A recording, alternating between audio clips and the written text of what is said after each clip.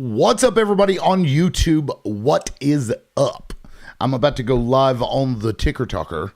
We're going to go live right now. Let me start up a thing. Boston TP party. This is funny. California TP party. Nice. All right, let's see here. What is up, everybody? It's your boy, the Liberal Loudmouth, and we're back for some more shit. We're going to get into the shit today. It's all about that shit paper, baby. What's up? Come on in. Come on, come all.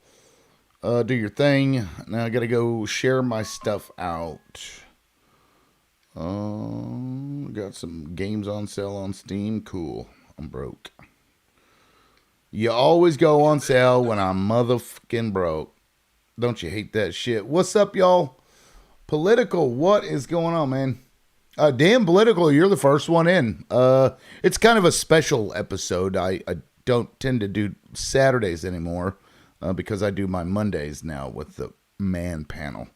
But I got to share my stuff out to everybody since nobody really knows I'm going live today. Not standard affair for me anymore, but let me share some shit out to some people. All right. Damn, Dylan, how many accounts you got, brother? What's up, Lonnie? I see you joining. We are live. I have named it the California TP Party. It shall be named henceforth, okay? The California TP Party. What's up, Lonnie? Good to see you. Anyway, welcome in. If you're just getting here, we just started the live, so really haven't gotten into anything. Oh, there's Chip. I'm always happy when Chip's first up. What's up, Chip? Hey, man. How are you? Doing fine. What do you think of the moniker California TP Party? I never even gave it any thought. That's cool, man. You know, like the Boston Tea Party, but in this case, the TP Party. Is that person's name there? Is that the guy who did the warehouse? Yeah. Oh, yeah. I mean, listen, they're calling him out negatively. I think we need to have no offense, I'm not recommending this, but I think that we need to eventually have an army of people choosing to engage in all sorts of different activities to counter the establishment. That's right. That's right. I mean, and you know, people are like, oh, but he lost the jobs of all those people. They'd already lost their jobs. This is a warehouse that serviced 50 million customers that needed ass wipe. And they only had 20 people per shift at that place because it was all robots. You're talking about a 1.2 million square feet warehouse with 20 people in it? That's crazy. Yeah, I think the bigger picture issue is this, and this is what I keep trying to emphasize. What is the social compact? Why do organized societies exist? What is the goal? And it seems like the goal of this particular organized society, based on the economic and political system, is to accumulate the most wealth as humanly possible, as quickly as possible, to the fewest number possible, and put everything else on the back burner. That's right.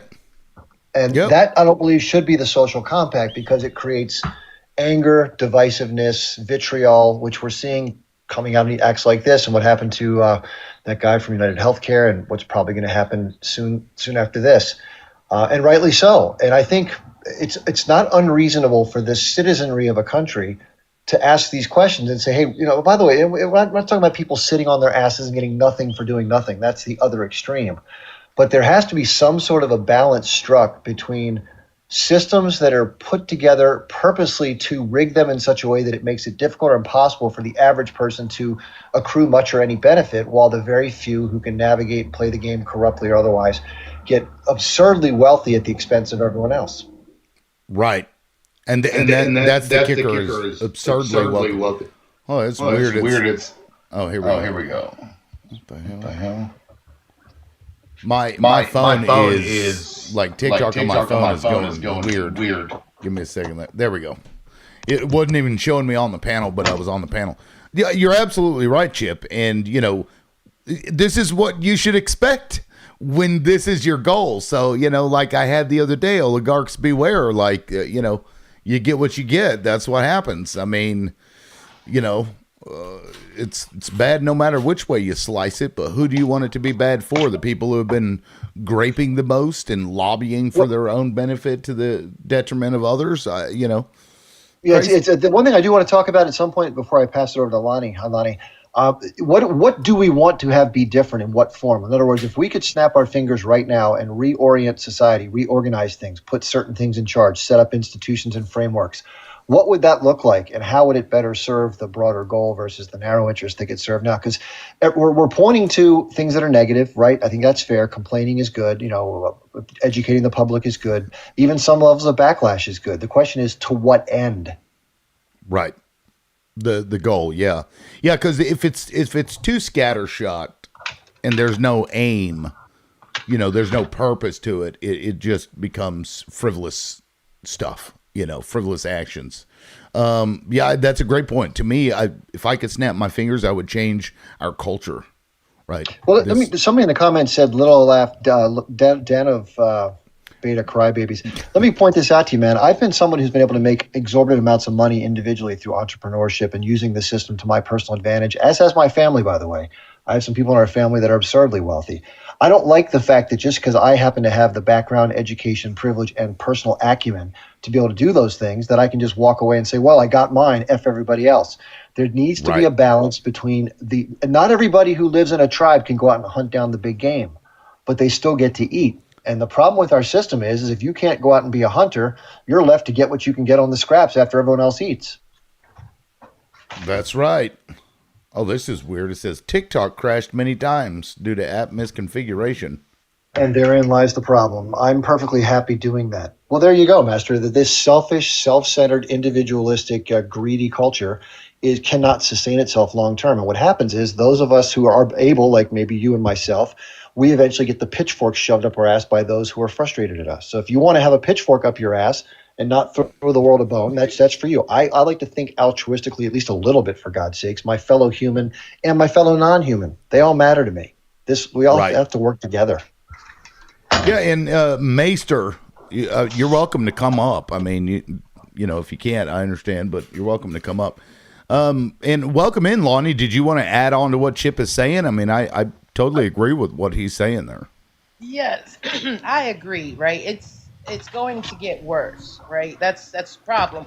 But here we are, right? We're at the wall, so to speak, right? Because I don't know if you heard the article that came out the other day. See, I knew this was going to happen before he got elected, but the article officially came out the other day that Pepsi Cola company is losing money because they outprice their product and people are refusing to buy, one, and two, because there are many states who have passed a law that if you receive SNAP slash food stamp benefits, you can't purchase their items. And I knew it was only a matter of time before these corporations were going to start feeling the burn of supporting him passing that legislation. So, yes, everything is finally coming to the head. The pimple is popping, right? And unfortunately, we're at the point of no return. I mean, because we've been talking about why these things shouldn't happen, but I don't think many people were thinking through to what is the outcome if you keep raising prices on people. What is the outcome if you keep finding ways to stagnant wages on people? Like, nobody, not nobody, but majority of people who come up here with this argument, or this bootstrap fallacy, as I like to call it, they don't think further through their argument, like, yeah, get a better job, get a better job. They don't want to go, the whole way through that. And so here we are. We got companies like Pepsi Cola whose profits are tanking, right? After they done pushed the price to the brink. Like, just for reference, I remember pre 2020, we're coming into the Memorial Day weekend, and you could get like 4 cases of soda for like $7.99. Buy one get three free. Now that one case of soda the other day in the supermarket was $12.99 at buy one get two free. And it's kind of like, you want me to pay $12.99 for one case to get two more cases of soda for free upon this Memorial Day weekend at the end of May. Like, Right. it was only a matter of time before it was going to implode on itself. Of course, I'm not going to lose any sleep over people not buying Doritos or pop. Well, You no, know. I'm not saying that. I'm just saying, like, that's the beginning. That's the beginning, because beef is at $7 a pound for 80/20. Like, who can afford $7+ a pound for 80/20 beef? Like, $7 a pound, I was always, noticed it to be the 90/10 at $7 a pound, not the 80/20. You know what I mean? Like, And then when you getting- see cheap beef, you should side eye it. It's like, what's actually in there? Is that like Right, humans? Did they So grind that's what up I'm some saying. people? Like, it crept up and people were supporting this raise, and they were saying, people just need to work harder, people just need to get extra jobs, people just need to do more work. But the fact that everything kept rising and now the bubble is popping, you know what I mean? Like, now everything is exploding on itself because, like I said, one, people who don't get SNAP benefits, they're struggling to afford the beef, and two, the people who were buying Pepsi products or, sugar-based cakes, birthday cakes from the bakery and stuff like that, they can't do that anymore because they put that rule in a lot of states that they can't use their SNAP benefits to purchase birthday cakes and cupcakes from. So these companies are going to start to suffer. And unfortunately, we're just going to have to ride the ship till it goes down. Yep. Well, I mean, look, they're going to ask for it. I mean, they'll have to raise their prices probably, or just cut a bunch of jobs. Let me get to Kahuna. What's up, man? Go ahead. It's a buddy. How you doing? Doing fine. How's Chip doing? He was fidgeting with a lot of his kitchen, I guess. How you doing, Chip? I miss you, buddy. It's Red Sand, if you don't remember me. I want to hear your voice, before I continue. Brother, while we wait, can you give us a statistics about how much a barrel of Coca-Cola is compared to the barrel of oil, price-wise? And reset that clock for me. I know you can't hear. I can't hear you somehow. Let me close the camera. Okay, can you hear me now? Well, Chip isn't. I could hear you fine. Chip isn't talking. Okay, we'll But wait you- for you Chip go later. ahead. Okay, so maybe Yeah, go maybe ahead. we talk about the barrel of Coca-Cola. You can check it out on the internet. You look up for barrel of Coca-Cola compared to the price of the barrel of oil that you get from the UAE, for example, or from the Saudis, Aramco. So how much that cost and how much those Pepsi just sugar carameled with some, soda in it. I don't know if it's bromide or not, but it's got soda. And you call it pop, right? Anyways, so compare them and tell me what the price and what you get as statistic. I crash my drone as usual. Yeah, I'm not sure why we're talking about necessarily the prices of stuff. Like, does anybody disagree with the guy that burnt up that factory as a patriot? Does anybody disagree with that? I don't disagree. I don't agree, and I don't disagree. But the reason that the price, I said that about, I was talking about the price of things getting more expensive, because even that company that's selling the toilet paper has skyrocketed their paper towels and their napkins, so people couldn't afford it. So that's why I brought up prices of everything getting to the point where people can't afford it, and he turned around and did what he did. That's what I'm saying. Like, all of this goes together. It synchronizes itself. They are pricing us out and then wondering why people are going around and going to start doing the things that guy did in California. That's what I'm saying. Like, that was my So you don't have an opinion as to whether or not you believe those actions to be patriotic or not?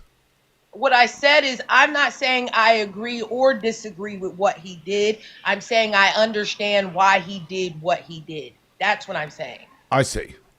Anybody else? Kahuna, what do you think? Patriot or not? Okay, listen, I would rather conserve any resources, so I would never do what he did, but I would protest in the same manner if I can, as much as I can. but actually, I don't know why people are not using bidet water, splashing their asses with water instead of using paper. So this guy, you made him rich by doing that, just that little thing, You gotta thank you, Rachel. adjust your. Yeah, I think bidets are very important. Fuck paper, man. I'm not gonna I go with a little bottle every time I travel to Europe. I actually had to walk away from Harrods until London, and then I got into Oxford Street. I went into Edgware Road. I found a Kurdish, Syrian, Iraqi rather, guy who had a hookah. I didn't go for the hookah. I just had the sandwich, and I asked them about the toilet before I even ordered an order. Do you have a bidet? He said, yeah. Those side flushers you use to clean up your thing after you finish. So I don't know why people still use paper. It's kind of like mind-bubbling for me. Anyways, the whole of the Middle East uses this sanitary way of, going to the bathroom, and then after that, we use a spray of water to clean up ourselves. Yeah, we don't use paper. Well, then you're using water. I mean, is there a balance there? What's the balance between water usage and paper products? This is one of the essential reasons to use water, brother, to clean yourself. So if you can't clean your ass, hell, water shouldn't be there. Okay, can I say something? Sure. Hey, how you doing? I've been on your live before. I can understand why that man did what he did, but it's really counterproductive, because what you've effectively done is you've effectively made hundreds of other people who are probably working for that company unemployed at the same time. It doesn't serve any purpose. There wasn't hundreds of people employed by that company. It was a 1.2 million square foot warehouse where per shift the maximum number of employees required was 20. Okay, so let's say hypothetically speaking. Guess who worked there? Guess who did all the work? Not sure. Robots. Look, I'm also robots. I'm not a conservative. Yeah, robots. I'm not a AI. All AI. Robots all were AI doing robot. the work that hundreds of people would have been doing, and it's interesting that you assumed that those were people working. So, the number of people that lost their jobs is actually quite minimal, and they will. Well, it's in California, so thankfully they have good unemployment benefits, and so okay. those people will be taken care of at least for some time. Yeah, but that being said, destroying private property, damaging businesses is not the way to get these things fixed. I'm just saying that. Well, let me ask you this. Let me ask you this. Do you think that the revolutionaries, that quote unquote founded this nation when we, revolted against Great Britain, were they criminals? I think the revolutionaries who did what they did had no choice but to do what they did, because of the fact that they were facing a very powerful enemy that had that at the time was the superpower of the time. So they had no choice. Actually, I'm talking about the actions they took prior to it ever even starting, which was them going onto a private boat and taking private products and throwing those private products into the harbor. It hurt a private corporation. And certainly the jobs of many. So were they criminals or were they patriots? They committed an act of criminality, but the purpose behind doing that was because they're fighting an occupying military. They weren't. That was committing crimes. That's not true. It wasn't an occupying military at that time. It became an occupying military when the United States declared itself to be independent. They hadn't done that. When they did that, they hadn't done that yet. Liberal. There has to be a way to get what all of us want without having to resort to acts of terrorism. This guy committed an act of terrorism when he did that. He should not have burned down the facility. There's ways to do that, and so they shouldn't have thrown the tea out of the boat. I'm saying this gentleman. Should they not have thrown the tea out of the boat? Do you look back at that and be like, oh my God, these people were fucking criminals. Our country was founded by criminals. Is that what you say, or is that not what you say? I'm saying that there is a different way of looking at this. That those men who did what they did committed crimes at the time that were crime. That was a criminal act. But that doesn't mean that there was not a reason for it. because there was okay, no way. So there's no reason for what this guy did, even though he gave the reason in the video when he was starting the fires. You're saying there's no reason for it. I'm saying that he could have done this a different way. I'm How? saying that. What way? So could the Boston Tea Party have done it a different way? Don't you think? Couldn't they have done it a different way? Why do we revere them? And when somebody does something like this in modern day, you say they're criminals. I don't get it. Well, they did. I mean, he destroyed a 1 million square foot facility, you know? And I mean, that's not the way to get. They destroyed millions of dollars worth of tea. And they destroyed millions of dollars worth of boats, all prior to the Declaration of Independence, mind you. When those private corporate boats would roll into the harbor, they would grab the captain and say, we're either going to hang you or you're going to go torch your own boat. That's what the revolutionaries did prior to declaring independence. You can look this up. And yet you're looking at these people as if they're just criminals without a cause. And we should shame them?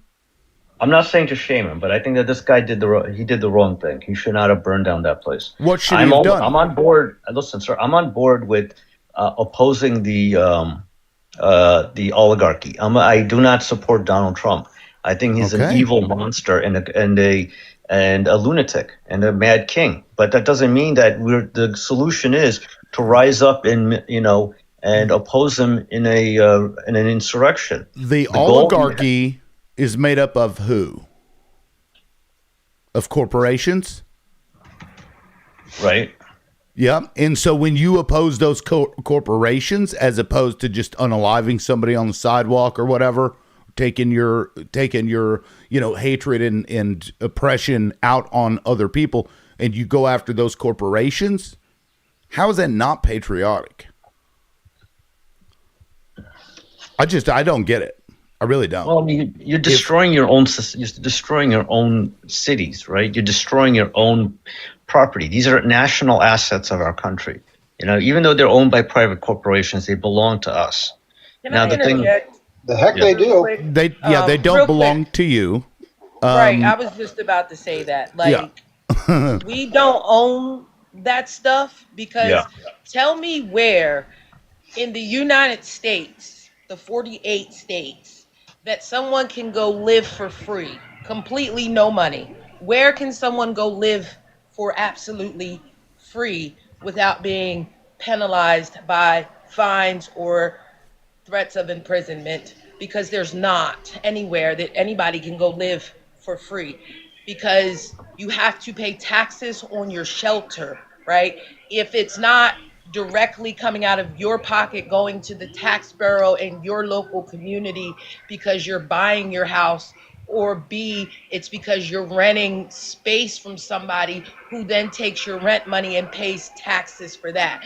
Everything in this country, we do not technically own per se, right? We think we own it, but even when your house is paid off, right? Say your house was inherited to you because somebody passed away and you paid the quote unquote inheritance tax on that house, you still have taxes to pay to help the community, right? But when the government wants that property, they will come take it from you with eminent domain. So then you don't own anything in this country. And this is my problem, is because you sit up here and you say there's other ways he could have went about doing it. What other ways? Because the fact that these people, this country tells us that we have to pay to have a shelter, we have to pay for food, we have to pay for clothing on our back, we have to pay for all of this stuff. And so when we go get the job, because it's proven that that man was making anywhere between $20 to $26 an hour in that community, and it costs 20% more than that to live in that community. And you think that he went about it the wrong way, but obviously voting didn't help, because you said you don't like Trump, so I'm going to assume you didn't vote for him. So therefore voting didn't get him where he needed to be because Trump still became president. Trump is still writing EOs. Trump is still dictating what is happening. These companies are lobbying and paying to Trump his campaign and all the stuff and things. And yet you think that he went about it the wrong way. What is the right way that somebody hasn't done already? And prove to me if they have done it, where does it work? And how did it work? Because I don't see no other way than, to be honest with you, I agree with what he done because he felt like that's what he had to do. Because most people forgot the reason he even did it. Because do you know what he said when he did it? I'm gonna tell you what he said in case you don't. He said, if you would have paid us enough to live, then you would have paid me enough not to do this. And that's the point. I understand Mike, that, and go ahead, Mike. I don't disagree. I don't disagree with you on that point. I mean, I understand what his sentiment was. The reality of the matter is that right now, I mean, what do you guys want? You want like rampaging mobs across the entire country? I mean, we have to understand that we have a society. We live in a society with other people. There's laws and there's rules we need to abide by. And I mean, allowing for lawlessness like this would just basically open the floodgates. I mean, what's next? We're going to have like rampaging mobs across the cities of all of our towns. I mean, that's the next step. I mean, this is what they're creating. They're creating a condition where people are pushed into such desperation. How about we pay people for what they're worth? Hold on, he's got a timer. Go ahead, Mike. It's a tough situation. I understand what his sentiment was. Listen, you know what I'm doing right now? I am literally working as I am talking to you guys. All right, I have 2 jobs that I'm doing every day. It's bullshit. My father was able to survive and support an entire family, mortgage and everything on one single job. My mom did not work. And we were all able to be supported by one job, 2 cars, and a nice house in a nice suburb. I'm working 2 jobs. My wife is working 2 jobs. We barely see our kids. It is bullshit. And it's just horrible. And I'm not disagreeing with anything you're saying. I'm just thinking that there has to be another way of doing this because at this point, we're looking at lawlessness otherwise, Laws that were passed by the very corporations that keep buying the politicians in 1 year, and in one state, Kimberly Clark spent almost $250,000 to get a bunch, like millions of dollars in tax breaks. They sent out bacteria-laden ass wipe that got a bunch of people sick, had to pay a fucking fine. They've done many, many multiple things that are harmful to the people, and yet the laws didn't put any of those fuckers in prison for stealing your money, taking your taxpayer, tax money for their own corporate benefit while they don't then give the same amount back to the communities, and yet the law doesn't apply to them because people like that, the owners of the Kimberly Clark, they don't abide by the laws because they're the ones fucking writing them. It's a rigged system, and you say, abide by the law so we don't have rampaging mobs. Well, how about we don't let corporations pay politicians to write laws for corporations? And then enforce only the laws on the people and not on the corporations, and then you wouldn't be in this situation. Nobody wants to be in this situation. I certainly don't want to be in this situation, but we're here. And what you're suggesting doesn't work anymore. It's not working because since the 80s, this has just been going and going and going right to their pockets, and it's not going to stop until people just finally have had enough, and you end up with a situation like this. Now, Chip, did you want to weigh in on this topic? Yeah, I want to paint a bigger, broader picture real quickly. So we know that because of development and industrialization, that the standard of living and access to technology and conveniences has spread further and wider than it would have absent that. So there's that part of it. So even the poorest among us in the United States, fortunately, have access to things like washer, dryer, electricity, temperature control, et cetera, et cetera. Morgan, what's that guy's name? Friedman. Morgan Friedman would make the argument that Milton Friedman that's the benefit of capitalism. Then you have examples from places like Europe where they have not only access to these particular conveniences through a typical market economy and privatization, but they also have a social compact that's different in terms of how the resources are balanced within that society. So I don't know exactly how you perfect all that, but there's a balance somewhere that people can live with and not be completely frustrated and end up doing things like that, at least not that frequently. We're not there. And our system, like Liberal said, we have a system where if you have money, the system has been set up so that those who do have money get more access. They get favorable treatment. They get consideration. They get away with stuff. They don't pay the same penalties. They get away with more crime. They're able to engineer things to their benefit. And it's gotten so extreme right now. And this, I'm not bitching and whining. Listen, I've done very well in my I life. agree there's a balance, but I think that you and I disagree on where that balance is and Well, how let me it's finish the important. thought. You didn't give me a chance to finish. So let me say this. Well, you've Okay. been talking for a while, so you know. So let me finish the thought. 'cause Let this me is- moderate, Lift, and you Yeah. just be quiet. Chip, go ahead. Okay, so to finish the thought, okay, I'm not for people sitting on their rear end and getting something for nothing simply because they're disgruntled. I think none of us are probably for that. There are going to be some people who need some help because they're incapable of doing something for a mental or physical reason. Just like if you lived in a smaller community with 50 or so humans, there's going to be somebody who can't go out and hunt or gather the way that everyone can, whether it's be age related or a disability. But it doesn't mean we don't find ways to provide for that person as well, because we're all trying to survive together as a unit. When you have friends over for Thanksgiving dinner, you don't ask them, hey, how much did you make this year? Oh, I made 45,000. Okay, you get one piece of stuffing. How much did you make? I made 1.2. Oh, you get half the turkey. That's not how we function. But somehow when we extend it to a societal level, we find ways to create division and institutions and separation, along with police and other entities to enforce those separations. And we end up having hierarchy and lack of proper distribution of assets and resources. Yeah, but we send it to a societal level because it's sustainable. That's why we do it, to be honest. Right? It's not sustainable, clearly. Not sustainable. That's the whole point. Well, It's clearly not sustainable, Lift. It's an attempt to get to sustainability. Let's put it that way. Okay? How?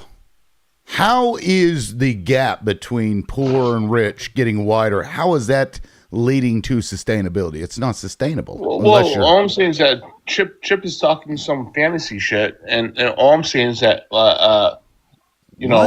what was fantasy about what he said? Let's start there. What was fantasy was that like he talks the good talk. You know, I could run up to be a politician and say, hey, I'm going to give you all free healthcare, free everything. You know, I'll get elected probably if I say that. But the point being is that like I'm looking for practical solutions, and that's not a practical solution that he was advocating for. That's all I'm saying. What wasn't a practical solution? His entire ideology of hey, like these people. Yeah, I understand that they're. Well, let me ask you, because I'm not sure what it is specifically that you're referring to that isn't practical. But let me ask you, based on what Chip said, and I agree with what Chip was saying. For the record, when you go to Thanksgiving dinner, do you check and see who has the most money, and then you give out the food based on that? No, but the reason why you don't is because you understand if you have so why would you do it in any other instance? Do you teach your children that your children should be allowed to have all the toys in the toy box and that they don't have to share with anybody else? Dude, I get your perspective. What I'm saying is that it's not practical. It's not logical. I just don't. How? I don't see. Answer that question. Do you teach your children that everything is theirs and they do not have to share equitably with anybody else? Is that what you teach your kids? No, first I don't have kids, right? But I do have. Would you teach your children that, or would you want them to share with other children? I mean, yes. Overall, yes. I would like them to share. Of course you would. I don't know there's a human out there that's going to be like, those are your fucking toys, and you ain't going to share it with anybody. Even when the kids are like, I want to play too. Ain't nobody going to be like that. And why in the hell would you advocate for any different ideology in another circumstance? Well, I don't get it. Well, because there's different things that you learn when you're children, and there's different things that you learn when you're adults. And I feel like it's different when you're an adult. There's different adherences that you have to stand by when you're an adult. Well, first of all, I didn't talk about, just to be clear, I didn't mention anything about solutions. Okay, I was pointing out challenges that exist in this particular model. Yeah, no, yeah, because all you provide is here's a problem and here's a solution, which is free money, I to I solve didn't it. say that. Free I money to never. At solve it. first, I specifically Yeah. said we don't want to reward people for sitting around and doing nothing if they're capable. I said that directly. So Yeah, why he would did. you say that I said free money? Well, I'm sorry. I guess I was just being a little bit aggressive. Okay. Well, that's okay. All I mean, right. you're right, but I I think you're understand. extending assumptions that because I'm pointing out the problems, that my solution is automatic redistribution with no other considerations. That's kind of where you went to, right? Can I ask a question? So you're saying that a person's capable, right? Okay, define capable, because right now, if somebody, let's say someone is sick, right? The person has heart conditions, or if he or she has like spinal issues, they should be on disability. They should not be working. But because of the fact that the government determines that that person is able to walk from point A to point B, he or she should now be forced to work day and night, and they're not going to get any help at all. And they make the health insurance that they're supposed to be getting contingent upon how much money they earn or don't earn. Because right now we have, programs that are in the country right now, Medicaid especially, that they're being means tested. And same thing with food stamps. We're means testing food stamps. So if a person is not able to like show that they worked 20 hours or 40 hours a week, all of a sudden they're basically going to get cut off. But then that makes their financial situation even worse than it was before. Well, yeah, fair enough. We're jumping from the broad to the very, very specific. So let's paint the bigger picture first in terms of the ideology or the thought process around which direction to take this from a societal standpoint. And then we can argue some of the specifics or details of how you iron that out. I agree there's certain inefficiencies with every system. Let's be fair. Us as individual humans, we have flaws. We all have challenges. Some are better emotionally, some are better physically, but we all have something that's an impediment, right? Therefore, society, by virtue of definitional, we're going to have the same problems because all we are is organized groups of humans. In fact, probably more so. So with that in mind, nothing's going to be perfect, right? We know no one thing is perfect. Not everybody's going to be happy with whatever structure we choose. That's the way life is. But the question is, how do we make society work for the most people possible, for the most benefit, while everyone can be satisfied to some degree, right? That's the idea. And, So the and question knowing is, it'll never be perfect, right? Because nothing then is do you ever agree- perfect. And I'm but then sorry, do you- Chip. Well, Chip wasn't done. I just wanted to add that. I don't want to be an Sorry, air go ahead. hog, but these are things that I've thought out very, very deeply for many decades. So let me just share some of the thoughts. So I don't disagree that people shouldn't be given something for nothing. I think that's actually bad for not only for society, but bad for the person and him or herself because they're not engaged in something meaningful, which is part of what makes us feel good about ourselves.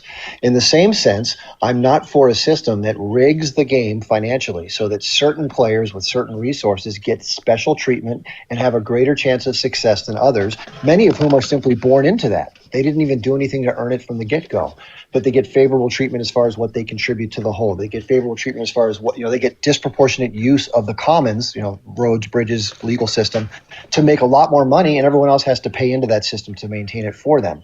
So there are things that we can easily identify. The point I'm trying to make is this: we have to have some common agreement on what we want as a whole.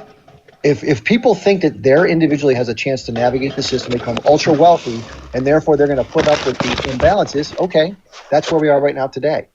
The problem with that mindset is there's not enough room in the economic pie for every capable person to get up today. If everybody tomorrow morning woke up and said, I'm going to be organized, I'm going to listen to motivational tapes, I'm going to go out there and make it happen, there's only so much room for people to break into the larger piece of pie, so to speak. You don't have room for 340 million people to be entrepreneurs and make tons of money. By definition, you need to have poor people to have ultra wealthy people. We're not trying to make everybody Elon Musk, but I think there's an issue where you have one man, I'm using Elon Musk as an example, who has $500 million of net wealth, and you have other people out there who are barely able to scrape together $100 a month for food every single month. So you can't have this kind of wide disparity where one man literally has not $500 million, $500 billion of wealth, right? $500 billion. And then on the other extreme, you got people who are barely scraping by who, like if you gave them a paycheck at the beginning of the month, after they paid everything, they paid all of their bills, they barely have $100 left to get to the end of the month. You can't have that kind of wide extreme, that kind of inequality. Right. Because what that does is it creates the conditions for the guy that just did that warehouse attack. That's right. So, I mean, we got to come to some kind of a middle ground, because at this point, you're going to create the conditions in the society, whether you like it or not, for like another French Revolution. The French Revolution didn't happen by accident. It happened because you had severe economic inequality, where you had the wealthy aristocracy who were hoarding all of the wealth, and you had millions of people who were literally starving. And what do? It's they basically ate the rich at the very end. So Yeah. I'm just Well, saying what's we need to come to also- some kind of a happy medium, and that's what you need to have a middle class society. The United States is most stable when it has a strong middle class, not when you have people like Elon Musk at the top and 320 million people who are barely struggling. You can't have that and have a functioning society. And what's also not acceptable is that even when you're giving just barely enough to keep people from doing this, and that's all they get, and the people at the top are still taking everything else. It has to be more equitable than that. Absolutely. Because we all play a role. And so if you're working a fucking job, you should be able to live. Period. I don't know why that's so hard. Now, Lonnie, I see your hand up. Go ahead, please. Yeah, because I'm always baffled by the fact that, some people say, well, and this ain't no low blow to Mike, but it's just a lot of people tend to say, well, I work two jobs, as if everybody's supposed to work two jobs, but then reference back to the point where one job was enough to take care of family of four. And if we continued with the pace of inflation, then a lot more people would be able to pay for their family on one job.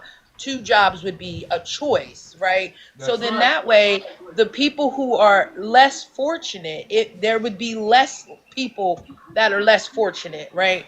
And more people would be able to take care of those less fortunate people who would need government assistance, like the people who born with a birth defect or maybe got into a car accident and now they are unable to work.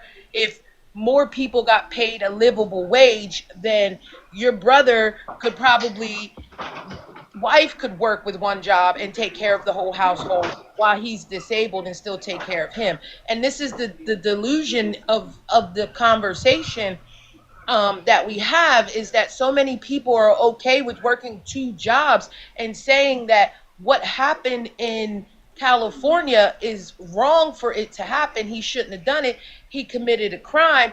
Yes, he committed a crime, but understand that before we had social programs, they were protesting in Seattle, Washington for a reason, right? And they sustained their protests by taking care of the community, right? And because the government didn't like that, they knew they had to do something. So they started with social programs to keep people from bucking back From against freaking the that fuck out. Yeah. Right, because people weren't getting what they deserved then. So they gave us social programs to say, okay, we're going to keep you from bucking back against the system. So people got comfortable with not bucking back against the system because of social programs like SNAP benefits and disability and retirement, right? So everything was smooth sailing. Then you had this nut twad come in and decide that he's going to strip all these social programs. So now people are hungry again, right? So they're going to buck back against the system, right? But they also want people such as Mike and Liv to be scared to buck back against the system, right? They make examples out of people. I don't like want to the be a gentleman- criminal. Right, like against the gentleman that did what he did. So they're throwing everything but the kitchen sink at him. So before you decide to go buck against the system because you're okay with working two Right. jobs, you and your wife working two jobs, right, to have what you have, they know that as long as you're working two jobs, they're making buku bucks, like you said, Elon Musk and his $500 billion, right? But that's not fair. That's not right. That's not okay. And I don't care who you are. It's the simple fact that pay people what they're worth, and these issues wouldn't be a thing because that man couldn't afford a pack of that toilet paper without working a whole shift. $20 an hour, that Scotch toilet paper is damn near $16 a pack.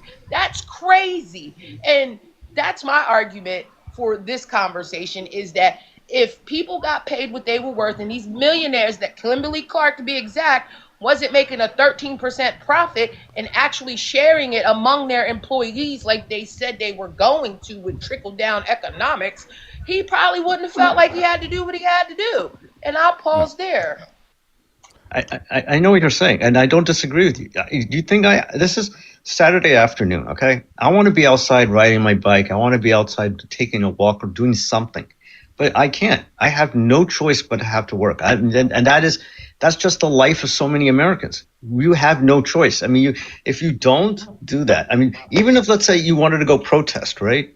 At the end of the day, you come home at night, you still have to pay your gas bill. You still have to pay your electricity bill. You still have to pay your mortgage, or you have to pay your credit card bills. These things are not stopping.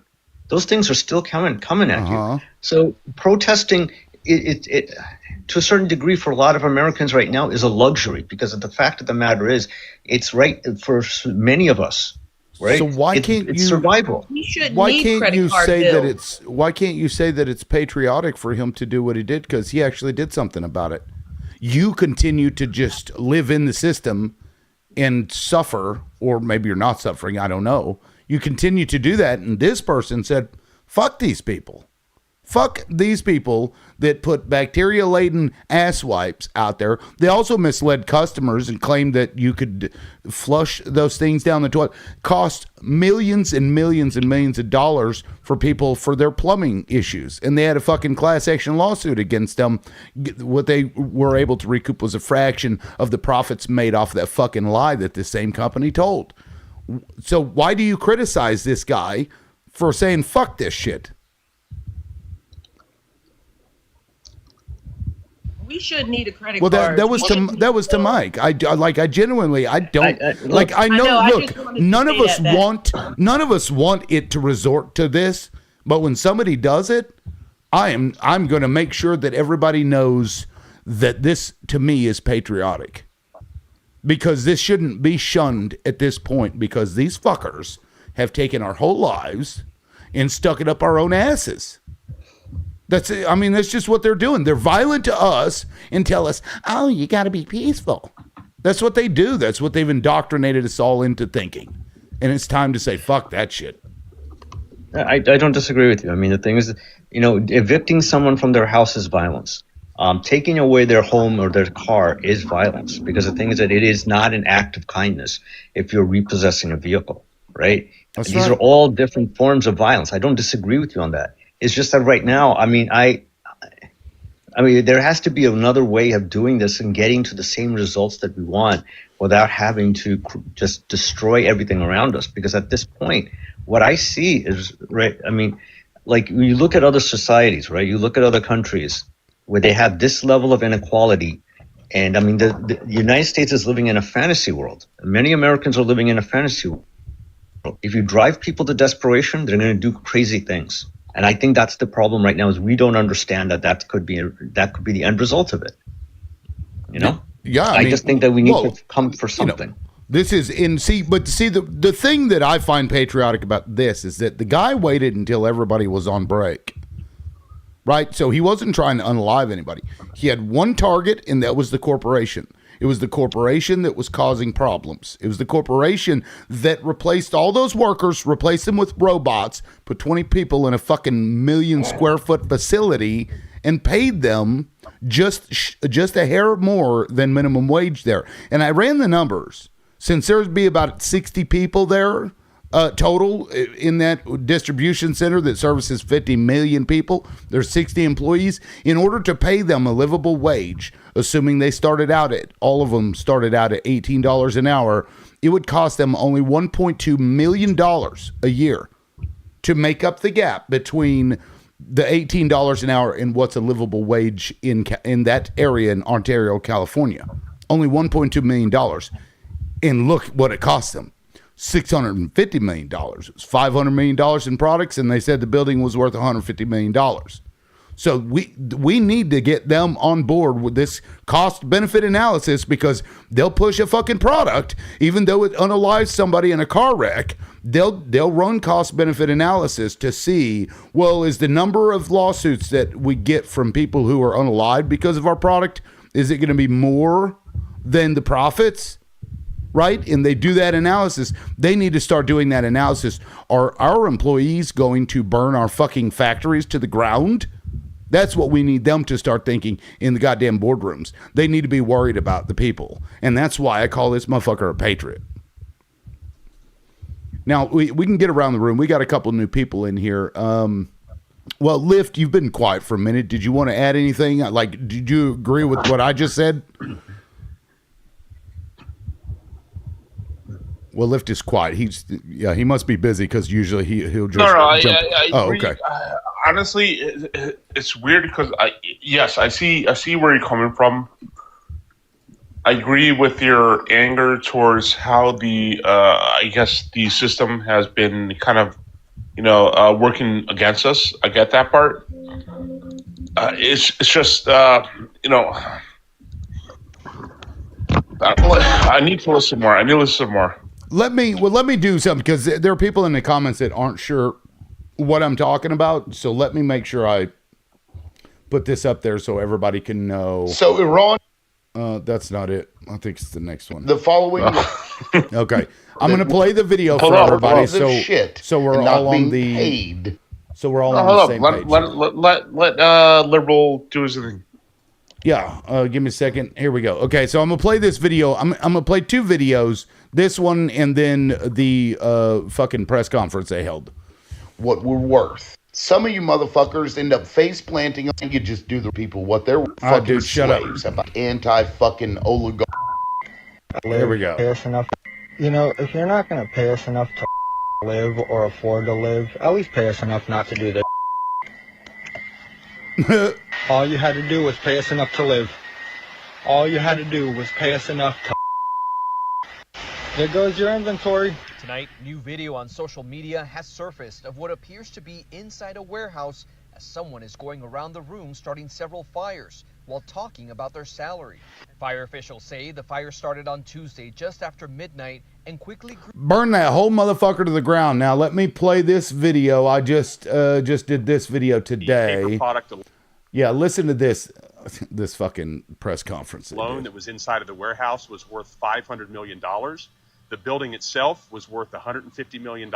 In addition to count one, we filed an additional 6 more counts as it related to each separate fire that was started by the suspect in this particular case. So one man. Okay, let me fast forward, because there's I'd split the video. I don't want to hear myself for some reason.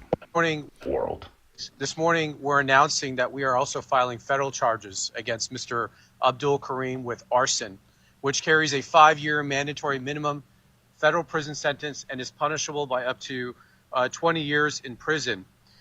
And tell me. So they're going to charge this fucker with every time he went around the room and started a separate fire. They're charging him 6 counts. Tell me how many fucking people in the Epstein files have been put in jail. Can y'all tell me that? How many of these fuckers have been even investigated for the crimes they committed on that goddamn island? And yet, again, here we see rules for those motherfuckers, and it's not the same rules for us. They'll enforce these laws to the fucking tune of 20 years for this dude burning down a fucking shit paper factory. And yet you grape girls, you fucking traffic them in, you groom them, you grape them, you keep them in your private circles. When they become adults, Stockholm syndrome the shit out of them, and nobody goes to jail even though the crimes are on video. There's something wrong with that. There's something wrong with it. It's not fair. I understand that. There is something wrong with it. Yeah, actually, you're right about that. Actually, to be honest, I agree with you there. And they're charging these 6 counts. I also get the fuck out of here. It's one building. Demonic. It's fucking demonic. It's fucking demonic. I'm sorry. I have to interrupt and say that. It is demonic, but you know, your country does demonic shit as well, right? Every country does demonic shit, right? And we should be calling it out, like liberal here is saying. Like, I agree with you. Yeah, I'm just, and that's what we're talking about, Zeus. I saw you in the comments. That's what we're talking about. This, to me, the guy is a patriot. Okay, it's not that I'm like saying, hey, everybody needs to go around and do these things. I'm saying that if it happens and you're not trying to unalive some fucking innocent person, and you're going after the people that are the cause of our fucking problems, which are the corporations, I got no fucking problem with you. I got no problem with you. Now let me get to, I can't remember who got in here first. May have been Rocky. Rocky, welcome in. Go ahead, man. Yeah, thanks for having me. Yeah, well, it's the same old thing I always talk about.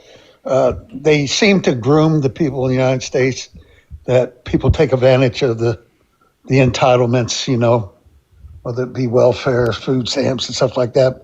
But they never talk about the the money, the billions of dollars in earmarks and subsidies and huge tax cuts for the rich, wealthy, big corporations. And besides Elon Musk, how did he corner all, the satellite, the X, the Starlink, and all these other companies? How come there's government contractors, don't they usually get competition and bid on these jobs?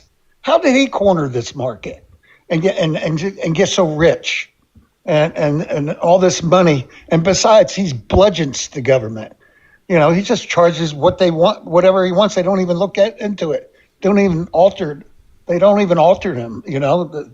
To see if he's paying the tax or whatever he's supposed to be doing. And they put that shit up on a pedestal. They put it up on a pedestal as this is what you should aspire to. This greedy ass motherfucker that is singularly able to turn the tide of a war in another fucking country because of this shit. This is beyond, this is weird.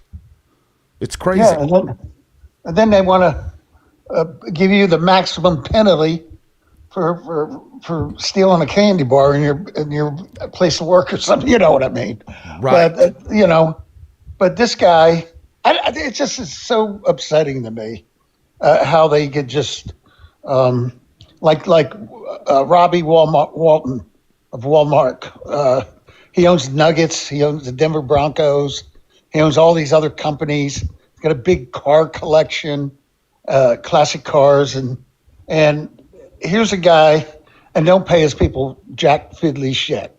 You know what I mean? Right. And don't give them health care or anything else. I mean, this has got to stop. I mean, really. I don't know how, and they keep us divided. That's exactly how they get away with it. And people seem to, and then like the trickle down economics. If you talk to a Trumper, well, they're the ones, that are investing the big money and blah, blah, blah. Bullshit. You know what I mean? It's amazing how they groom us with their media outsources and stuff, and how we get that okie doke. We're okay with it. Right. We shouldn't be okay with it at all. It's because they work so hard, and Elon Musk, he doesn't ever sleep. He works 27 hours a day. It is weird, and then revere that. And this is the culture I was talking about earlier, Chip. We need to alter the culture out of that stupid, weird fucking mentality. Yes, it's great to become successful, but who needs a fucking $500 million or $500 billion? Who the fuck needs that? Nobody. Countries need that. People don't need that. They don't need that kind of money. Right. They should put a tax. Theodore Roosevelt has a windfall taxes sitting on the shelf. That law is sitting on the shelf collecting dust. I say once they get to about $500 million, fine, that's it. And the rest goes to taxes. Everything goes to tax. Right. They don't like it, go somewhere else. Yeah, maybe capping the amount of wealth that one can hold, or something. Because to me, if you invent something that changes the world, okay, I can see you getting $500 million. Elon Musk didn't invent shit. He's a good marketer and bullshitter is what he is. How did he get it away from he takes somebody else's shit. I don't know. I mean, I'm not so familiar with his startup there, but there wasn't a whole lot that this guy had invented. I don't know. It's fucking weird. But let me get to Theater Geek. Theater, welcome in. I don't think I've ever seen your name. So what would you like to add? Hey, thanks for having me up. How's your Saturday going? Oh, pretty good. Hadn't expected to go live, but I was on a live this morning. A lady named Rachel from Australia. Nice lady. I went up there and I was like, well, maybe I'll go live too. Fuck it. Why not? I'm having a great Saturday. I might see a magic show tonight. I'm very excited about it. But in the meantime, I tuned in when you guys were talking about like what it takes now to, the working multiple jobs and everything. And the fact, it made me think about the fact that I was very lucky, but I grew up, I had two parents that were supporting two kids. And in the 90s, and early 2000s, were able to support two children, buy a really nice home, take a really nice vacation every year, work 40 hours a week, literally on two incomes. That sounds like a fever dream now. It's right? Crazy. Yeah. It's unreal. It is crazy. And should we think about because what was his name? Mike. And I wish he hadn't left because he was something of opposition. I don't know, but he was talking about how he had two jobs. Like, isn't that taking a job from somebody else when one person has multiple jobs? Isn't that weird? Like, shouldn't we be paid enough for the one fucking job that we're not going out taking another job that somebody else could have? Does that not seem weird? Like, I mean, I get it. Like, if somebody wants a second job, I don't know that we could ever say, no, you shouldn't take that second job. But it does seem a little odd to me that you got one person with two or three jobs. I don't know. It's weird. Maybe that's just crazy. Me. And then with the Elon Musk part, I'm always like, can you begin to fathom being quite literally the richest person by far on the face of the entire planet and still being that much of a loser? Like, I can't. People should be fawning over you every second of the day to hang out with you and have access to you. Everybody should be in love with you. Like, but instead, you're relegated to hitting up women on Twitter to get them to be artificially inseminated with your stuff. Which is what he does. Have you guys seen that? Like, I shit you not. You're going far with this. This guy has no soul. It's a fact. You cannot get soul by money. You cannot buy your soul for money, man. You cannot. You get your soul because you're a human. You not get it for money. He does that. Money by the way, I'm sorry. I don't know if people think that's he actually does that. There have been women that come out. And because then he'll pay for the child. So fucking, he God. called it his army of something. Like he's got like almost 20 kids or something. Freaks. Yeah.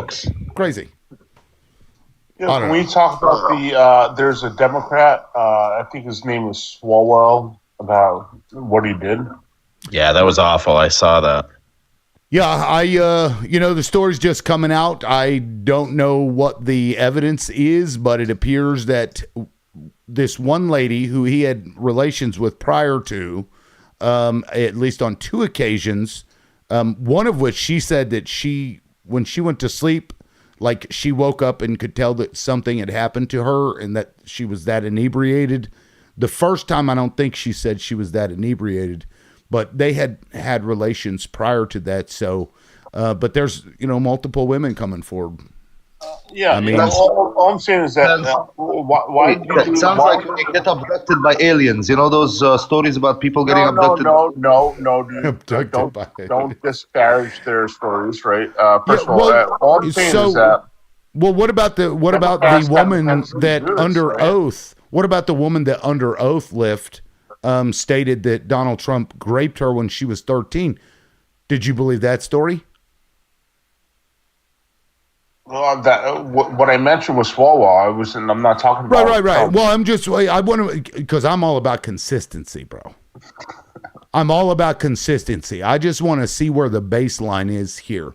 When a woman under oath, under penalty of perjury, filed a fucking court case stating as fact that she was raped by Donald Trump when she was 13.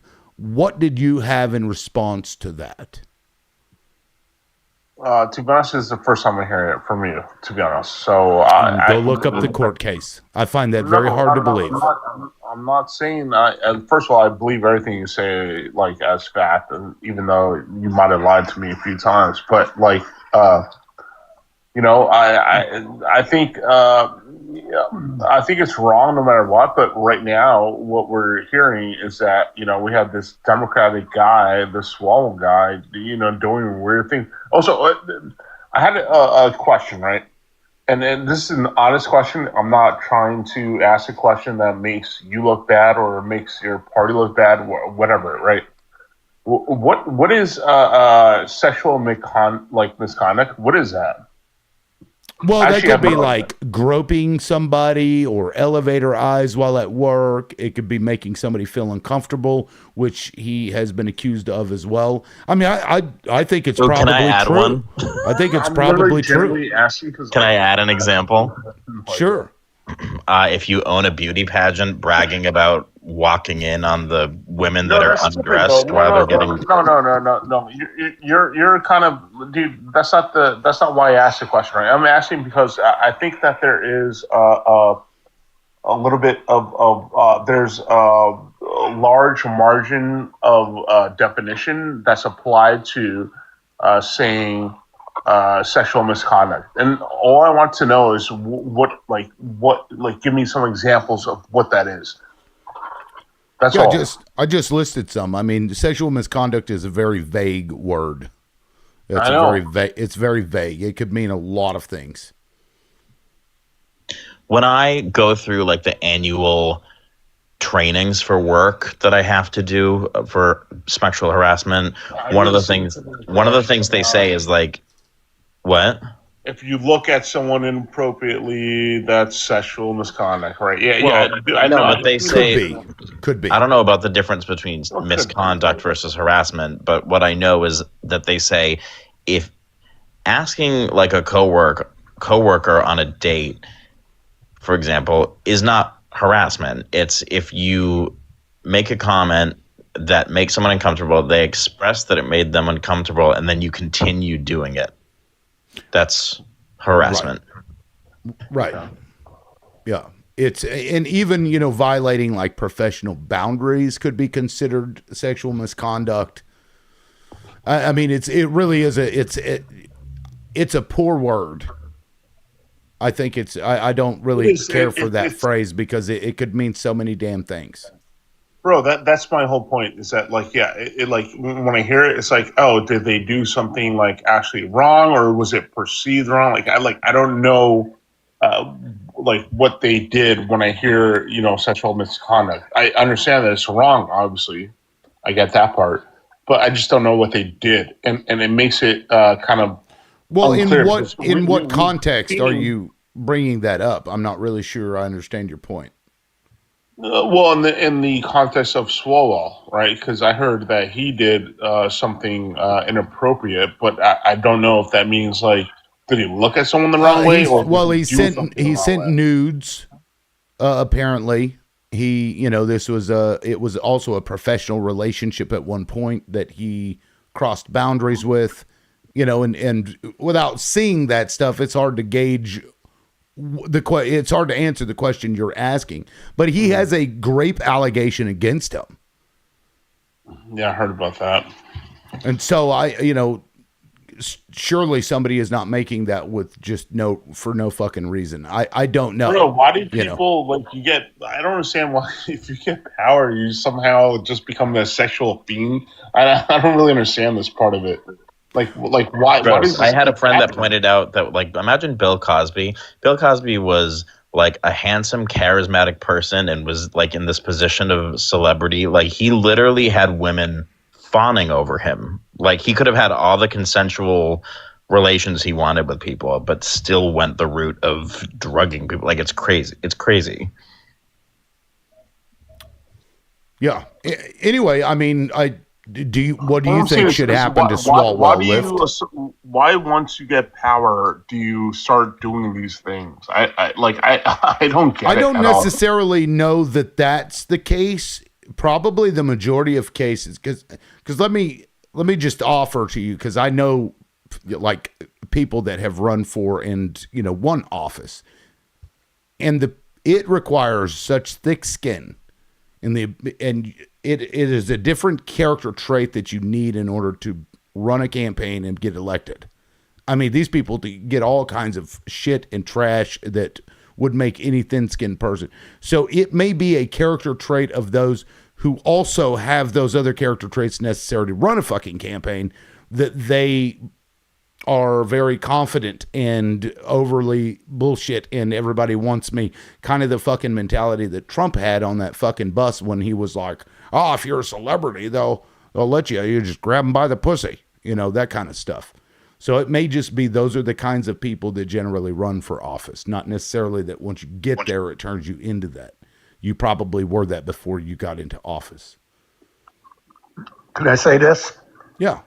You know what I found out about politicians? They might be goofy and some of them don't have what you call a high IQ, but every one of them, they're very driven. They're driven individuals. And to seek that seat, they'll do anything. Lie, cheat, whatever they could get that seat. And they'll tell you anything. And they just have this drive in them. Very driven people. Yeah, I mean, it's kind of a chicken and egg argument, really. Which came first, the asshole or or being a politician? I don't know. I tend to think they were probably assholes before they became politicians, and that's how they were able to get there. It does require a lot of like shit to deal with. I don't know, Chip, do you have anything you want to offer about this? Behavioral aspects of politicians, etc. Well, people are responding to incentives. So the incentives of the current system, even if you have somebody who's the most altruistic, cares about the people, wants to help its constituents, you get caught up in a system of bad incentives. So if you stand against a certain issue, let's pick one out of the blue and white state, and you decide from a personal standpoint, you don't agree with the way they do business, how they hurt people, blah, blah, blah. But the party leadership, who you want to get a vote done for your district for X, Y, or Z, says, hey, I need you on this vote over here for this, hold your nose, whatever you got to do. Those pressures are omnipresent in politics. And almost always the thing you have to go over is your core principles and what you'd like to do, you have to forego in order to do the things you have to do to survive, raise money, go to the cocktail party circuit, be on the team, be a good team player, whatever. So the problem aren't the people, because you can bring different people in, even the nicest folks in the world who are the kindest humans. I have a friend that was in Congress. He's a great guy. He's a judge, honest guy, not a criminal, decent guy, great family. But he found himself getting stuck in situations where he had to make decisions he didn't want to make because it's arm twisting. And so we're never going to elect our way out of a system where the incentives are wrong. And no matter who we elect in, they're going to get caught in the same spider web. We have to change the system. And that means we have to change the rules around the system. And if the very system that is required to change the rules is the broken system, by definition, you can't change those rules by going through the broken system. That's a great fucking point, Chip. And I've also seen that like in real time. There was a senator in Oklahoma, Dana Prieto, when he was running, like his rhetoric was very one-sided. And he was like, when I get in there, I'm not going to do anything Democrats, they're not the ones that elected me, this, that, and the other. But then when he got in there, he had to change his tune because you can't do anything unless you do engage in that system. You just can't. Like the Speaker of the House or the, Senate Pro Tem, they can kill your bills if they don't like you. And so to some degree, if you want to be able to do something, you have to engage in some of that shit. And that also can lead itself to becoming controlling, to Lift's point. Can I just say, Chip, are you in a work position where you do a lot of like public speaking and presentations and stuff? No, I sit behind a computer and trade all day. Oh, really? So I was going to say, I don't know how you put that so eloquently. That was like the most perfectly succinct, like, bravo. It was great. Thank you. Well, born of a lot of frustration. Yeah. That's why when Lyft said, he's been going on forever, I said, shh, because we wouldn't let hear Chip talk. Kahuna, what's up, Ed? I see you. Did you want to weigh in? Fair point. Listen, I listening. can't hear I'm you. with you. I just didn't get Chip to say hi. I mean, I don't know if he still remembers me, but I hope he does. So, yeah, Chip. Yeah, I do. I remember you trying to get other people on this live not to try to donate to them. Puerto Yeah, Rican. that's you. Puerto Rican. Shut up. Hold that mic shutting. No, you shut up. How about you shut up? No, he was talking about Chip Lyft. He was talking He about thinks Chip. the world turns around. Mr. Lift thinks it's turning around him, the earth. But sorry. you know, this Mr. Chip, I'm talking to the guy here. Okay, thank you. Yeah. Chip, do you remember Kahuna? He tried to get you to say something to him earlier. I don't know if Got my guns blazing, bro. there's some backstory here. I spent most of my time first on TikTok talking about the Israel-Palestine conflict in Gaza, so we might know each other through that. Yeah, probably. And Lyft, you don't have to be defensive all the time. I don't have anything against, Mr. Chip Barnes. Hello, I'm sorry, loudmouth, liberal. Chip Barnes, this is Red Sand, man. I came to your panels many times over. We're friends. Where you used to follow me, and still follow me on the Red Sand account, which still exists actually. But anyways, you might not remember me. We gotta spend some time. So I hope everything is fine. Regarding what Chip was saying, to sum it up, we have in like a verse. It says that whatever is built on batil, something that is not right. If you incorrectness or unrighteousness, yeah. Will not, grow because it will fall, it will collapse. You cannot build something upon falsehood, rather. So whatever is built, you've got to change the system. Yeah. Have to. I agree. Yeah. You cannot fix it through the system. That's why I keep telling you, impeach. If you don't impeach, use your Second Amendment. Or like this gentleman here, had the right idea. When you like the thing I appreciate most about this is his target. Like, I just people, we bicker at each other, MAGA and Democrats, but I'd rather not attack them ever. I'd rather the focus be on the people that are oppressing rather than the people who are being oppressed. But they're so good at what they do. They get us fighting at each other. And like Lyft, he comes up here defensive for some reason. I don't know why. But that is a manufactured defense. Like, oh, I'm going to be attacked. I feel like he's going to attack me. Which, like earlier, he said that I lied to him about something. I've never knowingly lied to anybody on my panel. I don't generally make a habit of lying to people, but I don't know. Rocky, I don't know if I asked you this, but I'd like to hear from you in theater. Do you think the guy that torched that factory is a patriot or not? I hate to say this, but no, I don't. I mean, I think he went too far. Creating arson is against the law. And I'm sort of a law guy. I'm not a police officer or anything, but I obey the laws, and that, he should have went about it some other way. So Mike was saying the same thing. Can you elaborate on the other way that he would go about it?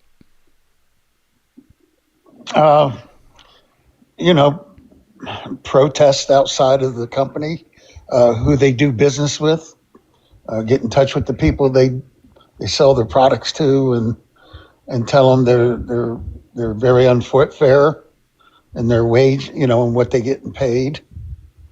I guess some other avenue than the create arson. I mean, he's facing. He's ruined his life. He's right. They did arrest him, right? Yeah. They're going to charge him for each pack of toilet paper that he lit up. He's six Yeah, charges of the same crime. Well, that's wrong there. I mean, but yeah, they really want to hang this dude. You know what I mean? Right, and yet nobody on the Epstein list is even under investigation. Yeah, I know. They're protecting the pedophiles because, right. And so, I mean, so when they operate, the file's going to come out. You watch, it's going to come out. Well, so I asked you about him being patriotic. When you look back at like the Boston Tea Party, was that patriotism? Do you think? Yeah. How was that patriotism? It's like a protest, but it was a joint protest with other people, and it just did. It's not like they sunk the ship; they just sunk all the, ruined all the product. Well, it wasn't just him, right? Let me pull this up. Man accused of warehouse arson invoked Mangione. So it's not just one person. This is a multi-person protest, right? Yeah. And it you said that they didn't just burn the ship. The Peggy Stewart, are you familiar with that? No. So they basically kidnapped the captain of the Peggy Stewart and said, either you burn your own ship or we'll hang you. And yet we look back at that and we say, that's patriotism, right? We revere them. We hold them up in very high regard. And yet when somebody does it today, it's criminal, even though it was criminal then, because they weren't attacking a government. They were attacking a private corporation. They went and dumped millions of dollars of tea into the harbor and began over time. They burned up how many boats, Chip? I don't know if you're familiar. They torched many, many boats for East India. Oh, they did? I Company. didn't know that. Oh, yeah. Yeah. And this was long prior to the Declaration of Independence, like 3 or 4 years prior. Well, Rocky said something that was interesting. He said he should have found a different way. So I'm just curious to explore that. So what are the different ways? We know that we've had frustration with voting. People buy off candidate A and candidate B, leaving us little or no option. And people have joked if there was a third party, they just write a third check. What are we to do absent, the voting path if he should have found another way? What do you think that is? You talking to me? Or this is Rocky said about obeying the law and that he should have found a better way. So that's what I'm asking you to yeah, there's no protest.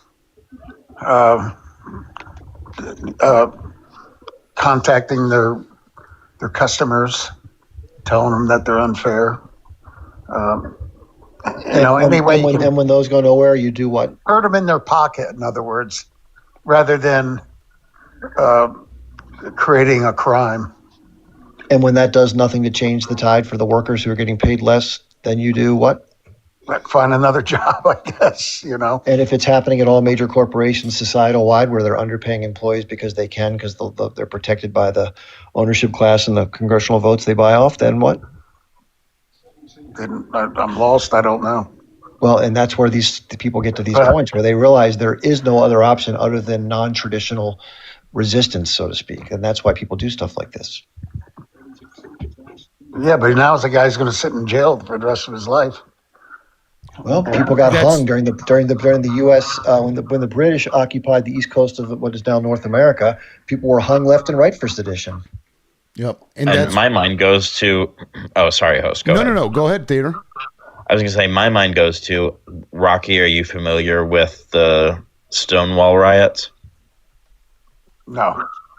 So Stonewall riots in 1969 in June was considered the first Pride because police officers were going into gay bars and arresting gay people just for being there. And they raided the bar. And this wasn't the first time that bar patrons had fought back, but it was ended up being a huge riot with like bricks and bottles thrown at the cops. Thousands of people from all over the city for like 3 days came and joined and rioted. And that's considered the modern birth of the like LGBT rights movement. And so, at the time, there were plenty of people being like, "Oh, they're rioting. That's wrong. They shouldn't be."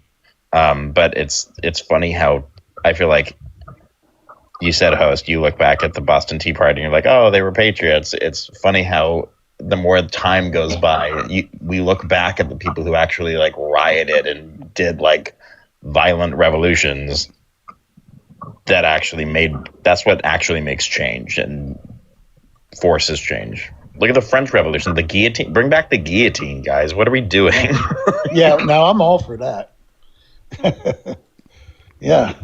Yeah, it's a weird double standard because and like the fact that he did something he knew was going to get him in trouble and put in jail for a long time. He did it anyway for a reason. Right? He did it anyway because it was for a cause that he thought was worthy of sacrificing himself over. That to me is patriotic.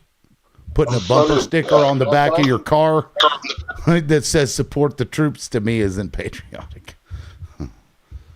Buddy, can I say something? I think like you should have when you get to this point where you do such an act, you are in despair. You're there in the point where I just can't.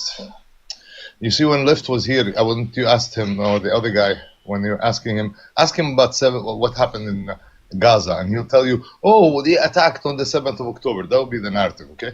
So basically, they will always call you a T when you resist. So if this guy was in despair, I can actually understand where he's coming from. But I would have taken it the other way. Like I told you in the first, when I first brought in myself and I spoke, and I said about bidets, man, I would just go around, selling bidet, making a culture change for the world. Will actually benefit us all, and the paper would be saved. Maybe we could write something on it. I don't know, SOS or something for the aliens to come save us. For the record, the TikTok suspended my gifting for an indeterminate amount of time. It said that I was using... Here, let me read it. It says... This behavior is not in line with our policies. Gifting is suspended in this live. Reason: leveraging personal financial needs or causes for gifts. So I think it was because, and this is interesting because when you do the gifts, like when you pin the live goal, you can edit the words. And on there, I put, help me, feed my family or take care of my family. I think that's why they did it. But they have to approve all of those. So that tagline, you can't edit it until TikTok approves it. And I did it like 3 days ago. I changed that like 3 days ago. And then, just out of nowhere, I get the gifting suspended. But think about that for a second. TikTok says, if you need money, we're going to keep you from having it. Isn't that weird? I mean, think of it. Leveraging personal financial needs or causes for gifts. These same MFs. I'm sorry. Does that not seem weird? Yeah, listen, brother, I want to tell you something. It happens with everybody, including the people who are doing, let's say, welfare for helping people. We've had this issue. TikTok has been going crazy since a while. That's why I think a CEO change is very important. I would like you guys to vote for me as a CEO. I will go to Singapore and start running this TikTok from there and make sure that it works properly and makes billions, more money than they're making now, and in an ethical way. I'm here. Vote for me. Yeah, I mean, think of the irony here. It's like, if you need money for personal benefit, we're going to take it from you. But if you don't need money and you're just asking for gifts for whatever reason, then you can have it. If you don't need the money, you can have it. If you need the money, you can't have it. Basically, need TikTok monkeys to perform. They need you to perform Rocky. So you can get money. Yeah, right. It's like, you want me to eat pizza off my belly and be like, nah, I don't need it. I've already got pizza. But send gifts just for no reason at all. I don't know. That's weird. Anyway, you can still go to Crash App and Vimo if you want to gift and you can't. You can go to my bio. That information is in there. $LibLoudmouth or at LibLoudmouth, and you can support the live that way. What a weird fucking thing. And it didn't have a time frame on it, so it might be gifted for several days. Who knows? Liberal, listen. Oh, sorry. You don't really get any money from them. I mean, they give you like fraction. They take most of it, and they've done this all over the place. So they're like scavengers. So, anyways, we don't care about really seriously. If I had enough money, man, you wouldn't need much. I would send you over. But you just wish for me to my property and assets released because I have them Well, if you hit the lottery, Kahuna, come on over. You get all my information's in my bio. Brother, alhamdulillah, I have to speak out what God had given me from blessings. My father used to work in the oil business. We actually developed the Emirates. You know that Hormuz thing? Now you see it coming out of Trump's ass. You see? He's shitting you, Hormuz. Yeah. You see that map? So my father would build Abu Dhabi's oil company. I have two insignias of these, these memorials from the first 10 years. It's made in copper. I have another one in silver. Okay, it's 20 years memorial. They make them wear in England because it was a British colony before it was became a United Arab Emirates. I call them countrylets. But anyways, back to the subject. I would love to tell you that you are making a very good, international panel, which deserves a recognition and support. And whenever they open this stupid-ass thing, we will be giving small gifts. We are not rich billionaires.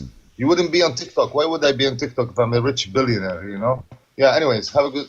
I'll crash my drone. I love that, crashing your drone. That's funny.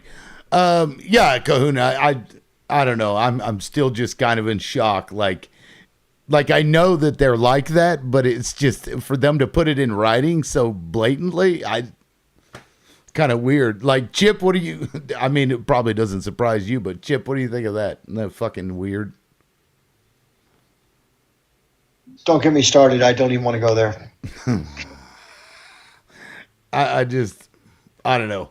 Anyway, but that to me, if somebody is in the comments that believes that I'm wrong about this gentleman who destroyed that paper distribution center, if you believe that they are not a patriot, you are welcome to request up, because I would love to. We can go over the history. Can I play that role for the devil's advocate? I don't believe he's a patriot. Let me play the devil's advocate, okay? Okay. I don't believe he's a patriot. I don't believe he's a criminal. I just believe he's a person in despair who actually got into a point where he would rather stay in prison the rest of his life, get free meals, I don't know, become somebody's bitch or something, I don't know. But, at the end of the day, he's going to be better off than being on the streets, and his kids are asking. We have Egyptian people are actually, we're finding a lot of people hanging from bridges and shit like that nowadays. Pretty much they can't cover their home expenses. And it's very sorry because a lot of other MFs are actually parking for 5,000, like $100, 5,000 Egyptian pounds. It's like you could keep a family alive for a month. But anyways, I don't know nothing. It's like they always mix it up with socialism, and then you have that blue state. They provide them free medical, free indoctrination, education, and free boom booms. Yeah, you gotta get me down. I have some problem. Bring me down, bro. Bring me down. You have a problem? Oh, yeah, I got contains themes that some may find uncomfortable. Let's see, I'll drop you. Live visibility restricted for 10 minutes. Let's see. Oh, wow. I've never seen this one before. Here we go. The restriction will be removed once they're disconnected. Well, it's still going to be restricted for 10 minutes. Reason, mental health. That's what it says. Mental health. Jesus. That's so fucking dumb. Like, the fact that it can't... It's like, is AI really going to take over when it can't even do things well? Like... It literally said the reason that it won't... Oh, I bet it was because he said people, Well, I don't even want to repeat it, but Hanging. I think that probably was what it was. Which is like, yeah, but in the context of the conversation, like, ugh. Right. Can I ask you a question that's like off topic? Sure. Sort of off topic. Did you hear about the news that Kamala Harris said she might run in 2028? Yeah, I saw that. I mean, I don't think she would win. Nope, I don't either. I think it's a bad idea. I think ego would drive her that way. I just... Even though I campaigned for her and I want to be like, okay, guys, can we fucking try the other one now? But it's much better to have somebody to the left of Kamala. So, right. What the fuck is this? Anyway, I would vote for her. Certainly, I would have no issue with it necessarily. If she became the candidate, of course I would vote for her. Right, but I think I just think that's a mistake. I mean, they're gonna push her and fucking Gavin Newsom down our throats. Yeah, this is the establishment trying to hold on to their fucking stranglehold. That's what it is. They just can't. It's that power control issue, and they just actually. I mean, I don't know. Maybe this is just me. I actually have a lot of respect for Harris, but. Yeah, well, sure, but she, when she ran the first time, she didn't do well in the primaries. And right, and then she ran again and didn't win, and I just don't as fucking racist as this country is anyway.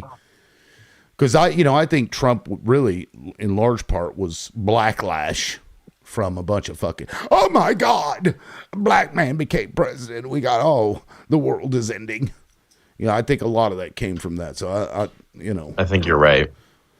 We're going to have to, and that's fucked up to even say, but it is what it is. I know this country's full of racists because I fucking see them all the time. They come up on this panel all the time. They still just, it's even worse now. The cockroaches came out from underneath their rocks after Dumpy Pants, McTaco Tits, fucking Bone Spurs Baron. Do you know what the best one I heard was? Velveeta Voldemort. Velveeta Voldemort. That's fucking good. That's good. That's fucking funny. We've all heard Mango Mussolini, of course. Mango Mussolini, yeah. McTaco Tits, Bone Spurs. I think one day we probably spent an hour up here making up fucking names for these people. Wait, did you? There was a TikTok creator who was talking about something he said, and she goes, "That busted can of biscuits that doesn't know how to fucking shade match just said." Busted can of biscuits that doesn't know how to fucking shade match. Jesus, that's crazy. But Land of Z, what's up?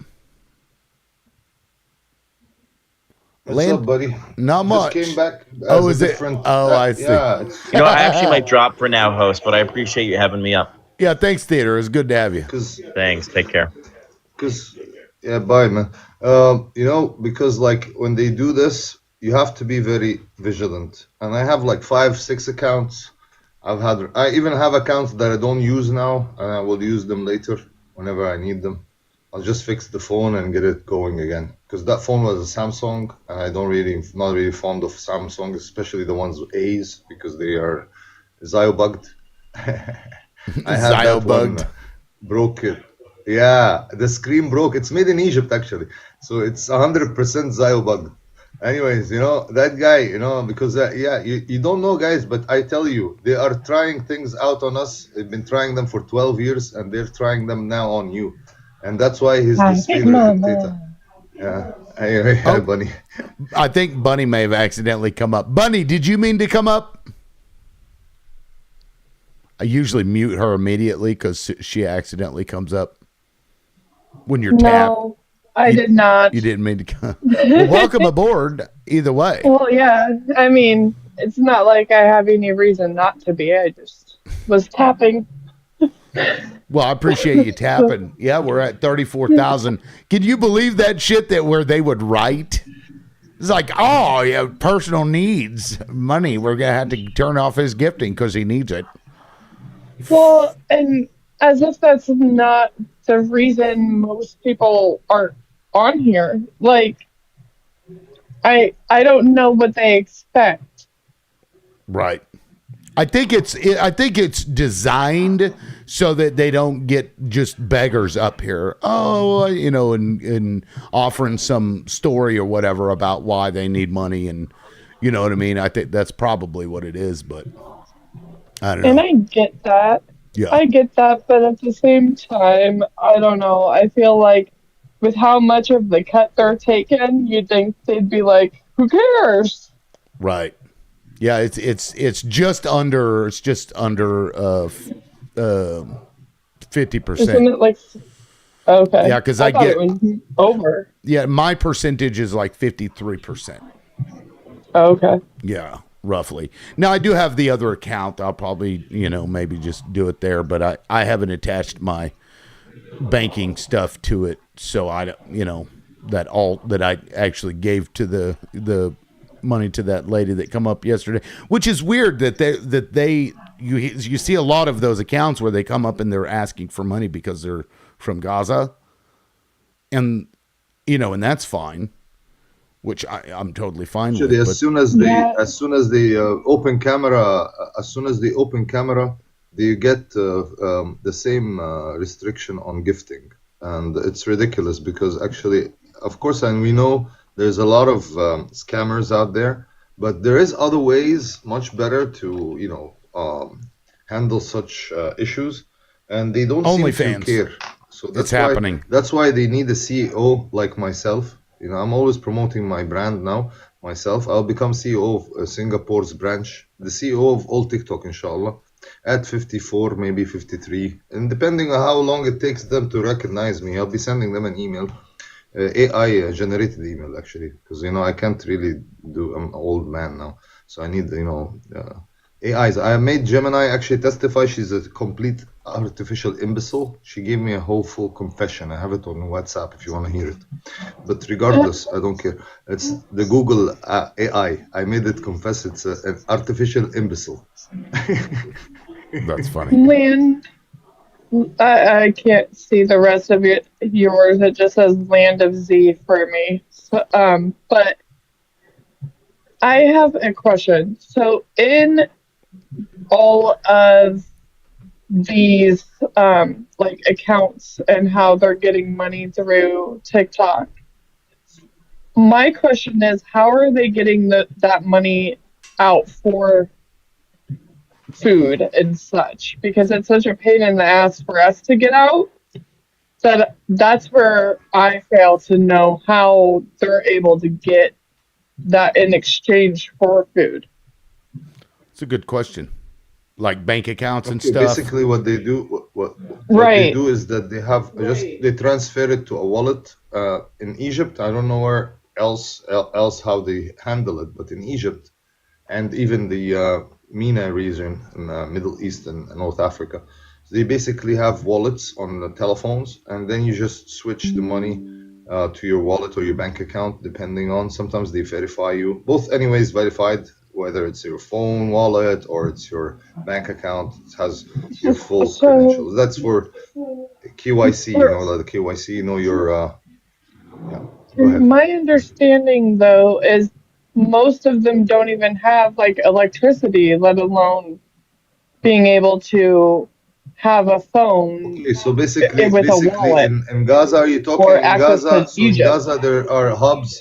There are people who are actually like myself, who are like maybe living well off, they're upper middle class or something, and they have maybe a business which has some communication to do with services for communication, for example. Like they were service providers when the time when Gaza was a normal city, and then these people have accounts abroad and in Palestine, and also with the the entity there that they call Israel, and they would have even SIM cards and internet, and they would be trading online and everything. These people would actually help them transfer some money for some a little bit more than TikTok takes. So it ends up you sending them 50%, for example, just not exclusively. I mean, it's good to know that the money is actually going to help them, but is it also risking their life if it's all in one like small hub that they have Look, to their lives is risked anyways. All of Gaza right. is target, so there is no place. Yeah, they will target you everywhere. So Okay. basically, with Plantier and Lavender and all this shit they're using, they are actually providing the internet. So if you're gonna be like making these excuses for you to like their safety issues or something, it's not really valid. I'm not saying that you shouldn't worry, but I say if we had to worry enough, we would have stopped it from the beginning, right? So right now, Well, whatever I wouldn't they call put you in a them system of Hunger Games. You know, understand? excuses. Yeah. I wouldn't call them excuses so much as concerns and questions, which you're answering, which help me to then understand and know I it's don't mean to worth it. accuse you of anything. I don't mean to be aggressive or to accuse you of anything. I'm saying excuses in general for all the listeners. I'm not talking about you in particular. So I'm just being very holistic, you know. Basically everybody would think, oh, they're putting them on I kept telling because I actually worked with translating for those journalists, right? And when we tell them keep safe, they say you know, we don't have much to do to keep safe. Any one of us is a target. Any one of us is a martyr. That's what they say, and they expect this any moment. So it's because we are under surveillance by satellites. These people are providing them internet to map the place with the Wi-Fi. They can map you with Wi-Fi. They see every one of us in their homes with their Wi-Fi. If you don't want them to do that, remove your Wi-Fi from your home completely. Otherwise, it's inevitable. So everybody, what we can do is we can use jammers. There's a lot of other things you can do. Countries actually provide these for their citizens. We don't know about them, might never know about them. So, but some countries are actually in on it, and they've got Epstein Island and stuff. So you gotta worry. Maybe until And you take your you action, impeachment and, or your Second Amendment, okay, or you do a Tea and Party again. and you yourself have access to assist the ones that are in Gaza currently? Not in Gaza. I'm in Alexandria, Egypt. I'm not in Gaza. I have Okay. connection with people in Gaza. We try to transfer them funds through the way that you know, the one that you know, the TikTok way. And some people will actually have GoFundMe. Some of them are functional. Some of them are blocked as well. Some people are suffering on different levels, different platforms. So I can't talk for everyone and every single case. I would never know, you know, like I wouldn't have them all. So, but basically, they're suffering. Some people get some access. There is a lot of these kitchens that are open. There's one called Love Wins. He's a guy in Gaza. There's another guy in America. He's helping me with the same name, Love Wins. If you want to help, you can look for the people and find. Chip knows a lot of them. We know They about this find a because we way. are They always find there. a way to do it. Yeah, yeah. Oh, now I'm getting feedback. I don't know who's that. Maybe that was Land of Z. Did that answer your question though, Bunny? I mean, that's kind of a Yes. Okay. Thank you. Yeah. Now Holden, welcome in. Did you want to jump in there?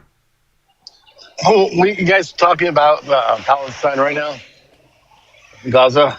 Well, I mean, kind of. She was just asking a question about how to pull it out because they suspended my gifting because I needed money. I saw that. That was horrible. Yeah, pretty stupid. But anyway, I mean, if you want to talk about Palestine, that's fine. But let me ask you: do you think the guy that torched the facility in Ontario, California, is a patriot or not? I lost the first part because my Bluetooth disconnected. What was the first part of that? The guy that torched the toilet paper warehouse in Ontario, California. Yeah. Is he a patriot or not? I think he sent a good message, but I don't know if it was the proper thing to do. But I mean, it's the truth. Corporations have been robbing our country blind, and people are sick of it, you know, and not getting equal fair pay. And so I don't blame them 100%, you know. Okay. Yeah, I think and with that, if you wanted to jump in on the Palestinian stuff, you're welcome to. Well, you guys are talking about that. What irks me is I see on the MAGA side, they're like, "Oh, look at all in Iran, how they unalived all the protesters, but they don't care about what happened in Gaza. That's just disgusting. I just don't get their mindset. They care, yani, like they care. Like they sent their Harley Davidson white gang to unalive infidels. The guys from GD Vance has his kafir on his inner part of his arm, and did he care? That guy, when he came out, Antonio, we get him, Aguilera, we get him on Tasmino. I don't know if you guys are aware, we have a live that actually brings all these people who are patriots, Americans, real patriots. Like the guy, Antonio or Tony Aguilera, and that buddy who broke his arm in the when he was protesting, and they pulled him out of the room, right? You've seen him? He's he comes on regular with Tasnimo. I don't know if you're aware of the pro-Palestinian movement on TikTok.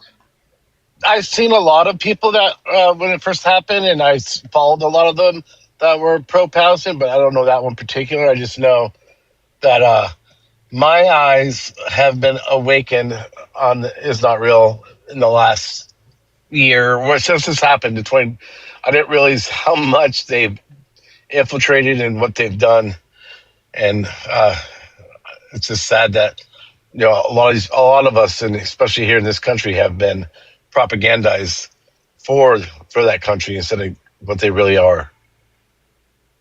Yeah, and another thing that those MAGA will not point out conveniently is that Mossad was in there among the protesters. That's what I heard too. And Donald Trump sent them fucking weapons. He said it out of his own mouth. Now, he claims the Kurds took it, but, whatever. So they're not protesters. They are Was it more of a coup? Right. They're foreign agents or individuals in the country acting on behalf of foreign agents to take over the country. And we all know what a government is going to do when a group of people tries to take it over. Unless they're MAGA, then they get pardons. Or they'll just say, yes, Daddy, you can do whatever you want. We love everything you do, Trump. I haven't puked on it yet. Will you shove it deeper, please, Daddy? Exactly. It's just, it's insane what this country is. I came to a realization when I was younger, when W. Bush won the second election, how uneducated our country really is. Oh, man. You remember the Bushisms? They had a calendar. You could get that, like, it was a desk calendar with a sticky note, basically, for every day. And every day had a different stupid thing that Bush had said. Yeah. I mean, my favorite one was when he was introducing Arnold Schwarzenegger, and this always stuck in my mind. He's like, we have three things in common. He says, we don't understand the English language. We both have muscles. And then there's a third one. But he's like, only maybe 2 out of 3. So Bush doesn't have muscles like Arnold Schwarzenegger. So he basically said he didn't understand the English language very well. I thought that was amazing. He said that on TV. I remember our children's do learn. Fool me once.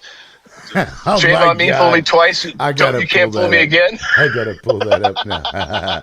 I remember that shit. But you know what? As bad as did you hear him say?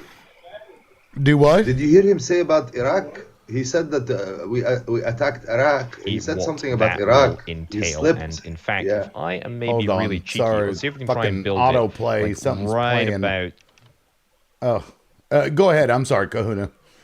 Go ahead. No. He slipped his tongue about Iraq being atrocious. Attacking Iraq, and then he realized, and I think he doubled back on it, and he said something else. I can't remember which was the subject, but I remember he said Iraq, and it was like, he's accusing himself, and that's actually in the, I'm sorry, in the scriptures, that their tongues beat them at it. They say the truth even though they're trying to keep it away from you. Yeah, here we go. Fucking this shit. There's an old saying in Tennessee, I know it's in Texas, probably in Tennessee, that says, fool me once, shame on you. If fool me, we can't get fooled again. Oh, Oh my God. I haven't seen that clip in a while. As bad as it was during Bush, like, I wish we could go back to that. You know, I would take it Bush all day long over what we have. Oh my God. Ball talks laughing her balls off. That's another bad joke. Anyway, my puke comment, Bunny, that was actually homage to your video that cracked me up when I asked you in the comments what you had said or what was said. Bunny, sorry, I was distracted getting stuff for my child. She's having a play date. Oh, you missed it then. You missed it. I did. Okay, that's okay. It's would have been an inside joke had you heard it. I still need to get with it. Are you going to be busy tonight? No, shouldn't be. Okay, I'll get with you. We can set that up for the game night or whatever for next week or something. Okay, perfect. Yeah.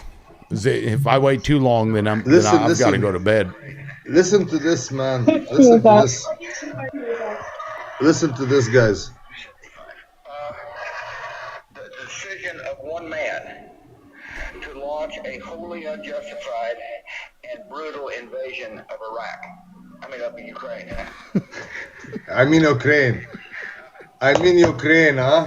Check it out, man. It slips Iraq too. No, I remember that one. I remember that one. Speech in Dallas, huh? Or did you see the one where he was looking for the weapons of mass destruction?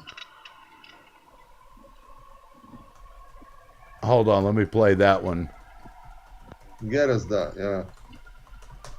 When he was at a dinner or something. It used to be easy to find. Have you noticed some things are not as easy to find anymore? Yes. Okay, this is weird. I used to be able to pull that shit right the fuck up. That is crazy. Remember when it was at like a comedy break or a roast or something. He's looking for the WMDs. He's like, oh, they're not under here. He was like joking about it. Like, dude, you killed how many troops? And you're over here like joking about the fact that you lied to us? Yeah, my father was a college professor, and he'd always tell his students back then that President Bush was a murderer, and some students didn't like that, but he was saying that because of we were putting sanctions on them, and people in Iraq weren't be able to get medicine, life-saving stuff. Now, who said what now? I'm sorry, I was... My father, as a college professor, would tell his students that W. Bush was a murderer, and they would get upset about it, but he's like, it's because they were putting sanctions on Iraq where they weren't able to get medicine to save lives, you know? All the people were suffering because of it, you know? Right. Yeah, no, let me... I found it... Oh, God. It's going to make me search through this whole fucking thing.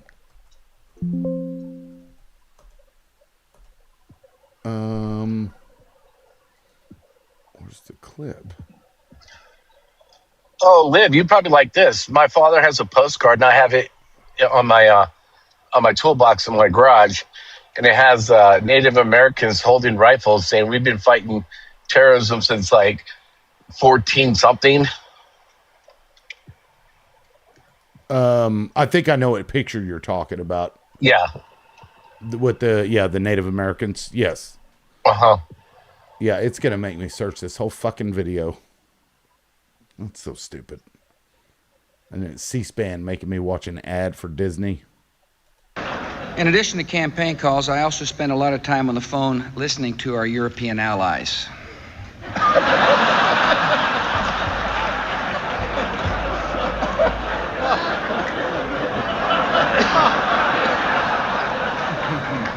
The conversation went like this.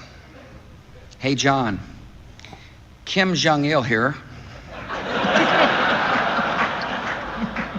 Just wanted to call and let you know you're my guy.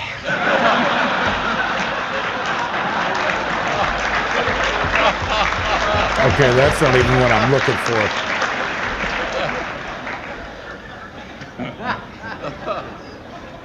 Those weapons of mass destruction got to be somewhere.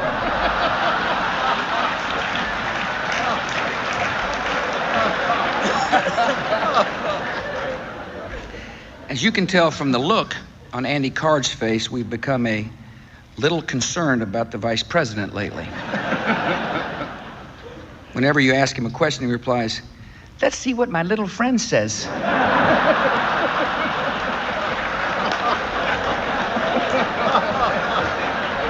Okay, I'll have to find another clip. Fucking either way, yeah, he was joking about Manny. I'm not listening to what now? Manny says Tim's still not listening. I'm trying to find that fucking clip. Anyway, the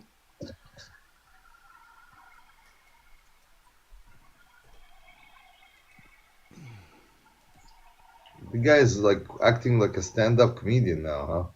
He's like, he ain't funny. I mean, yeah, they're laughing at him, not, about the joke. Like, I don't know. But, so guys, are we gonna be stuck in this matrix forever, right? I mean, we're just gonna sit on TikTok till end of time, waiting for something to happen. We shouldn't be, instigating things to happen. I don't know.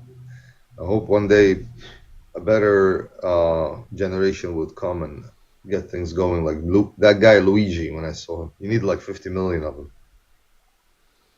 yeah, somebody comes up here and says that and would agree with you. I mean, you don't even need to say that they need to be there because they already exist. They just have to be pushed to the brink to do something about it. I mean, when you treat people the way that they treat people. Yeah, Manny, is there something wrong? I don't know what this person's on about. I don't know. Just came out of nowhere. I think this may be somebody I know. Maybe. I don't know. I looked back and didn't see any previous comment from them prior to the Tim not listening. Yeah, I don't know. Followed me for 354 days. You might have talked about what I said, and you're like, "Oh, I was listening because you're looking something up." Well, I mean, that's the assumption. I don't know. Manny, if you got something to say it.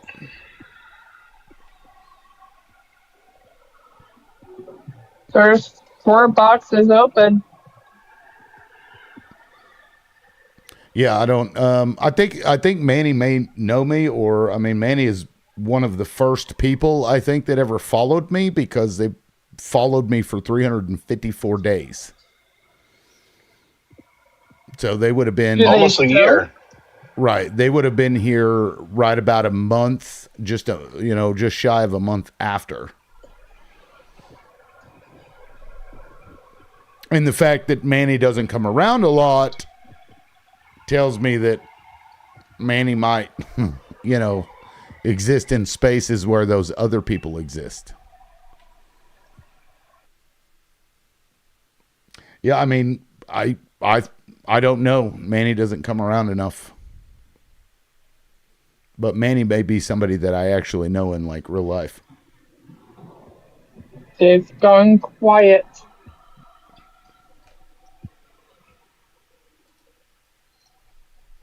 No, I don't know.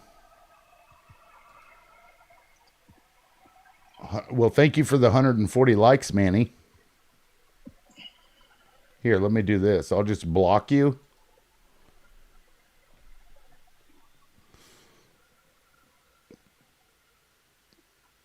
I'll just block you and you can come in on your alt.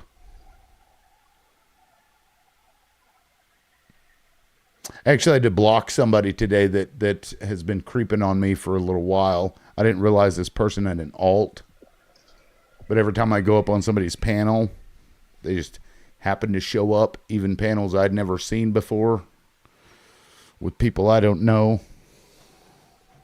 So they're stalking you. Oh, yeah. And then say that I'm harmful. And go around and tell people how terrible I am. It's fucking weird. Some people are weird.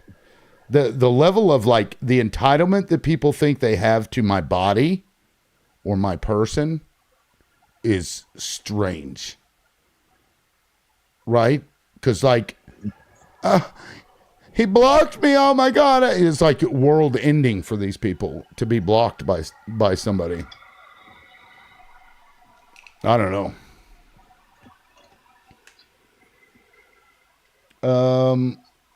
It came in right when that happened. I think they may have been joking. Yeah, I don't know. Again, I think I know who Manny is. Actually, let me check something real quick.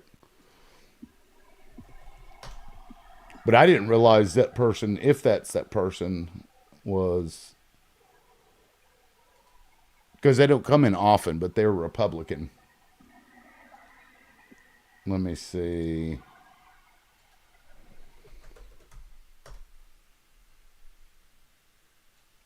Now I got to do a bit of sleuthing. No.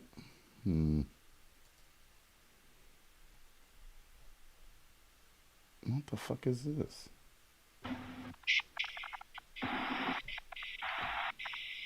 I don't know, buddy.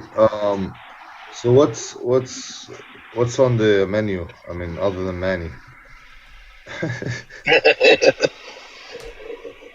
Because I don't really subscribe to sitting here watching you blocking people, man. I want to talk about something else. I got. Well, then start talking. Can I ask you a question? You're from Egypt, correct? Me, go ahead. Yeah, so I'm in Egypt. Yeah. Is it truthful? Like Egypt and all the other countries are not letting Palestinians in. They won't let them go there.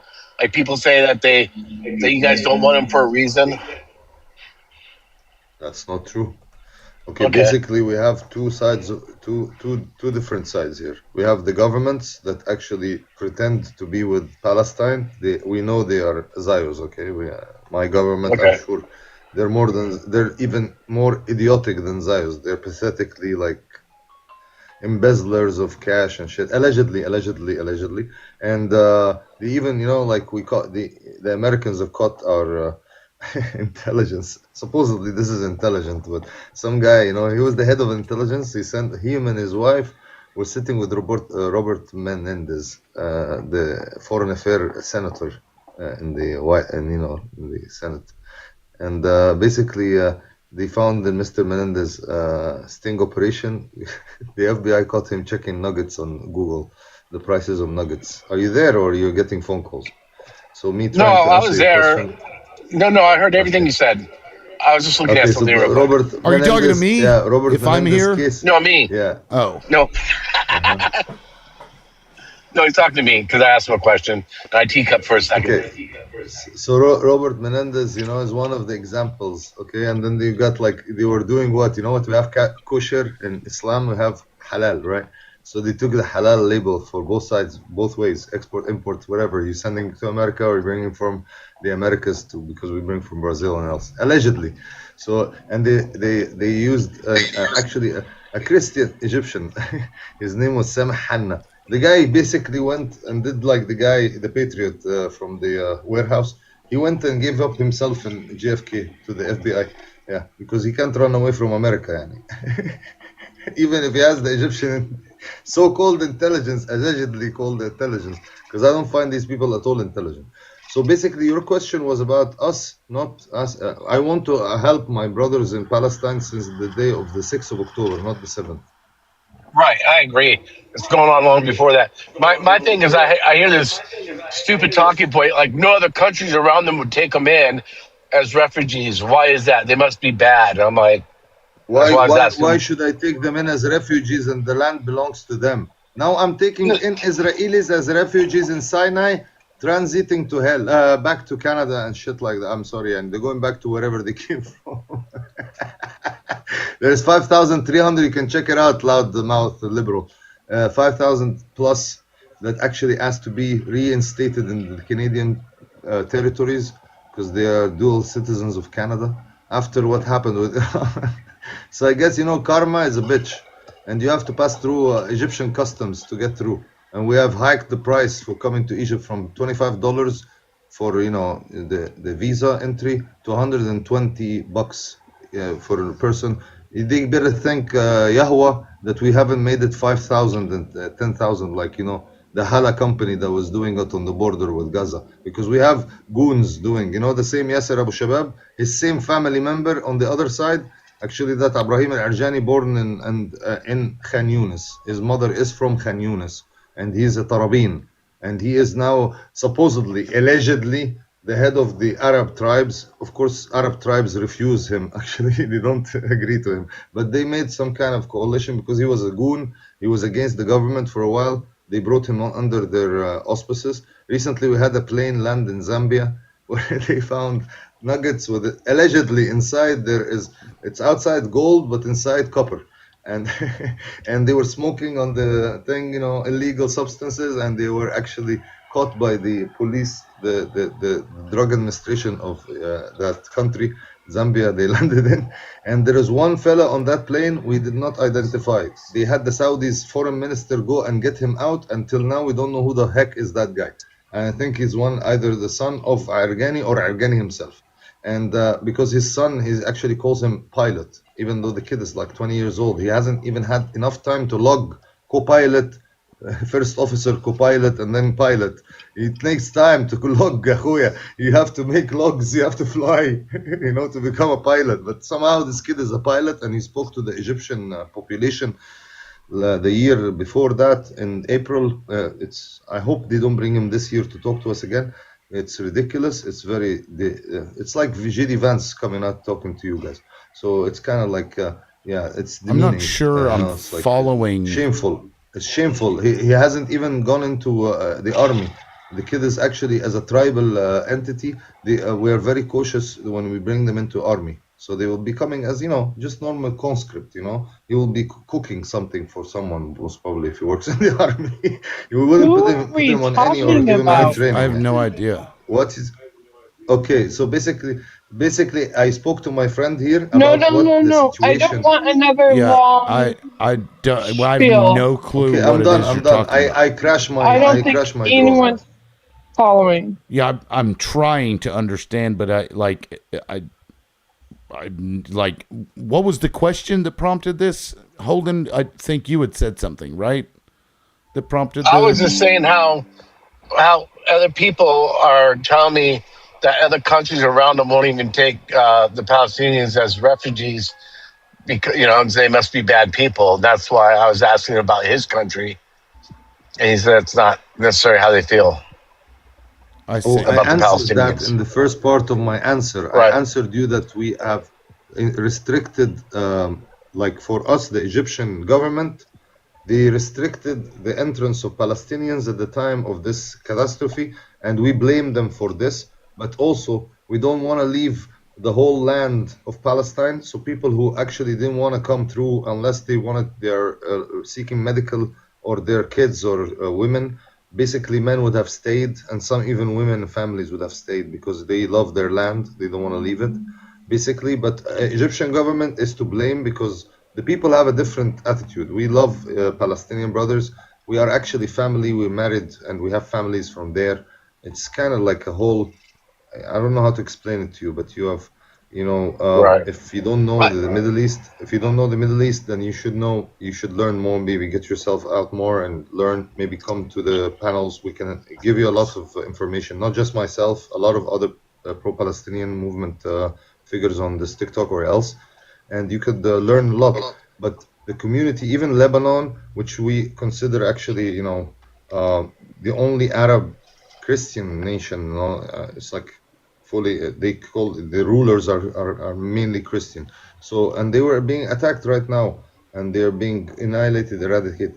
Actually, the Zayas also have an agenda of cleaning out everyone from the Christians and the Muslims and just having Jews inside the Hebrew land, Hebrew.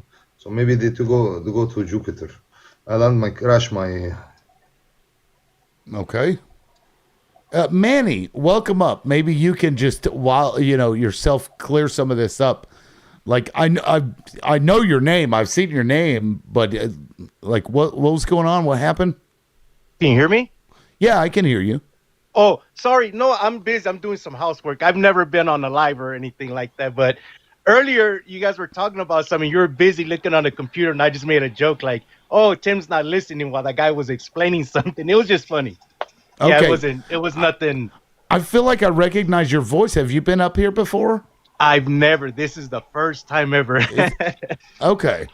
Yeah, well, no, and I'm just doing some housework, so I'll look at the screen every few minutes and stuff. But I love listening to you, man. You're the best.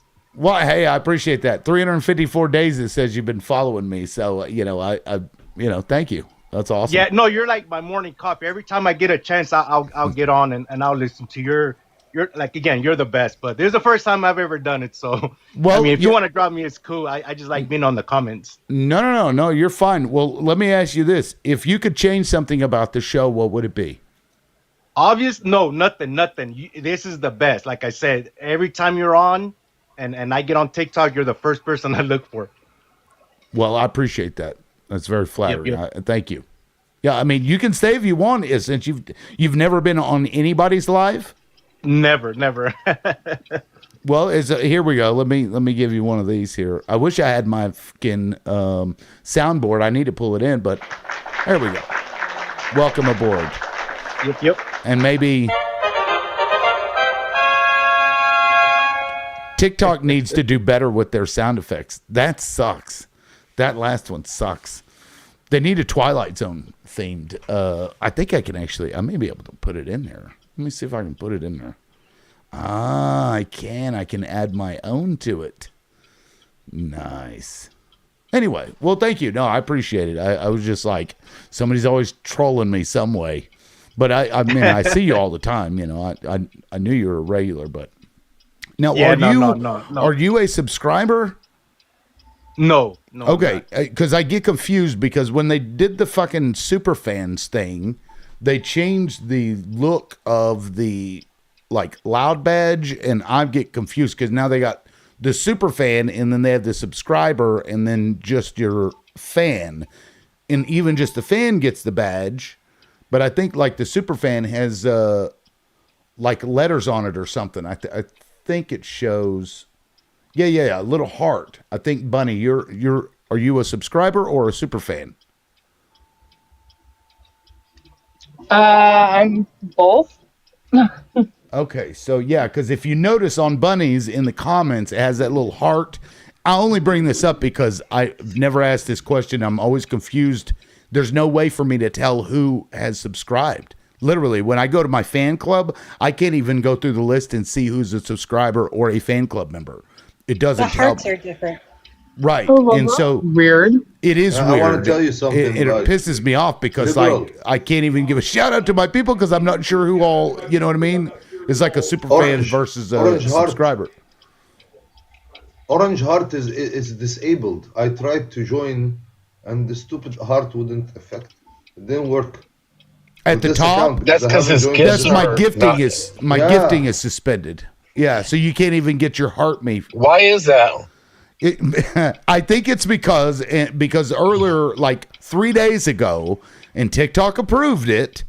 I put, help me, help to feed my family or something like that in the description. So when you hit pin, it'll bring up that little white box at the bottom, and it'll give you a way to, for the gifting goal, you'll see the little white box that pops up, and it has that wording. I changed the wording to that 3 days ago. And I guess that's why, because it reads, this is what it says. It says, gifting suspended. This behavior is not in line with our policies. Gifting is suspended in this live reason, leveraging personal financial needs or causes for gifts. God help it, we help each other. Oh my God. I know. We're so horrible. Yeah. It's like If you need the money, you ain't getting the money. You can't say you need it. Weird. But they want gifting, and they want you to gift so you can move up the ranks, but they don't want you to say you need it for your family. Okay. Right. Gift and tap for no reason at all. You can't say, hey, this shit's getting fucked up around here. I need some money. Can't do that. That's weird. Said, help me make TikTok rich. Guys, lips to Carlos Santana, Maria, or something. I don't know. Maria. I do like that song. I remember when that first came out. No, it's crazy. Anyway, but thank you, Manny, for even bringing that up, because I actually have been trying to figure that out for a while. So now the heart. So I wonder if it looks different for Superfan versus just a subscriber, because they still have that. See, Lynn Red Loop made a comment, and I'm looking at her banner.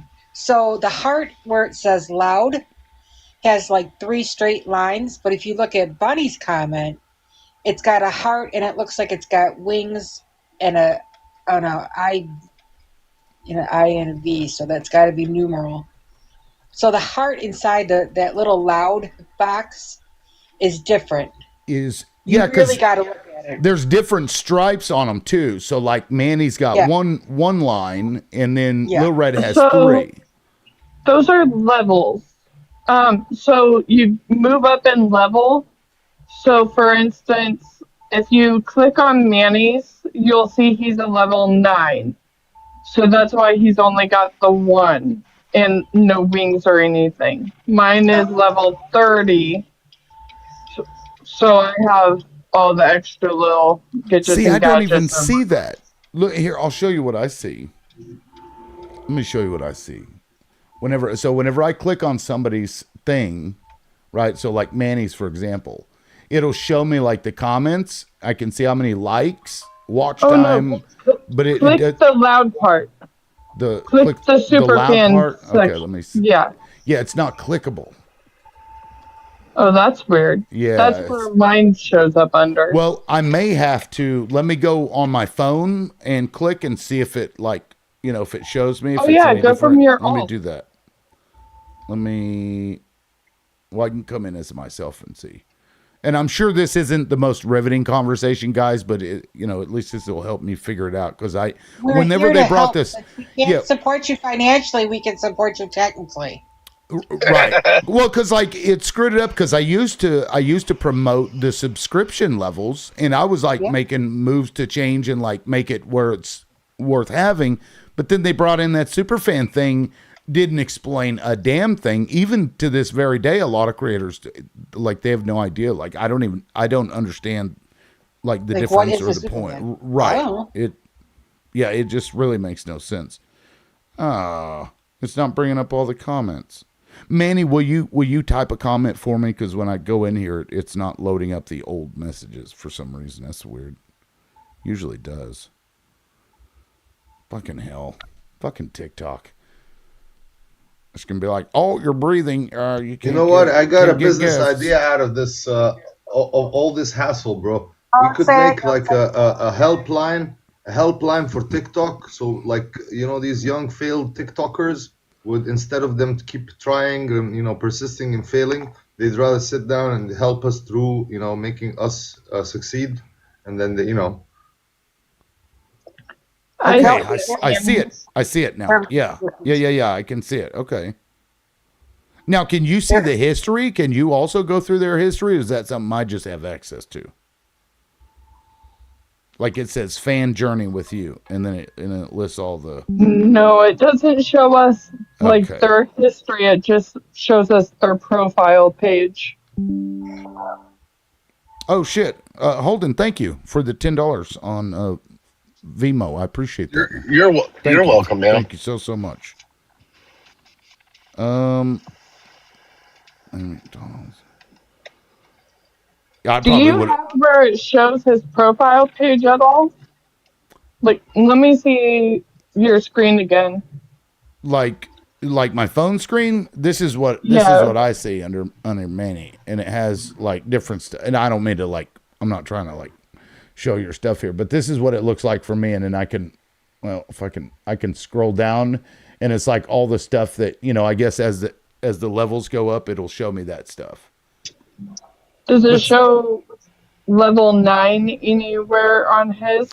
Yeah, it does. I see that. Yes, I do see that. So like right here in the middle. Are you able to click that? Yeah. Oh, to click the level for further insight. Oh no. That's what this page was. That's what that page was. Oh, okay. So it allows me to see that. Yeah, that's reached level 8 on By the way, Loud Liberal, if you close your live right now and reopen it, you will get your gifting right away, I think, because it's only for the live that you open now. Just go in and remove that message you put on the gifting part and make it for entertainment purposes only, for example, and just, yeah, they love these. So you may actually be right, but the way it's worded in here led me to believe that it was my account that got suspension for the gifting. But I can try that. I mean, if you guys are willing to come back, I just end it and see if that actually fixes it. I'll come back. Okay. Oh, I don't know about all that. I commit, bro. I'm here. All right, let me shut it down and we'll see if that works. Yeah, I'm glad you brought that up because the way I read it, it was just an account thing, you know, that they weren't going to let me come back. But I'll just shut it down and we'll be right back. Thanks, guys. I appreciate it. See ya.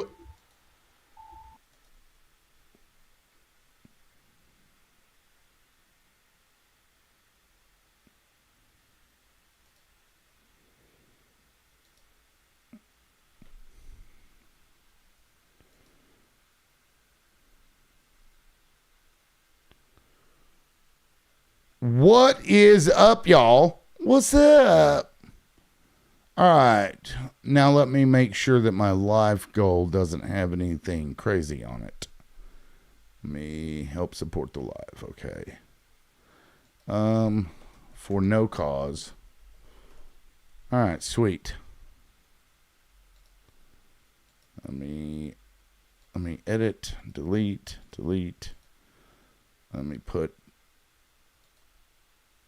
Actually, let me do some heart me's. Let's do 20. Fuck it. We'll do it live. Viewers can send it to join your fan club each. Oh, okay. Yeah, I can't do that then. Let me see. Let me do 50 of these. All right, I'm checking to see if it's working, y'all. Let's see. Pin that biatch. And we're back. Let's see. I got a heart me and a rose. Yay! Thank you, Land of Z. I appreciate that. Okay. Well, that's good. And I had already changed my I'd already changed the like thing that it said. Thank you, Kahuna, for saying that, because the way I read it, it was just the whole thing was done. But glad you said that. Yay. Good. Although I get a much higher percentage if you go through Crash App or Vimo. But that doesn't increase my creator level, which it's kind of weird because whenever you get to a certain point, once you get to a further create. Oh, thank you, Lil Red. Once you get to a creator level you hadn't been before, they give you what's called a League Shield, and it's basically like days off. So that if you don't make a certain amount of gifts in a day because you don't go live that day, you don't lose one of your levels. But you can only get about 2 of those a week. So it's like 2 days off a week. It's kind of weird. They basically want you to go live every day though. Yeehaw is right. Yeah, and Land of Z, thank you. That fixed it. Yay. So gift if you'd like, or don't, tap, whatever. Maybe since we reset it though, if we start calling each other names and shit, it'll get people to come in and raise the numbers back up. we need an op up here. Alhamdulillah, or rather in Christian English, hallelujah. Yeah, but anyways. Oh shit, thank you, Bunny. Wow. Holy crap. Yeah, I appreciate that. Yeah, Bunny. Little Red, thank you for the hat and mustache. Don't I look good as a cowboy? I think so. It makes me want to do my OF as a cowboy. Broke back that shit. One of my favorite movies, for the record. So anybody thinking that was like a dig at, like, you know, LGBTQ. Whoa, which one? Brokeback Mountain. I don't know it that. was a good But my father was very fond of Kirk Douglas, and he always got all the movies for. I'm speaking Egyptian English now, so you can distinct me from the rest of the panel. But people, please, when you're coming to this panel, please don't park your car outside, because barking is not for you. It's for dogs. Yes, and. So I'm just playing, you guys. I'm just trying to get some people on this. No, that's funny. That reminds me of this number. That reminds me of the Cheech and Chong. I'm not sure which of the movies it was, but the barber was like doing his hair and he was saying hairpiece, but because of his accent, he was like hairpiece. So he's like, you got herpes. He was thinking he was saying herpes. And you're saying barking for parking. That's pretty funny. Yeah. Oh, you're a fan of Ching and Chong? Yeah, man. I watched Smoke, man. Oh, it's man. Like when he first came out of the house, he's driving his Beetles with his father's Rolls Royce insignia on it. He got that, and he goes in. Like he was making a cocktail. And then he gets cars brakes. I remember the movie detail, man, because I got high just watching it. Yeah, I didn't get high physically. I just watched the movie and smoked normal cigarettes, and I got high somehow. But anyways, it was very fun. And then Rude Awakening, the one with the Robert, what's his name, the other guy, and you know how he sees a fish talking to him. Oh man, these guys are really classics. Yeah, no, it's like, you mean we're smoking dog shit? Yeah, the dog, he ate my snack, and I waited for him with a diaper for a week. And then the cops come to them and they're sitting in the car, man, and they're all smoked up. He opens, he's like, what, your license? It's like, it's back on the plate, man. Can you see it? I literally just watched that the other day. I don't know, a couple of weeks ago. Fucking, it's still funny as hell. It's dumb as hell, but it's funny. Bunny, have you seen the Cheech and Chong movies? I watched it VHS, Liberal. I watched it VHS. Yeah, it's been a long time, but quite honestly, I was never a big fan of them. Sorry. Yeah, no. It's out there, but for me, it was just like more nostalgic, you know? Yeah, but I like Super Troopers. Like, oh my God, like Super Troopers. Yeah, that or like Monty Python was my jam for the longest time. See, I couldn't get into it. I tried the other day. And I'm like, this is the dumbest shit ever. Like he was like crawling out of the ocean or something. The first opening scene of one of them. He's like crawling out of the ocean. I'm like, what the fuck is this? Which Monty Python are you watching? I don't know which one that was. Okay, the only one that you should ever start with is Holy Grail. I guess I'm gonna have to. I don't know which one that was, but I was like, oh my God, the cinematography is shit. I mean, it's not. I'm not telling you that this is going to be like Matrix level cinematics, but it is so hilarious. I still crack up to it. If I could do it I'd just play it on the live. Liberal, I don't know if you're old enough, but have you ever come across something called the Clitheroe Kid? And it was a program that I think in the 30s or 40s on the radio, BBC, I think, and it's British. I don't know if you guys are aware of that. The Clitheroe Kid, yeah. Like clitoral? Like no, Clitheroe. Check it out. It's a British boy, and he's like, it's a radio program, I think, and It's an actor, a certain actor. He acts this Clitheroe kid, and it's so funny because I used to get it in Abu Dhabi on the Capital Radio 94.5 FM. Spell it for me. Clitheroe? I don't know, man. You can, try to, say it out to the okay, AI so Clitheroe, because I was the way I spelled it, there was a bunch of pictures that popped up that I'm glad I didn't have my screen open. Sorry. The way it sounded. Okay, I found it. RadioEchoes.com. 19th. Okay, here we go. Let me play this here. We present Jimmy Clitheroe as the Clitheroe Kid, with Peter Sinclair as grandfather, Patricia Burke as mother, Diana Day as Susan, and... I assume that's the one. Is that what you're talking about? بالفلسطيني, yeah, with Palestinian accent, exactly. Yeah, exactly. That's exactly what I wanted you to get. Yeah, exactly. Yeah. Okay, Crunchy says that's what I heard too. Okay, I'm not the only one.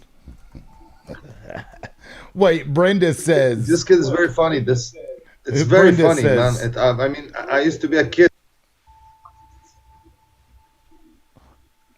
Yeah, Brenda says, but why do you eat babies? I'll have to check the Clitheroe Kid out though, but I've never even heard of it. Here, let me send you an invite. Why do you worship Moloch and Baal demons, Israel? I have no idea what she's talking about. I don't know. I know it's probably dangerous to bring her up. She'll probably get the live taken down. They're eating the babies. They're eating the I mean, but have you tried them with a little bit of cinnamon on top? I'm just saying. Don't knock it till you try it. They're going to clip that bunny, and they're going to run with it. Oh, yes, they are. Let them. I'm a witch. She's a witch. Oh my God, I know, right? They sacrifice babies, then okay, I see where you're going with that, Brenda. Leanne says, I love that new baby smell. Tastes like butterball turkey. I don't know why that's funny to me. That's fucked up. Jeez. Guys, did you know that the Clitheroe Kid actually ran from 52 till 70 something? Wow, it's the longest running program at 16-year-old. I'm sorry to cut you out, but I mean, I got, because I remember it from my childhood. Got a bit nostalgic here too much. Sorry. So what is it about exactly? It was a radio show? Was it like little It's stories? kind of like daily incidents happening in that city or whatever, this part of England, and the kid is acting like, a typical British kid or something. That's what I get. I see. I mean, it's very funny. And it's got a lot of, action in it. It's like a cartoon, if you could make it into a cartoon. Nice. And I don't know, every time you say that word, though, it's I hear something else. That's funny. Don't go there, liberal. Don't go there. Man, the AI had the same reaction. I told this stupid artificial imbecile. Yeah, and she said, I cannot help you with such requests. I said, no, the guy is named Clitheroe. Oh my God, that's funny. That's fucking funny. Well, so you're telling me that your AI is MAGA? Because MAGA can't help with that request either. It's artificial imbecile, man. This is even beyond MAGA, man. This is artificial and imbecile. We call it, in Arabic, I'm calling it it's supposed to be zaka istima'i, as in artificial intelligence, but I say it zaka istibahi, as in artificial making a head, like getting high or something, delusional. You see the night, yeah, let me keep that for later. Anyway, so we can get back to a topic, I guess. There was something I was going to bring up. Let me see if I still have it up. Oh, yeah, the negotiations. You guys, did you see that? I've been at work, so. Yeah, so here we go. Here we go. Iran War Live updates. U.S. and Iran hold historic high-level peace talks. Allegedly, J.D. Vance met with senior Iranian negotiators Highest level face-to-face meeting between the countries since Iran's 1979 Islamic Revolution. Look at this dude. He's trying to look mad. He's probably upset because he doesn't get to eat babies anymore. I mean, really. It's like they got us. They took my supply. American delegation led by J.D. Vance met with senior Iranian negotiators on Saturday afternoon in Pakistan. Officials from Iran and the White House said it was a historic encounter, blah, blah, blah.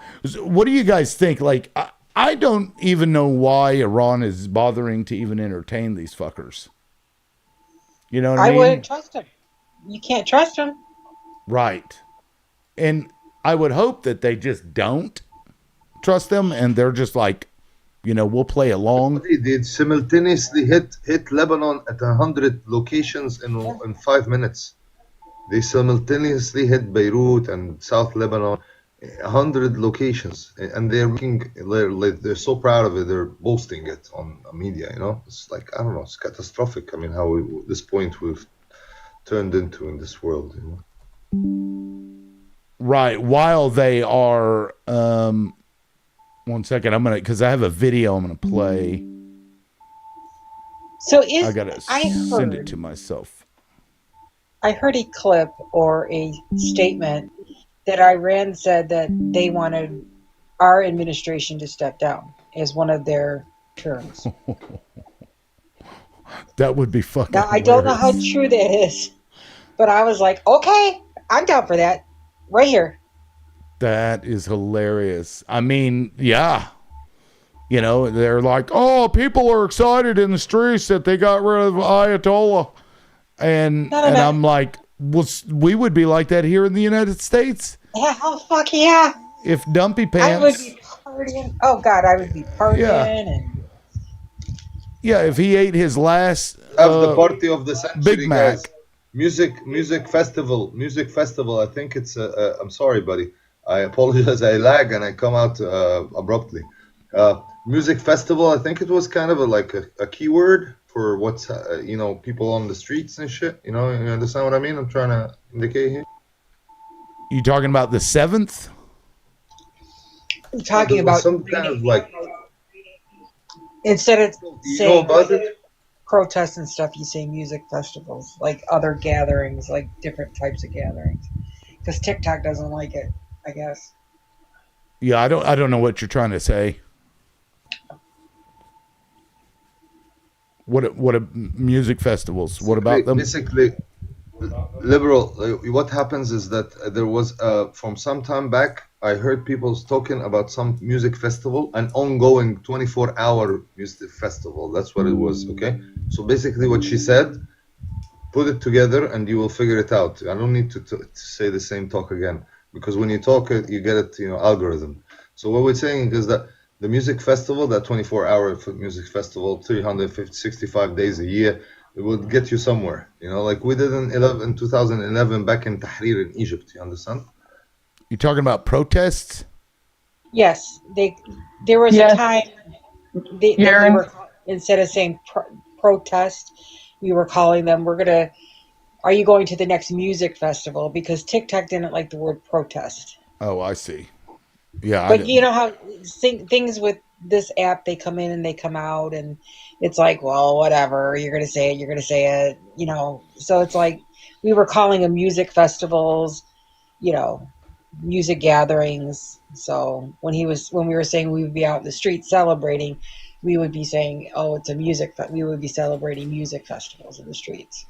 I see. To kind of give it, like how we cover up like pew-pews. It's TikTok legitimacy, right. In particular legitimacy, so you can speak it with liberty, like your name. Back to give you back the mic. Yeah, I guess I'm still not sure what it was that you were trying to say. Anyway, I've got this video. This is what's happening in Lebanon, sadly. Yeah, just a compilation. Oh my God. This is what Israel is doing. Wow.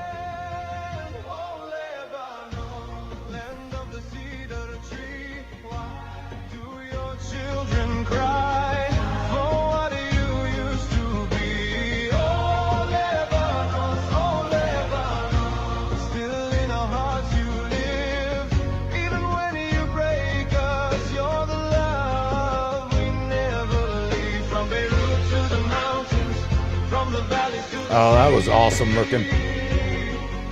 It's a beautiful, beautiful country.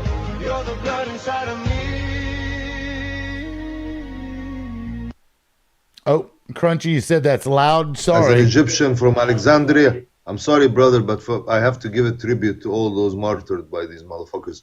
As an Egyptian from Alexandria and a human, not before I become Muslim or whatever, these people are not to be taken as granted. They have been martyred and by these MFs, and we have to know where to stop these guys from doing this again. This is unacceptable. It is. My heart goes out to Lebanon. My daughter's half Lebanese, and our stupid ass dictator, he managed to send them some aid. I don't know where he got it, because he actually is claiming bankruptcy. I don't know, man. This is mind-boggling. Yeah, it's tragic what's happening, but this is what that country does. I think the Iran war for them was a distraction to go in and steal land, and now they're like, "Oh, Lebanon isn't part of the discussions with Iran." It's so fucking gross. I just kind of want Iran to just blast that fucking country into a parking lot. Well, actually, I would rather beg to differ. I want it as is. It's only fair that the people who have been suffering to have something ready-made, like fast food, like fast country. We go to this place and we dismantle it, and they keep saying, our country, our country. We say, where is your borders? No borders. Where is your constitution? No constitution. Reset button. Thank you. Palestine. It's over. And they stay as they are. If they are eligible to stay, they stay. If they criminals, they will get what they have to deserve. Get properly, reprimanded for whatever they did. And the rest of them, whoever wants to leave, carry whatever you can carry out of here. Bye bye. I just wish people would remember that Israel sits on Palestine land. Right. Israel is Palestine. Yeah. So you were given land after the World War II. This wasn't established ancient land. You were given land from Palestine. Whether Palestine liked it or not, you took that land. It's sort of like us taking, I don't know, the indigenous land? I don't know. Man, basically, they had the Oslo Accords. They had the Palestine already, and now they're still occupying it till the moment. I know, so they haven't regressed. They have advanced. Yeah. Yeah, a lot of people seem to forget that. Like, they think Israel's been there forever. No, it has not. It has not. Palestine was there for longer than you. It's Palestine land. So the Palestinians should have their land. They should have had if this was the way it was going to go, a two-state solution should have been made a long time ago. A long time ago. But, we have people like our current who's just in it for the money, like he doesn't care about the people of Palestine. Hell, he doesn't care about the people of Israel. Just as long as he's getting what he wants out of it. And Bibi's the same way. Same exact way. That's why they get along so good. Well, they'll get to surveil everybody in the globe and make sure that nobody ever says a bad word about those people, because you can't talk about those people because they're victims, okay? They're victims bombing other countries. Constantly. Unrelenting. Disgusting. Sick of it. Occupation. This was never about Iran having, more advanced warfare. This was about taking over. Like, we're going to take everything over. Right. Just sick. It's sickening. Well, and like I said, they're... Yeah, I don't have a beef with the people of Israel. Just like Iran always says, it's not the American people that we have an issue with. It's your government that we have an issue with. And it's the same thing with Israel. I don't have a problem with Israelis. I don't have a problem with them having a country. I have a problem with who's in charge of your country. Well, it's colonialism. These are colonists going in and doing what colonists do. And colonizers are like, oh, yeah, those are the good people, the colonists. And then they just continue to take and take and take and take and take and expect shit from people. We deserve a place. What about the Romani people? It's like what Did they you were not talking deserve about. a place? Yeah.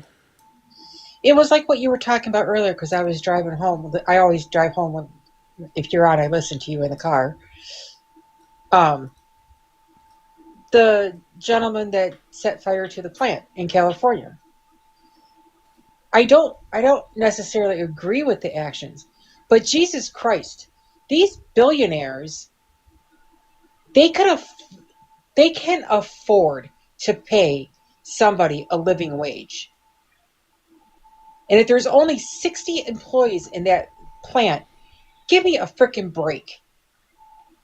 What? You need 10 billion? You can't survive on 6?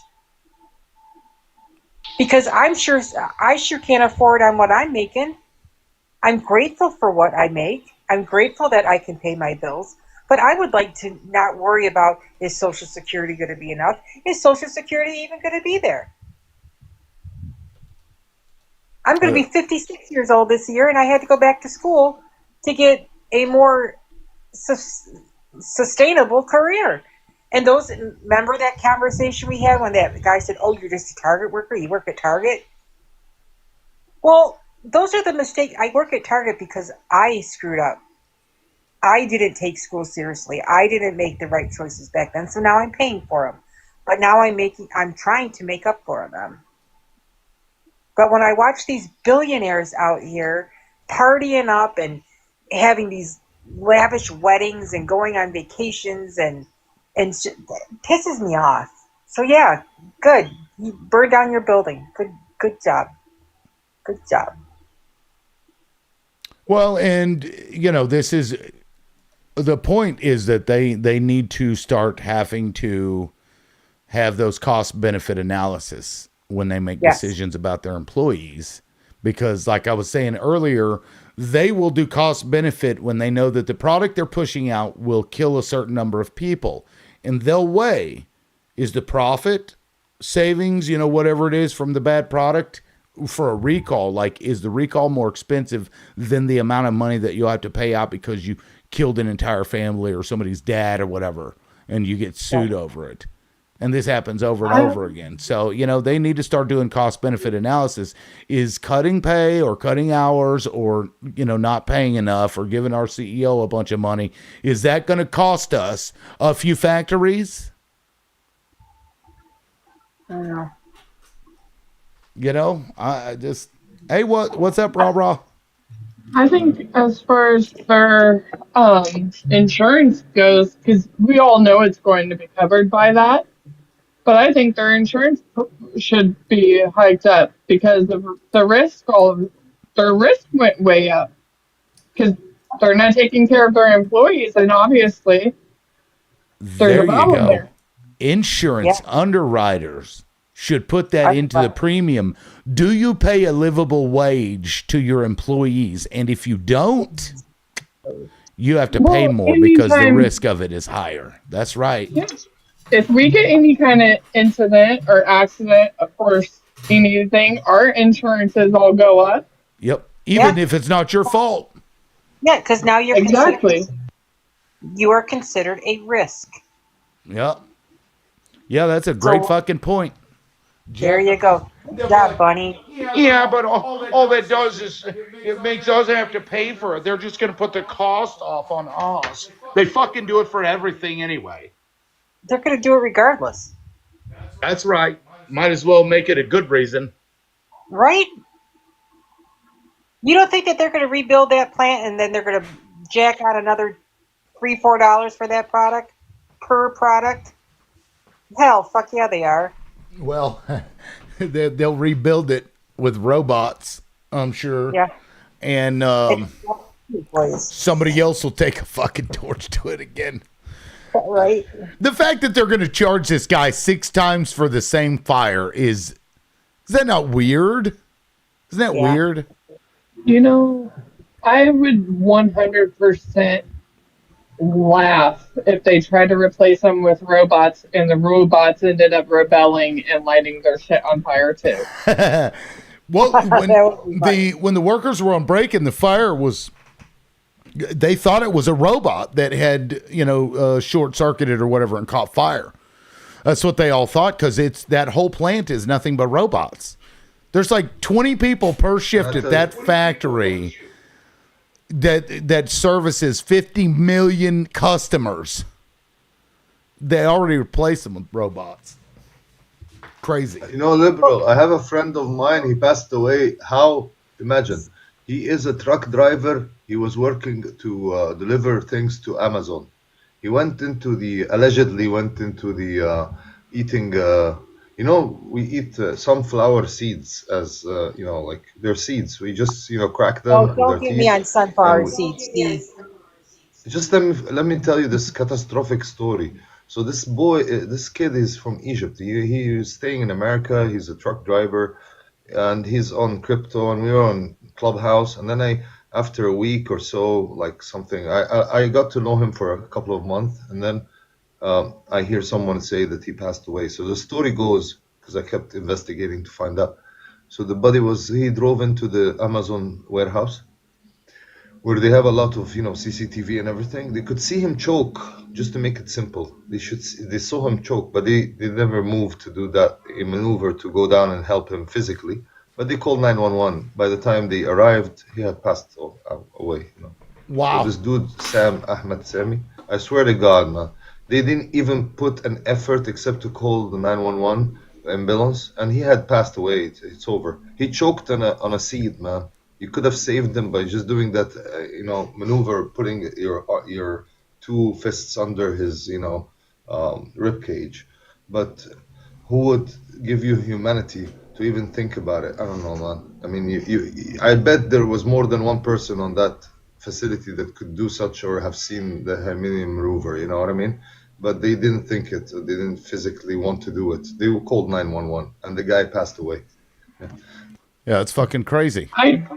Before it gets too far, I can't find it. I was going to share who originally came up with the insurance idea. That's not my original idea, so I just didn't want to take claim of someone else's ideal. But I will share that in our chat, so you all can see the actual video.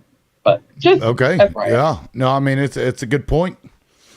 Yeah, and like like Little Red was talking about, somebody threw a Molotov cocktail at the fucking Sam Altman's house, and I'm like, targeted is the key here. You don't go around beating up fucking women and shit, and going around harassing people who are also getting shit on. These are the people that are harming us. And then to me, it's patriotic. You're sacrificing yourself for a cause that is righteous. They'd fucking unalive you if it would make them money, and they've done it before, and they'll continue to do it. Can I add that to that? Sure. Amazon did a cost analysis on ACs in their warehouses, and it was cheaper to pay off lawsuits when people aren't alive than to put the AC systems in. Fortunately, it went to court, and the judges made them put them in. But that's what they do. The cost analysis, like you're saying. Yep, the same with the fucking UPS workers or whatever. They're the FedEx trucks, the brown trucks, whatever they are. They don't have air conditioning in them. And some of those drivers unalive during the heat waves. And they won't retrofit or get new trucks or whatever. And then I think it was in Florida, they passed a law that said you can't pass a law that requires a company to, force them to do air conditioning. So yeah, I mean, so it's like they'll unalive you legally and then call you a criminal when you like do something back to them. I don't know. But, you know, maybe this will start a fucking pattern, because right after the dude burning the thing down, then you get Sam Altman's house, get a Molotov thrown at it. Well, who's next? What's next? You know, they're going to have to learn. There's a bunch of us, and there's not very many of them, even though they have all the money. We have a handle on all the crazy. You know, I mean, there's a lot of craziness going on. Of course, I like Ziotalk was saying, it's like, we're not crazy. Those people aren't crazy. They're just sick and tired. And we have a whole lot less to lose with a whole lot more knowledge on how to survive on little. Right. Yep. When we lose everything, it'd be like, well, there's another day in the life of me. When they lose a little, they're like, oh, let's see if I can fly out this window of the skyscraper. And then they learn the hard way that they still can't fly. Anyway, crazy shit. I guess we'll find out. But I'm sure I won't be live tomorrow, but I'll be back on Monday morning with the man panel. Sorry, ladies. The man panel? What's that? On Monday, on Mondays, I do Manly Monday, which was Bunny's idea, by the way. How long have you started doing that? Because I haven't seen that yet. What, about a month now or so, Bunny? Probably about a month. Yeah, I'd say you've been doing it about a month now, yeah. Yeah, it's been about a month. Just for 2 hours on Monday, and then after the second hour, we transition over into politics. But I call it a safe space for men. Like we really need it, but okay. Well, I mean, we do need a place to talk about our shit. Too, because sometimes we just overlook your mental health and what you guys go through. It's not right. Sometimes it's not all about us. Yep. Well, I agree with that. I guess I was lucky to have a compassionate father, so I guess he was always there for me. So I guess there's other fathers that, it's weak to cry. My father never said that to me, so he let me have my emotions. Well, good. And we need more spaces for that, but it's because like I said in the other man panel, like it stings a lot worse when you're getting criticized by a woman than it does a man as a man. And so by the, not having the women on the panel, it changes the dynamic a little bit, because men aren't as, I don't know, because you'll see that when a woman shows up, a man kind of changes the way that he is, in some good, some bad, right. Different people differently. Right. And it's so even, it's just, oh, go ahead. Sorry. No, go ahead, Liberal. No, I want to hear what you have to say. Oh, I was going to say, even from my perspective, like obviously I'm in the comments, but even from like my perspective, it is nice to hear a bunch of men talking without having that interruption. Although sometimes it does get a little out of control and things start getting out of hand with sexual innuendos. That's just a thing. But honestly, when you guys have been having like the serious conversations, it has been very nice to hear from a male's perspective what or how you guys are viewing some of these things. Yeah. And it gives women like a look into that space, where men are just, talking or whatever, and then a jackass shows up. And then so they get to see how men will handle that without, a woman coming in, standing up for them. You know what I mean? The men take care of it, which needs to happen more often, for the record. Men need to stand up more against other men. Yeah, and we've had a couple of those. Actually, it's been pretty uneventful as far as like misogynistic pig fuckers go. Well, that's good.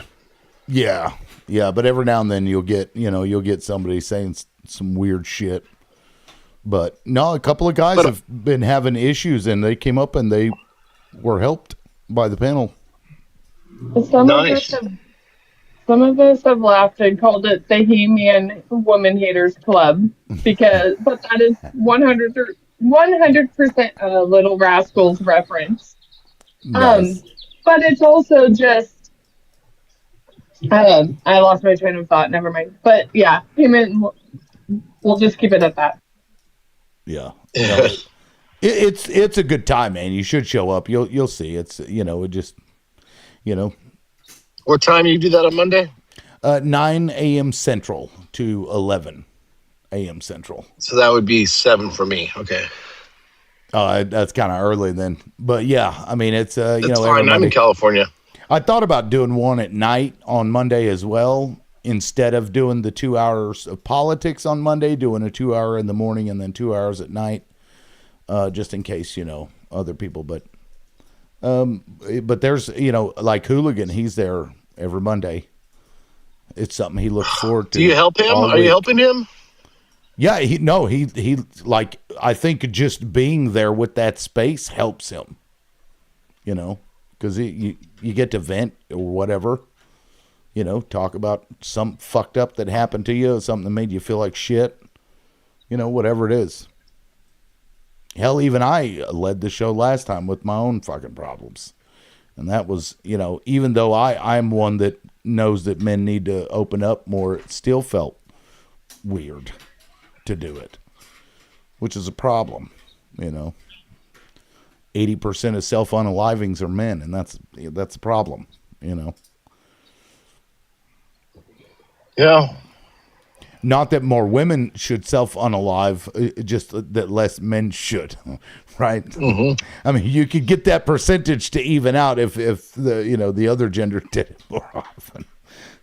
Yeah, if the men did it less and they were helped, then it would be right less, and it'd be more even, like you're saying. Yeah. Yeah. No, it's good times. But we do have a Bunny. You can probably vouch for this. Guys that come up and they don't understand the space. They don't understand what it's for. And they'll just like start trashing men like that. Was that last Monday, Bunny? Yeah, Was that?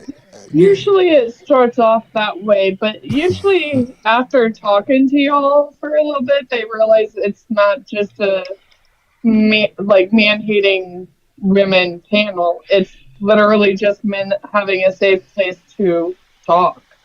Yeah. No, and it's because that guy, he came up and he was like, yeah, men need a space where they basically shit on each other. Is what he was talking, about how they treat women. Hey, and I'm like, do what? I want to tell you something. You gotta check this program. I used to watch. It's a British comedy. Now this is visual. It's called Men Behaving Badly. I think I've seen that, or I at least heard of it. Let's see. Men Behaving Badly. I've heard of it. I don't think I've seen it, but I've heard of it. Okay, let me check that out. Funny as F. Yeah. British comedy. I used to... What was that show, that British show, where they were in the department store? And it had like the weird intro with the weird sound. It was like a retail store. Like whose line is it anyway, or whose...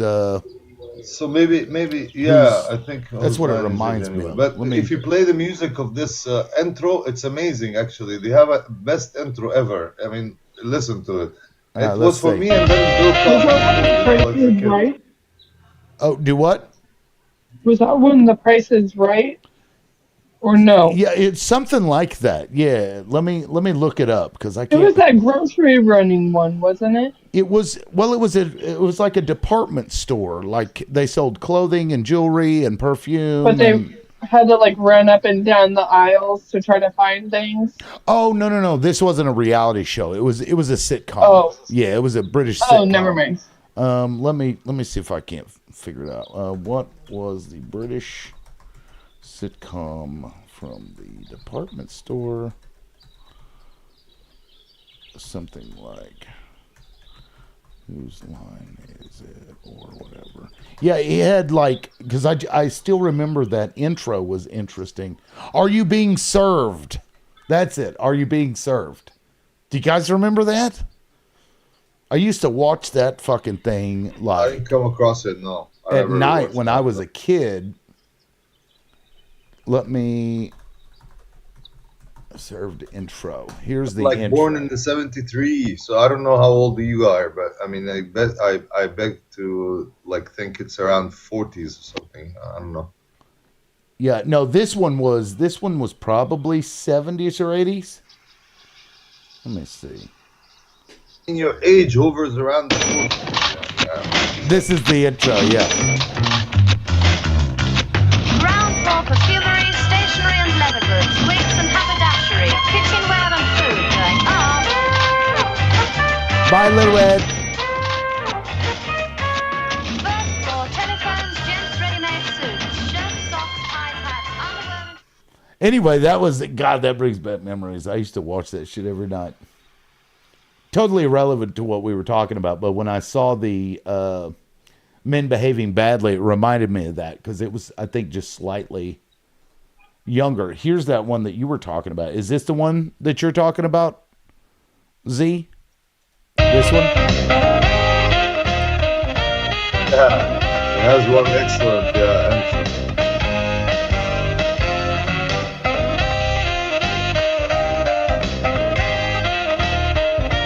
Wow.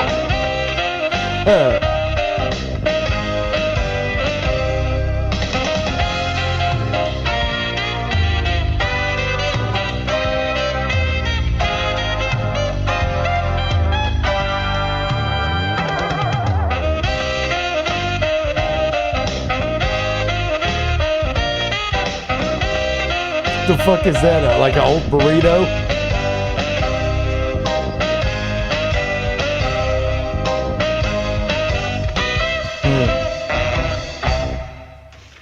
Alright, I'll have to check that out.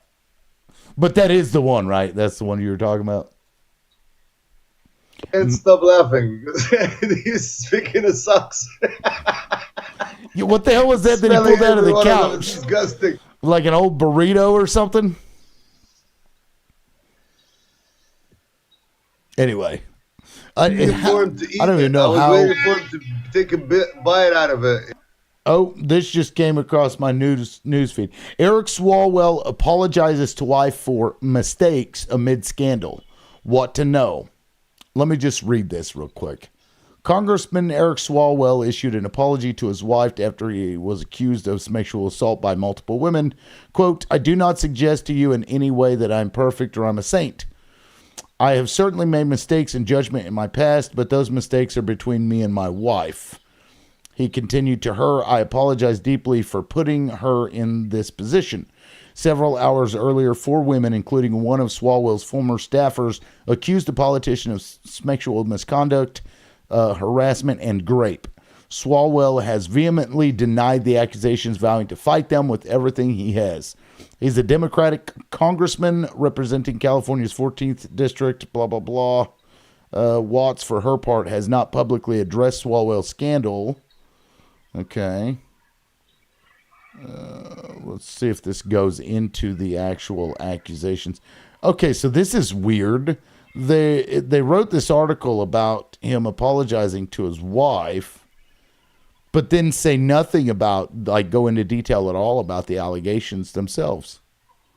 It's kind of weird, isn't it? Yeah, I find that kind of odd. Yeah. I mean, I don't. So is he apologizing because he did some behavior that could have been inappropriate, or is he apologizing to her because he did do horrible things? I don't know which one it is. I think the way it reads to me, because there's multiple accusations, some terrible and some just like shitty dude, right? Piggish guy acting like a dumbass.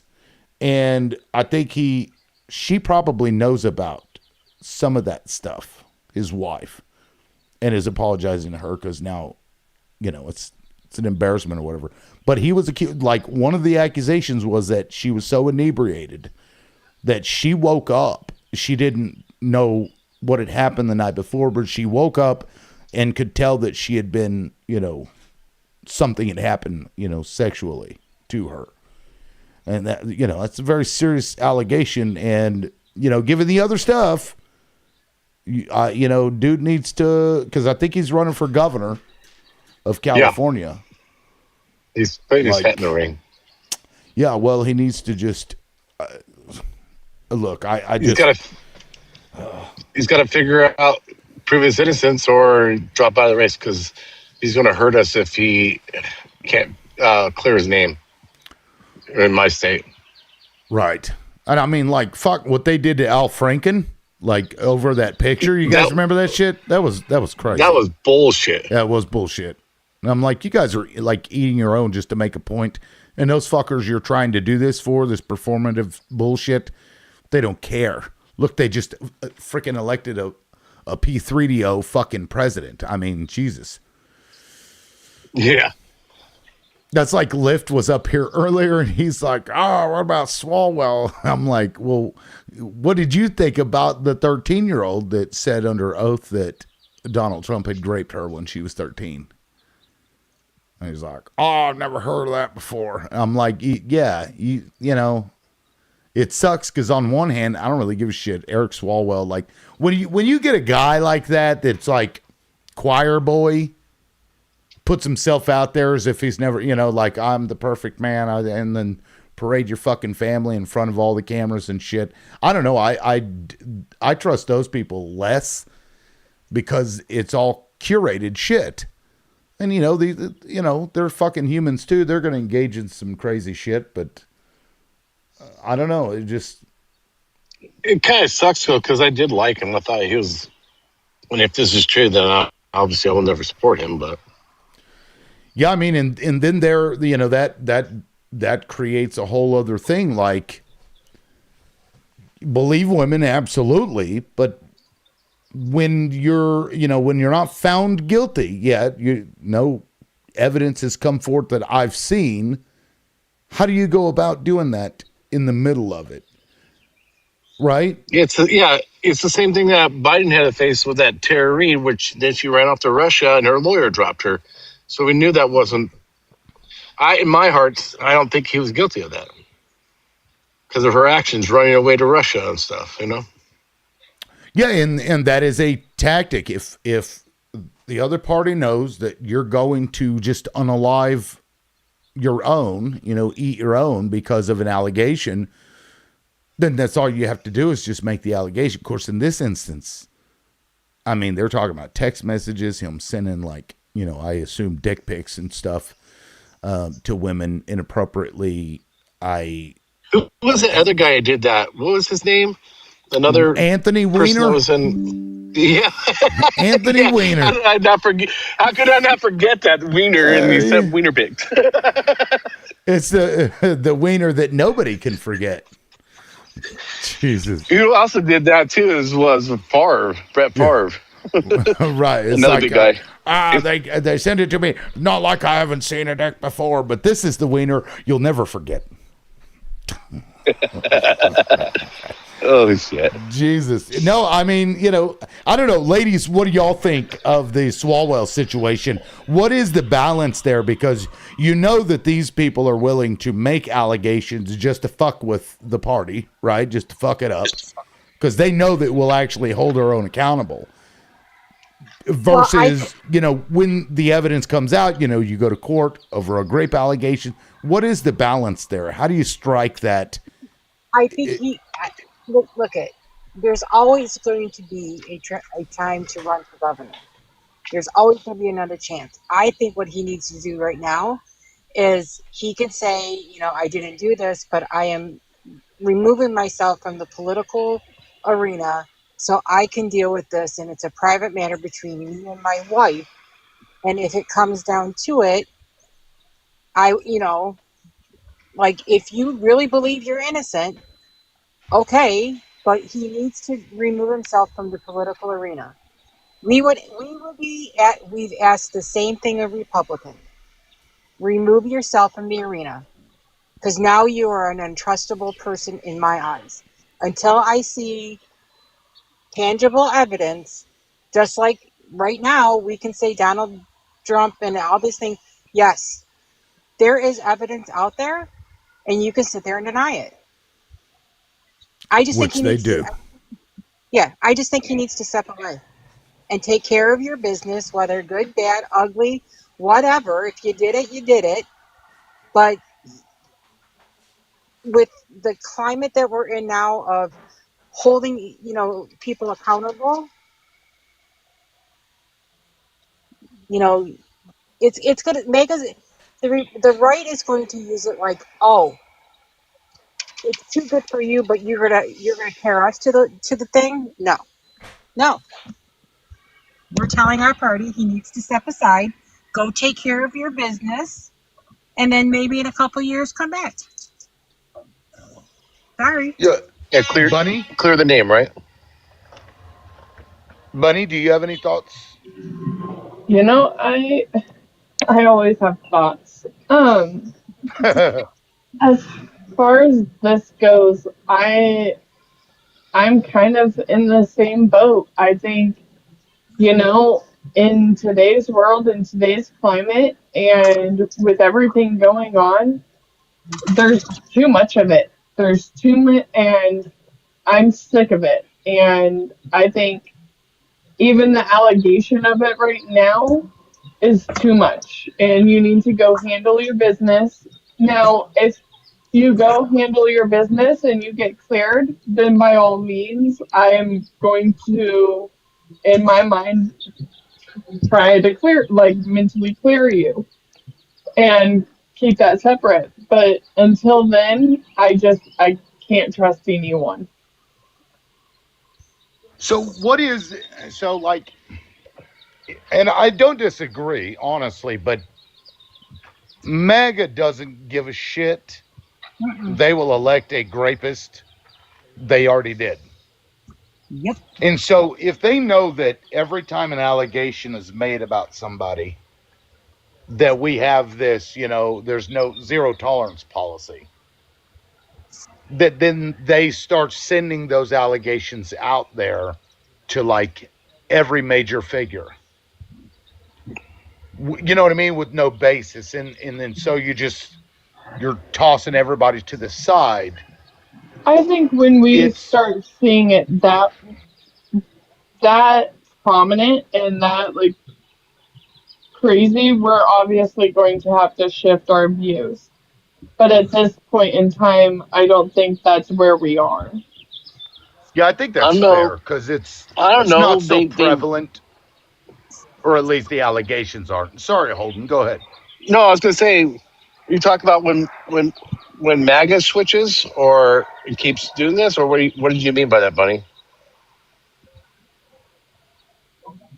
Yeah, when they start, like if they start putting in where you're hearing nothing but allegations left and right for every which politic on our side, then obviously we're going to have to figure something out to look deeper to not just push them out. But I don't see that currently happening. Now, yeah, I think that's fair because you'd think that if they were doing it constantly, like over and over again, you'd probably be able to be like, okay, something's going on here. Somebody's doing some shit. But they kind of do that with certain things. Like they're trying to say, oh, look at what's AOC? She not AOC, but Omar, how she increased her wealth, but that was her husband's businesses, and they do that kind of in any way they can. Now with Eric Swalwell, have these cases been like to the police, to the courts, or is this allegations online right now, or on the news? As far as I know, it's just public allegations. I don't know that any criminal charges have been pressed or civil. I don't think they have. I'll look it up to verify, but I think at this point it was just somebody came out, and it had happened from like I want to say either 2014 to 2020, or it may have been 2019 to 2022. I'd have to double check. Okay, I'm just curious, like, because like with Trump, he actually had allegations that went to court prior to him being president. Right? But never went anywhere. So there was a civil case brought. He was never under any criminal charges for misconduct, quote unquote, that I'm aware of. Besides but the civil cases were Katie filed. Johnson, right? Kim Johnson? No, Katie Johnson, the one they saved for the 13-year-old. Oh, that was civil as well. Oh, was it? Okay. Yeah, because the statute of limitations on that, I believe, had run out also. What do you feel? Do you think we should get rid of those statutes? Do they have no limitations There should be when it no comes to this? statute of limitations on grape of any kind, especially for a fucking minor. 100%. I don't know why we have a statute. So you're good enough to get away with it long enough and pass the time, then you're clear? No, you did it. I don't care when you did it. You should be held accountable. Right. Oh, and thank you, Raw Raw, in the comments. 2019 to 2024, she still worked for him the entire time. And see, that's where that's why I was saying when she had those meetings, they had relations prior to the dates that she's stating that he raped her. So it was a, I don't, who knows the specifics of it, but it went on for a while. So there's saying that he had an affair with her, but then she's saying he raped her too. Is that what I'm getting out of this? Yes, I believe. Although I don't think she was so specific about the a dude cheating on his wife or whatever. Okay. But he had sent dick pics, I guess. I assume because it was nudes is what she said. And they had texted, they'd had relations before. And then she said on 2 occasions she was too inebriated to consent.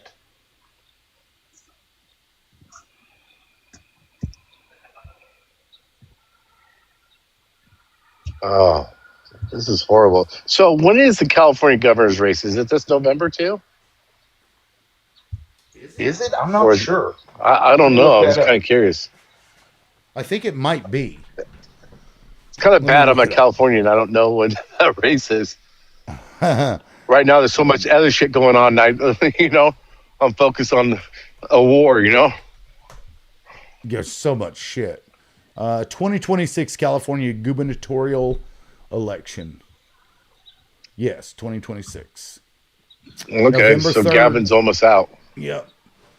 To elect the governor. Yeah, and I'm certain he's going to run for president, and that's a fucking, oh God. They're really going to push that dude hard.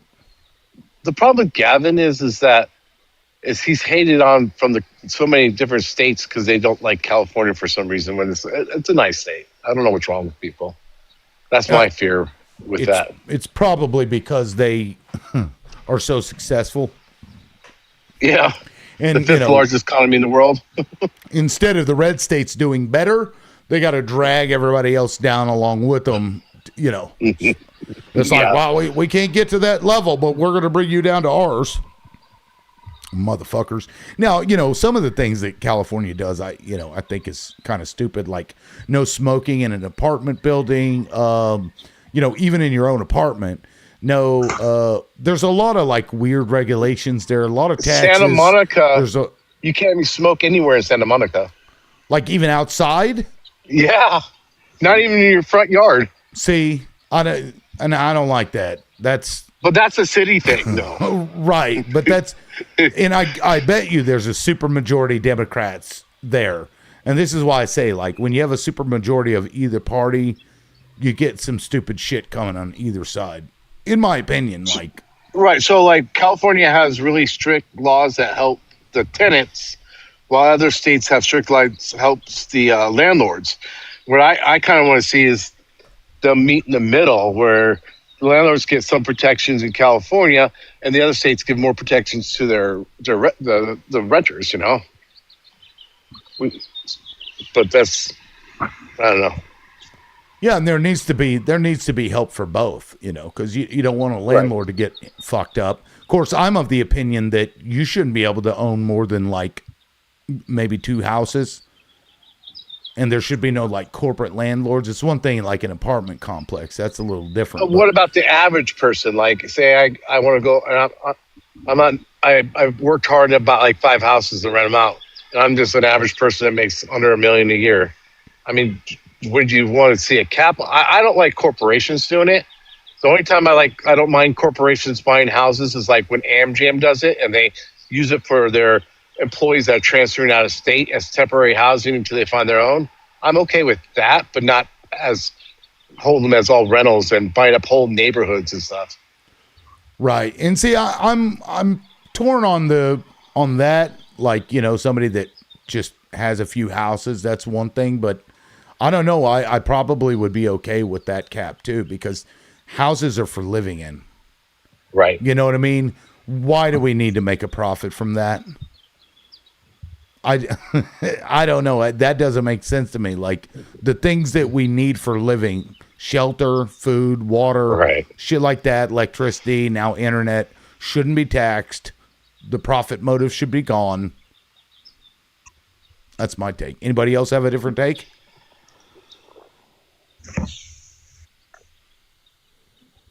Nope, I wholeheartedly agree.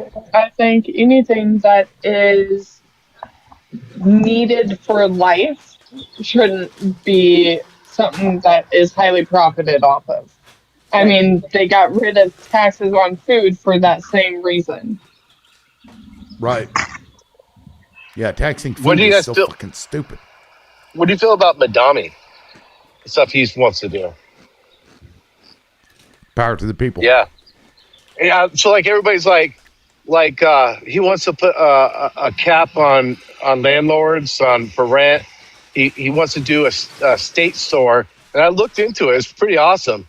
It's going to be self-sustained, and it's going to be not tax people's dollars, but just enough to keep it sufficient and give them lower prices and give them healthy foods. Because there's a food desert in New York. Yep. No, more cities need to do that too, and it should be food should come from like local farms. I think he is proof that if they truly cared about their people and truly wanted to help their people, they would be helping their people. Yep. So I'm going to see what he gets accomplished in his term. Because, I've already heard he's done some decent things, or he's done things. So I'm kind of excited. Yeah, and he's going to get a lot of pushback. I mean, the DNC did not like him at all. Because he's not their corporate shield. Right. And so he's, it's going to be a struggle for him to get it done. But when or if and when he does, it'll be proof to everybody, like Bunny said, that you can fucking do it. It's a lack of want to, not a lack of, or an inability to be able to do it. Because this is what we always hear from the Democrats. We couldn't do it because of the Republicans. We couldn't do it because look what Donald Trump is doing. Like, y'all, and he's doing it for the wrong reasons. Y'all could have done that for the people, but nope. Well, because, oh, sorry, go ahead, Benny. Oh, I was going to say, we heard for decades, oh no, we can't we can't raise the lower or the minimum wage. We can't do this because the prices will all go up. Well, look, prices have all gone up and we're still in shithole pay where we can't even make the ends meet off of what would have been a decent living even 5-10 years ago. Yep. I have I listen to RTP, and he says, well, what we need to do is if they start raising the prices, then we lower the taxes on the middle and the lower class, and that way they can have that. So when they raise the prices, they have the extra funds for it, and make the corporations pay more of it. Absolutely. I mean, when Amazon Amazon made $23 billion in 2018 or 19, I think it was 19, in profit and paid 1.2%. Where does anybody's mind think that's the right thing? Jeff Bezos thinks it's the right thing. Oh, and that's one thing I'm a moderator on a panel, and he's like, for no taxes. I'm like, but how do you pay for things we need? You can't do that. And then what I thought of the other day, and I never thought about with Bezos, the internet and how it's expanded is because of the money from the federal government. So Bezos' company would never not been successful without the government giving him the infrastructure to do his business. Yep. They're just unwilling to give back to the community that allowed them to become wealthy. Yeah. Don't they have a responsibility to this nation that let them be so successful? I think so. Of course, you know, they want to take all the credit. It's because I worked harder than you. That's what it is. And I became an accountant. Well, what do you think about that? But I started in the basement. What do you think? I'm cleaning my car out because it's a nice day and I don't have to battle like 32 degree weather. This just like in my mind. In order to qualify for your tax breaks, you need to prove that your employees per hourly rate meets the living wage requirements and that you are giving a percentage back to your employees before you are even eligible to claim those tax breaks. That's kind of like what Bernie Sanders said. He wants, but not in your exact words, but he said all these companies that have all these employees on SNAP and cash assistance, that those companies should pay that back because they're not paying their employees a proper wage. Yeah, no, there should absolutely be punishments for these companies that engage in these shitty fucking practices.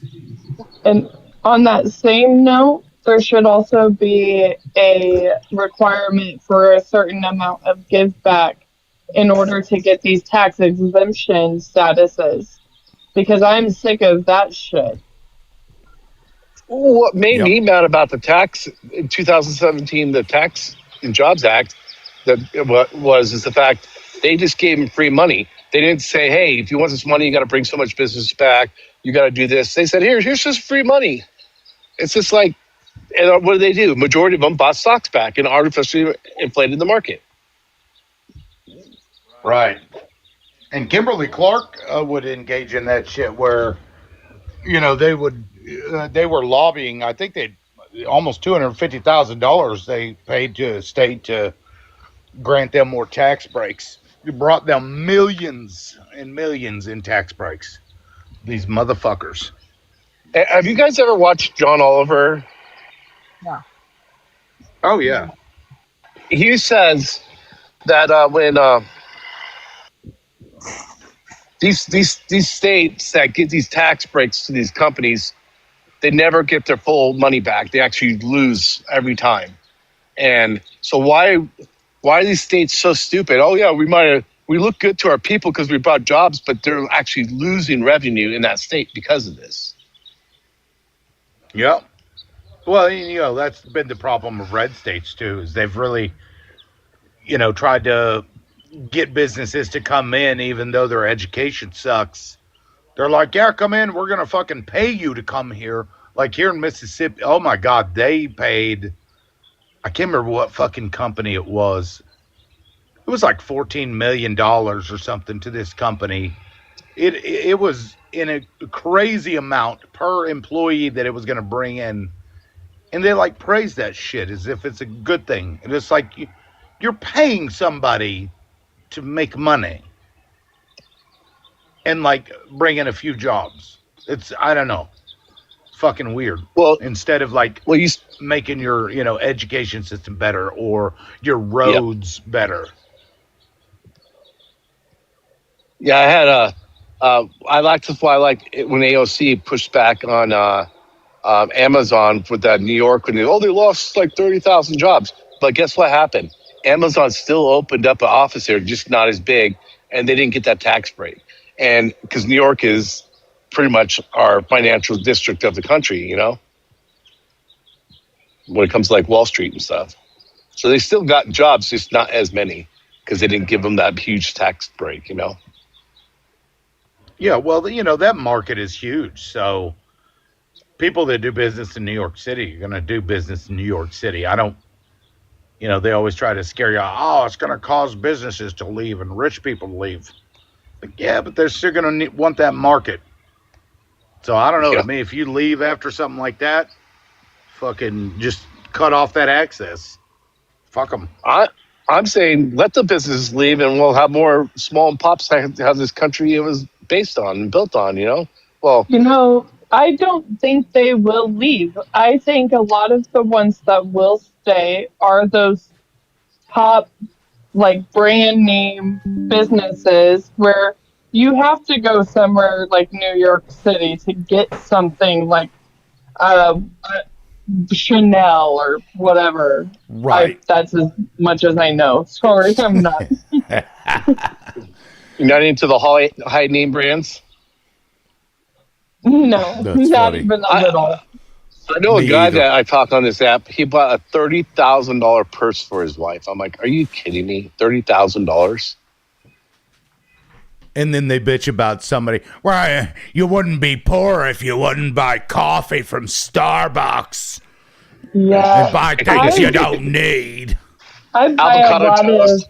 of handmade or I make it myself. Yeah, I need to work on some shit like that. Like my son, I go in and he's like painting this thing, and I'm like, what the hell? It's like a 3D sculpture. He had printed something off at school because they have a 3D printer that the students have access to. He printed cool. it off, and then he was painting it. He was going to give it to somebody for their birthday. And I'm like, well, damn, son, you go in there and start painting, getting some more of those. You can sell that shit if you paint it well. Like those things, you can, you know, get money off of. I don't know what the hell it was that you said that made me think of that, but She handmade stuff. Oh, that's what it was. Yeah. Well, why don't you do a fundraiser, and I'll contribute and get your son a 3D printer. You can do it at home, and he can start painting, and you can make a little business out of it. Yeah, oh shoot. We almost bought one a couple of years back. I don't know why we didn't pull the well, I don't know if I can say that word, but you know, on it. Yeah. But yeah, I mean, of course, they're a lot cheaper now. You know, when they first came out, those things were like fucking $10,000 plus. Now you can probably get one for a couple $100. Yeah, they're on TikTok all the time. Yeah. No, he's both my kids are very, you know, artistic. My daughter is a good drawer. I say drawer. No, and my son is too, but he's not into that kind of stuff for whatever reason. I don't know, but so I'm going to ask you 16 something. people in here. Is this conversation so boring to you motherfuckers? If you're coming in here, fuck TikTok. Are you, so you liberal? You're indigenous too, right? Yes. So I have a friend of mine. And he's a nice guy, but he's kind of lost. He's a Native American from Oklahoma, from Broken Arrow, and he's a Christian conservative. I'm like, what? The white man has got to you so badly. It just drives me crazy. Anyway, that's not your heritage, you know. Right. Well, sadly, a lot of like my whole family, indigenous, and they're racist as fuck. They're all fucking racist. They you know, they love the white man. I guess I don't get it either. But with him, he was calling Michelle Obama, you know, when they call him Mike, right? And I said, let's just say that's true. Why can't you just respect and call her Michelle, you know? And then, you know what? After he told me after that, because he's in the studios doing sets, he actually worked on Michelle Obama's set for one of the things she was doing and said she was a nice person. I'm like, so why would you say that? If she's a nice person, why would you call her Mike? I don't get that. Yeah, me, guys, but I don't want to indulge in any domestic issue. But I don't believe the whole theory. I mean, how can she bear kids? if she, and the same shit was going about Diana. And معلش يعني, we have an Egyptian prince who was taking care of Diana when she got unalived. It was Dudi from my city. Dudi Faid. You talking about Princess Diana? He's the son of Muhammad. Yeah. Okay. You know why they were unalived? Because they were gonna have a king from Egypt, huh? Yeah. You know, he's a Muslim king. Yeah. Yeah, I was really young when that happened. I never really looked into the story, but I've heard some conspiracies around that. You're saying there's that more to it than the paparazzi chasing them? That's what I hear, and also who's that? What the fuck was that guy's name from England that was had raped a bunch of kids or whatever? He was very well known, biggest celebrity in that country. Nigel Farage, or the fuck was his name? Anyway, I heard it had something to do with that because they were friends, him and Princess Diana. Yeah, so you're saying it had to do with them not wanting a prince from Egypt, Z? Of course. He'd be from my street, by the way. My grandfather lived in the same area. Bahari, from Alexandria. Cradle of civilization. They don't want it to bring it up. Interesting. But yes, to broadly answer that question, Holden, there is, there's allegedly more to that story than just what was put out in the media. Of course, when it happened, I was pretty young, and I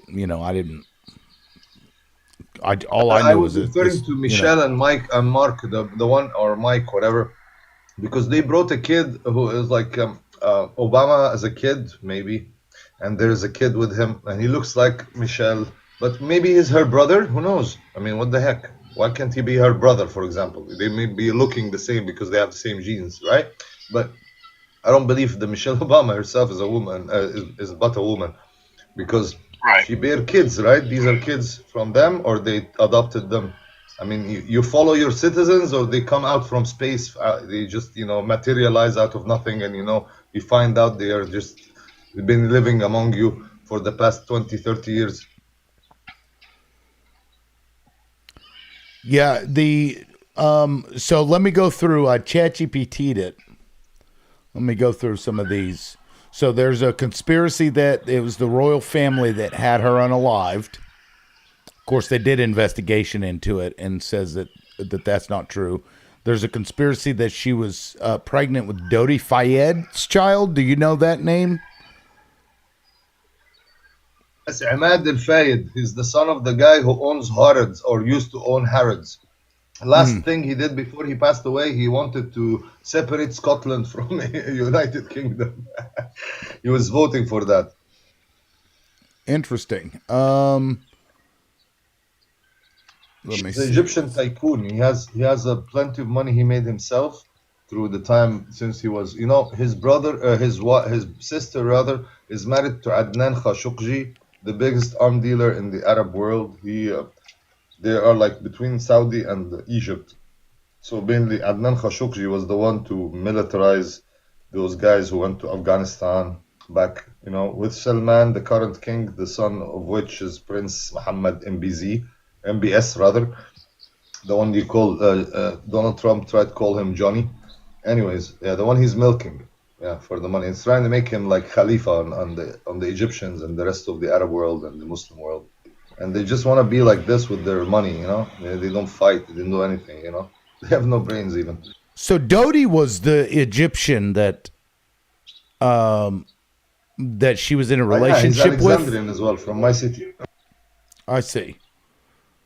Yeah, so I guess this part of what he's talking about, that because she was in a relationship with them, that they didn't want to have that connection to Egyptian families. Interesting. I'll have to dig more into that because I don't. What was the evidence that corroborates that theory? Z. Basically, the driver was. They have CCTV of the driver drinking before he took off with them, and they blame it all on the driver losing control in the tunnel, and it's all blamed on an Uno car that actually an Uno can do a lot if you use it with the MI6 and MI5 combined. You know what I mean? Yeah. Yeah, they did an investigation though, found that, of course they never find any of these. Uno is a Fiat. I don't want to make you feel like I have to define what an Uno is. It's a small hatchback car that it's Fiat made, in Italian made. It's not like such an excellent car that can actually, intervene or crash into a Mercedes or something like the car that Dudi was in. So basically, they say that this car kind of like gave them, a swirl or something that made them lose control and end up, in that catastrophic accident. But I think it's man-made. It's Lib. It's the same. It's the same thing as would we trust Pam Bondi doing an investigation right now? This is weird. It's not letting me click on my TikTok for some reason. What the fuck is going on? It's a short-sighted point of view. Nothing like allegedly. Just for the disclaimer part. Right. Yeah, it's not letting me click on anything. That's so weird. Oh, I figured out why. Okay. There was a window open. Random window. That's weird. Anyway, I want to share this out to... I felt the draft of that window. Hey, what's up, Drew? So explain to us again how the kids are made. I thought he was saying that they just miraculously appeared. So I was like, I didn't know that's how they were made. I thought it was, I've been in rare smart ass mood past couple days. So pardon me if I be a little flippant, but anyway, I don't know what the topic is today. So yeah, we're just kind of talking about whatever. I wasn't even going to go live today, but well, let me ask you. Is that Obama Michelle is not a man. I mean, she can't have kids if she's a man, right? And they probably have records of her giving birth. I don't know. She's a baller. Sorry. I'm sorry, but it is extremely racist to have those kind of statements coming out of your mouth right now. To keep saying it over and over again. I get that that's what was the rhetoric, but can we stop, please?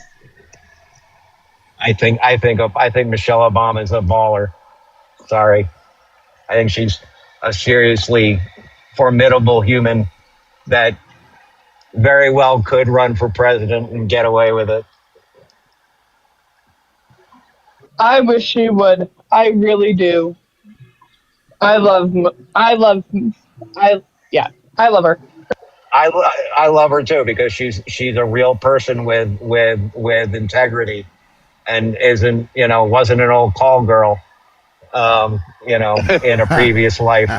And I'm going to say that politely because that's allegedly, so I don't get a violation. But why do we care if they were? Why does that affect you? Because when you treat life like an exchange of things like that, then it debases your ability to have real empathy, in my opinion. And I think there's a lot of people that feel the same way too. There is an opinion. When relationships become transactional, it's no longer about being empathetic. It's about how you use somebody to get what you need. I mean, it's no more transactional than your relationship with your boss or coworkers would be. Yeah, but I don't sleep with them. Most of them don't either. If you actually know the facts, most of them do not either. Most of them find it very disgraceful to do that because most of them do not. And it is such a huge bad rep, even though they don't do that. Look, at the end of the day, it should be legalized anyway for other reasons, but that's beside the point. Wait, what are we I talking still about? don't want. Wait, how can we're you talking say to- it should be legalized, but then also turn around and downgrade a woman for having had that in her past? Because that's the norm for many No. reasons. No. And because you keep normalizing it. of If you keep idiosyncrasies in life. repeating, And if I you will. keep repeating the nonsense, it's going to continue to be repeated among others.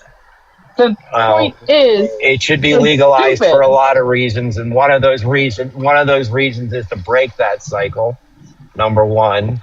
Number two, it makes it safer Do because not sit here and talk about legalizing it and breaking the cycle, but then also downgrading a fucking woman because she did it in her past. Yeah, you like can't. that doesn't make sense. this it makes can't total talk- sense.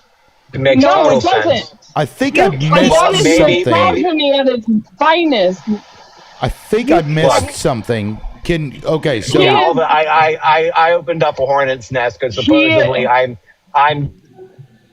He's believing Melania the for trope her of- past. Okay, Look, I'm not even a fan of Melania, but I don't give a flying fuck what they do in their past.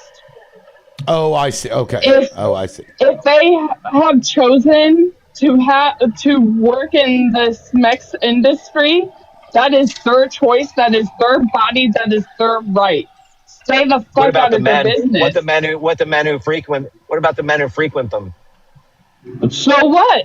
If they are not in a committed relationship where that is not something that has been agreed upon, then who the fuck are you to tell them not to? That's a huge industry for a reason. I don't give a fuck if they're male, female, bisexual, or non-intersexual. Sorry. Like, I don't care. At the end of the day, it's not your business. I think it says a lot about how a person views relationships, though. I think that's your Because I opinion, and you can keep that opinion, but that From doesn't my mean it needs to be experience. shared. Well, I think that there is something to say when in order to be kind to another person, you expect money for that. So I don't think that's the case at all. I think in most cases, a lot of sex industry workers are very, very great in person and very personable people because they know how to talk to people, because they're not going to give you the time of day just because you hoot and holler at them. Like, they don't have to treat you any different than any other person.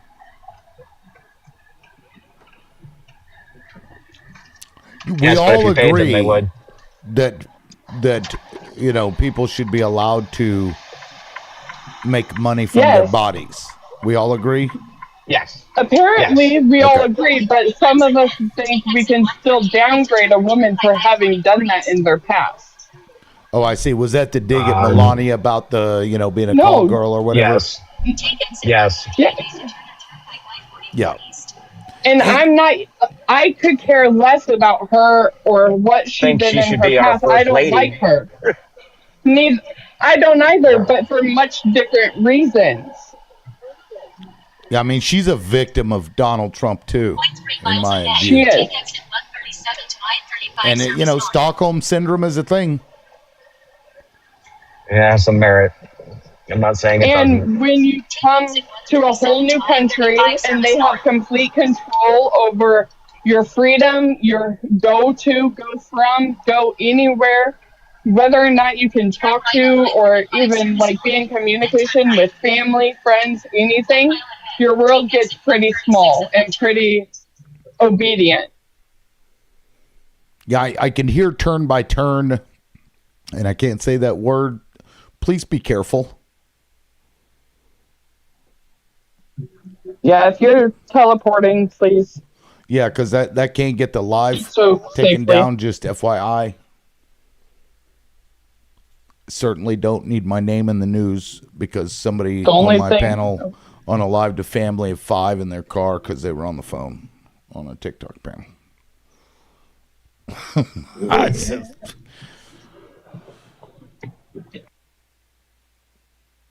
Granted, it's better than texting. Well, that unalived the conversation. Yeah, sorry. No. And see, look at this. Rightfully so. The moment y'all start arguing, the numbers go up. TikTok is so... They push this trash nonsense. Like, right. I'm not saying the conversation y'all were having were nonsense or even unnecessary. It's just so irritating that that's what is getting promoted and pushed. It's so sad. Well, I think we can put a whole lot of reasons out there as to why someone cannot be a good person without bringing up their sexual history. I don't see a need for that. Yeah. Especially if we think that that's okay. Like, how are we going to promote that that's okay and then in the same breath degrade someone for it? True. Although I do joke about Larry Craig a lot. He's the guy that went and was looking for, that shaft love at the airport bathroom. Of course, he's relevant because he also passes gay laws and shit and claimed to hate them while he was out there trying to get some dicky-doo in the licky-loo. That's the actual Republican Party. They break Grindr. Actually, I looked it up too. Interesting fact. And I'm not kink shaming. You do you, but don't be hateful. Also, they watch the most transgender porn too. But they're the ones that hate the transgender community. I don't get that. Just do you and just be a good person. I haven't validated it myself, but on that same point, I'm pretty sure that Grindr was the sponsor of the next big campaign, and I'm not kidding you. They've donated for the RNC or? Hold on, I'm gonna have to look it up. Hold on, so I'm giving you correct information. I'm looking it up myself. Let's see. I had a friend of mine post of the Brokeback the Cowboy picture, and that's how Democrats love each other. And I decided to say, hey, that's why Republicans break Grindr. Hey, I'm not king shaming. You can love who you want, but don't be hateful and say something when it's your party that does it too. So I think everybody should have the right to do what they want to do. Let's see. As long as you're not hurting others, Here's why Grindr is backing a Republican age verification bill.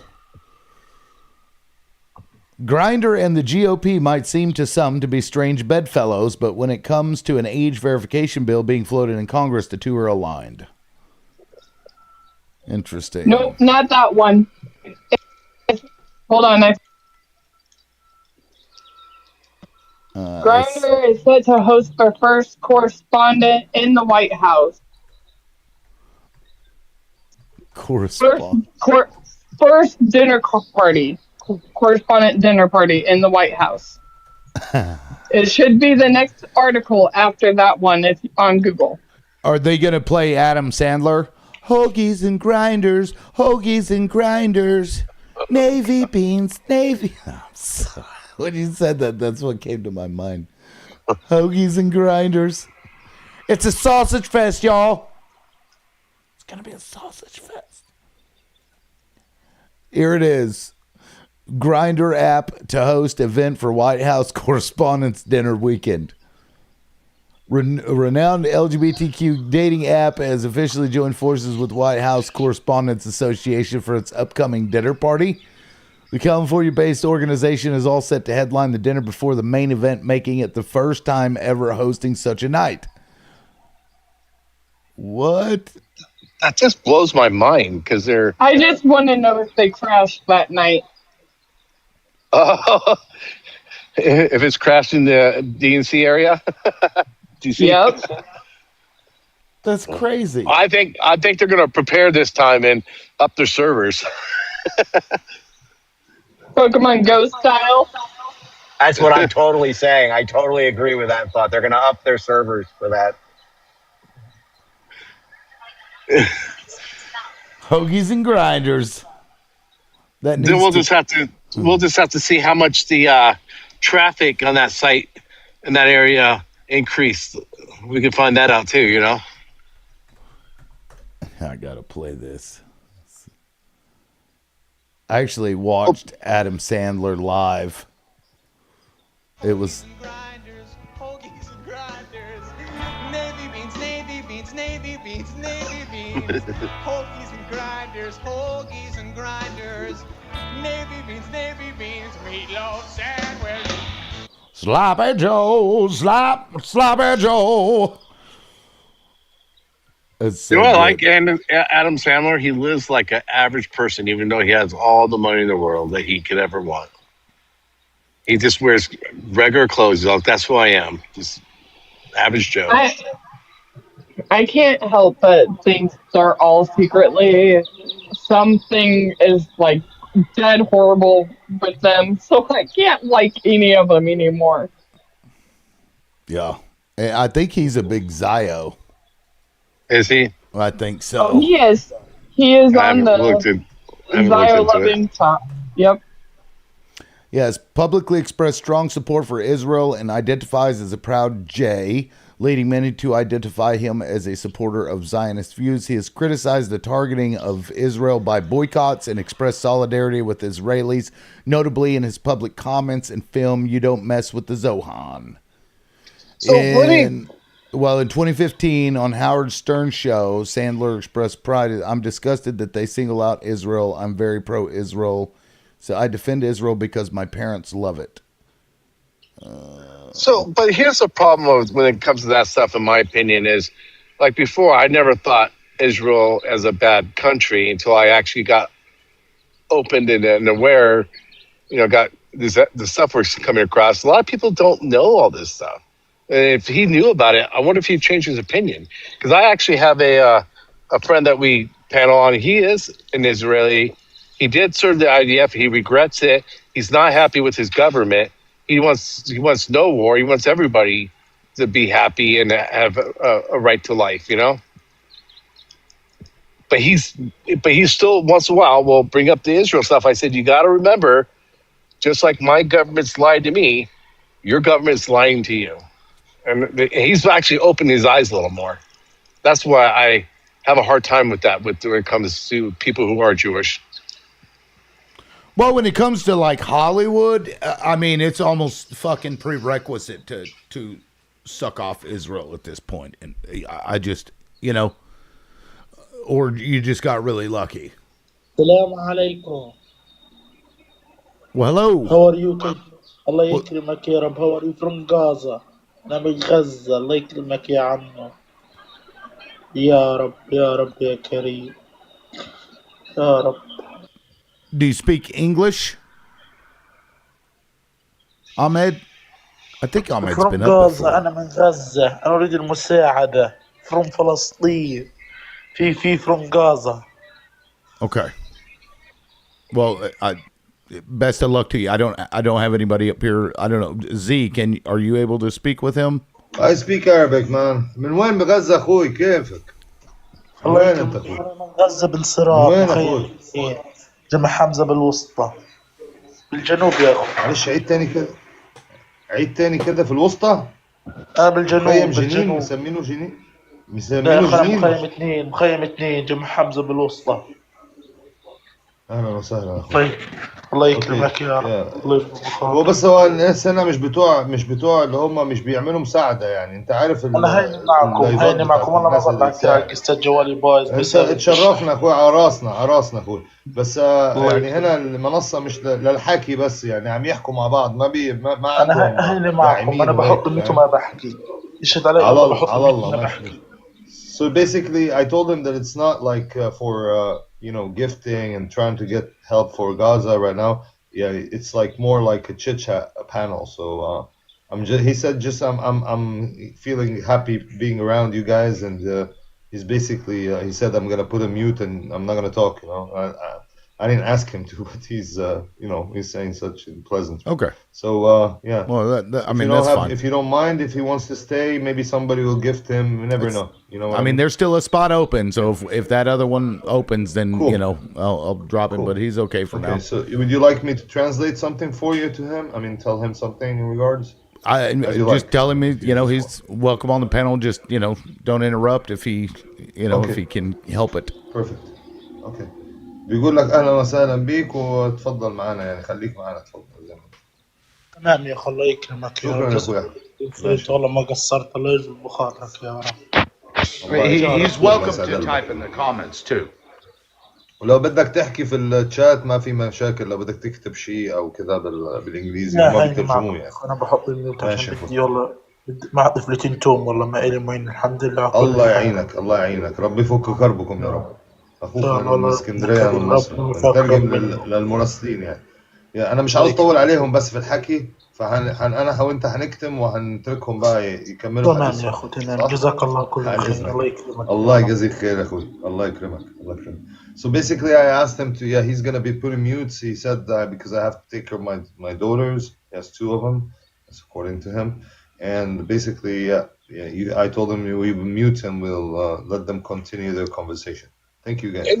Now is it true that like if they get like $3 worth of coins, like 300 is like almost a week's of food for them? Well, that's not true, sir, without me asking him even, because I know from that they are dealing in with very greedy people actually. The disease, and they do it. Yeah, they do it like they make money out of them. They're milking them, man. We're playing what you call Hunger Games. You've seen that in the movies, right? Yeah. It's real life now for 3 years now. It's the Hunger Games since a while. So I can answer that without even asking him, because I don't want to bring up hurtful thoughts for him or vibes, right? Anyways, regardless, I'll let you out your own. Yeah.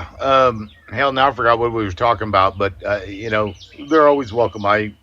It's weird because after that fucking suspension today of the gifting for when you need the money, now I feel like I should be nervous when they come up, but I've never had a problem with it before. I've never had them do that for Gazans coming up. Not, as long as he's not advertising or doing anything of the sort, he's okay, man. You know what I mean? He didn't do anything that should be scrutinized. Like you didn't do nothing earlier, and we got you your life back, right? So it was a simple suggestion just to check it out if you reset it and it works. And I don't think there is any reason for anyone to be weary of him. He didn't ask for anything. He didn't even say I want to sit here to get money. He didn't say that. Okay. So basically, what he said is that I'm just sitting here. I'm gonna put mute and I'm gonna sit listen, and that's it. Yeah, that's good. I'd never worried about it before today, but if I got 150 people in here and then one of them pops in, and having to restart the show to, you know what I mean? Yeah, but I get what you're saying. Fucking TikTok. Sure, man. Yeah. Fucking ruin everybody. Well, Likes will give himself coins. I'm reading Alexis's comment. I don't understand your comment, Alexis. Profile likes. What's that mean? Give himself coins? I don't understand that. I don't either. Hey, what's up, hooligan? What were we talking about? We were talking about Adam Sandler, how he's a Zionist, and my response is he might not be aware like we are, because I wasn't aware how much they've done over the last since they've been a country, and how they've been I didn't like CK, but at the end what he was saying about is not real. I don't know. And now he's gone, but he was saying basically they bought and paid for most of our Congress people, and you have blackmail on them. And I had no idea they were doing stuff like that. I just found out recently that my mother was part of a program that our government allegedly performed on people without them knowing by exposing them to radiation to see what would happen. I wouldn't surprise me. I mean, they tested the LS, with it on MK our. Ultra. Yeah, they tested out. Did they test that on our soldiers? I know that they've done a lot of effed up experiments from what allegedly I've heard. Right. So I have to say allegedly because I don't want to be dinged for false information. Exactly. Well, the same thing of what we've done to different groups with women and sterilizing them, allegedly. Yep. Allegedly. Yeah. Well, it wasn't allegedly. They actually removed the uteruses of Native women. MK Ultra isn't alleged. It's proven. It's true. I know. And it just means look, our governments have done some pretty fucked up, allegedly have done some pretty effed up things to the people without them knowing it. And I would go so far to say as the I country as well has been very much co-opted by this right fascist mentality, in my opinion, which is part of the problem more than I think, anything else is. And I think the problem here too is that we have a right-wing, a Christian right-wing ideology that's been festering since the Civil War, in my opinion, that we haven't dealt with. Well, there's a good documentary. It's called Bad Faith. I don't know if any of you guys seen it. It talks about the Heritage Foundation, how they went from the Triple K to the AB topic, because obviously we had the civil rights in the 60s, so they switched it towards the AB. And if you ever see that, and it's scary. This is a long, slow game for them, and now that we got like 14 in the cabinet members now, and our vice president, yeah. Yeah, and not only that, but they've been trying to infiltrate our many different branches of government for years. Yeah, they started with Reagan hard, and they've been going on ever since. And Trump's been the biggest useful idiot for them. Yep. So if you watch, opinion. If you watch that, it's pretty interesting, and it's on Tubi for free. So it's called Bad Faith. I think I've seen it, or at least I've heard about parts of it. I just know that we have a series. So the Middle East has got the ISIS, group that's and this whole idea of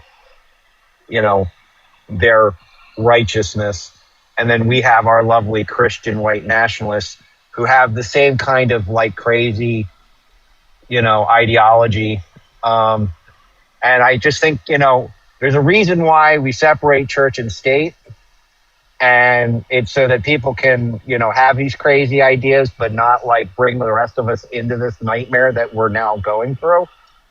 And I've been blown away by the amount of religiosity being spoken by our politicians in such a way that it's just like, shut up, dude.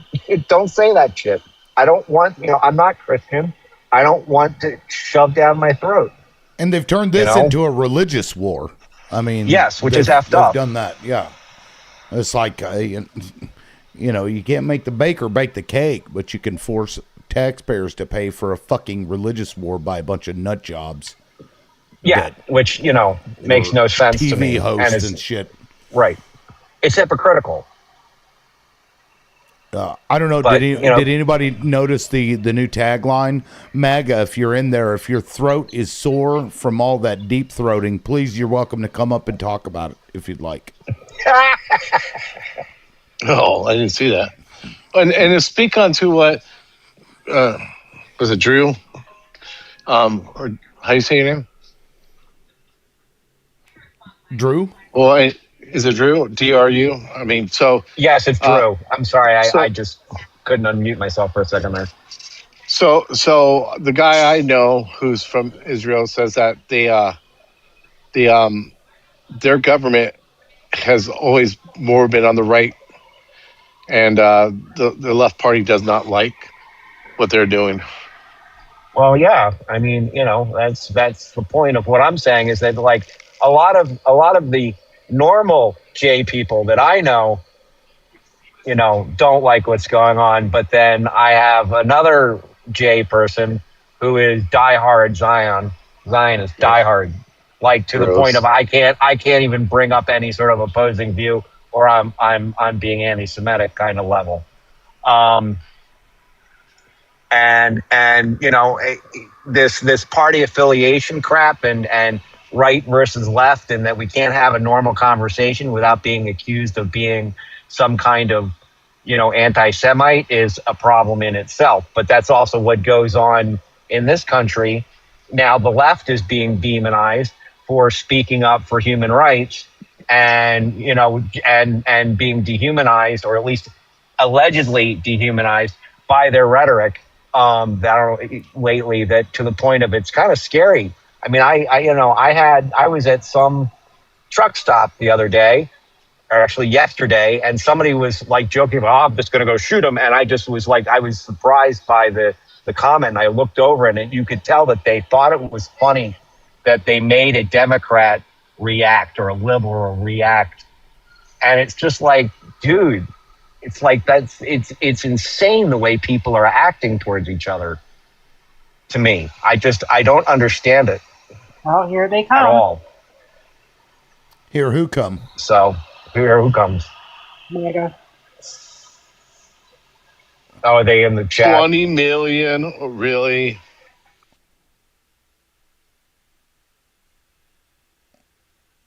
Oh, did something happen? I don't hear anybody. There was background noise. Can you guys hear me? Yeah. Oh, okay. Fives.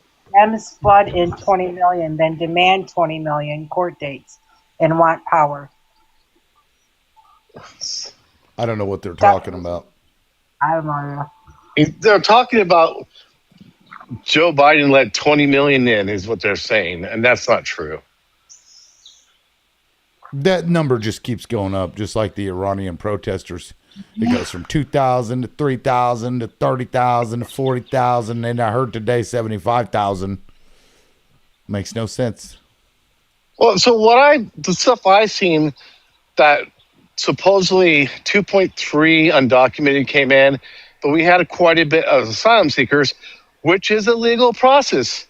And if you don't like it, then you have to lobby to get the law changed. But that's the process, and they have a right to be here, and they have a right for a court case. That was what our law says. It just drives me insane. I'm trying to pull up where allegedly Snapchat had reported somebody who said something in a Snapchat to somebody. It reported him to... like the FBI or something. Oh, really? Yep. But it's every time I try to open this, it's got a fucking paywall, and I guess it's full of ads, so it like bogs down this computer I'm on. Fucking shit. Anyway, Dan, here, I'll send you an invite. Oh, I can't. Private account. Let's see.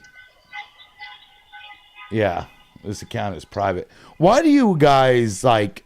Is it like amusing that you guys just like afraid to like show any part of yourself and then come in and just say stupid shit? Is that, I don't understand that. I thought MAGA was supposed to be alpha. Or the alpha man. And y'all are too cowardly to open up your profile or come up on the panel. Kind of weird. Accountable for what they Wow. Okay. I'm just curious. I don't,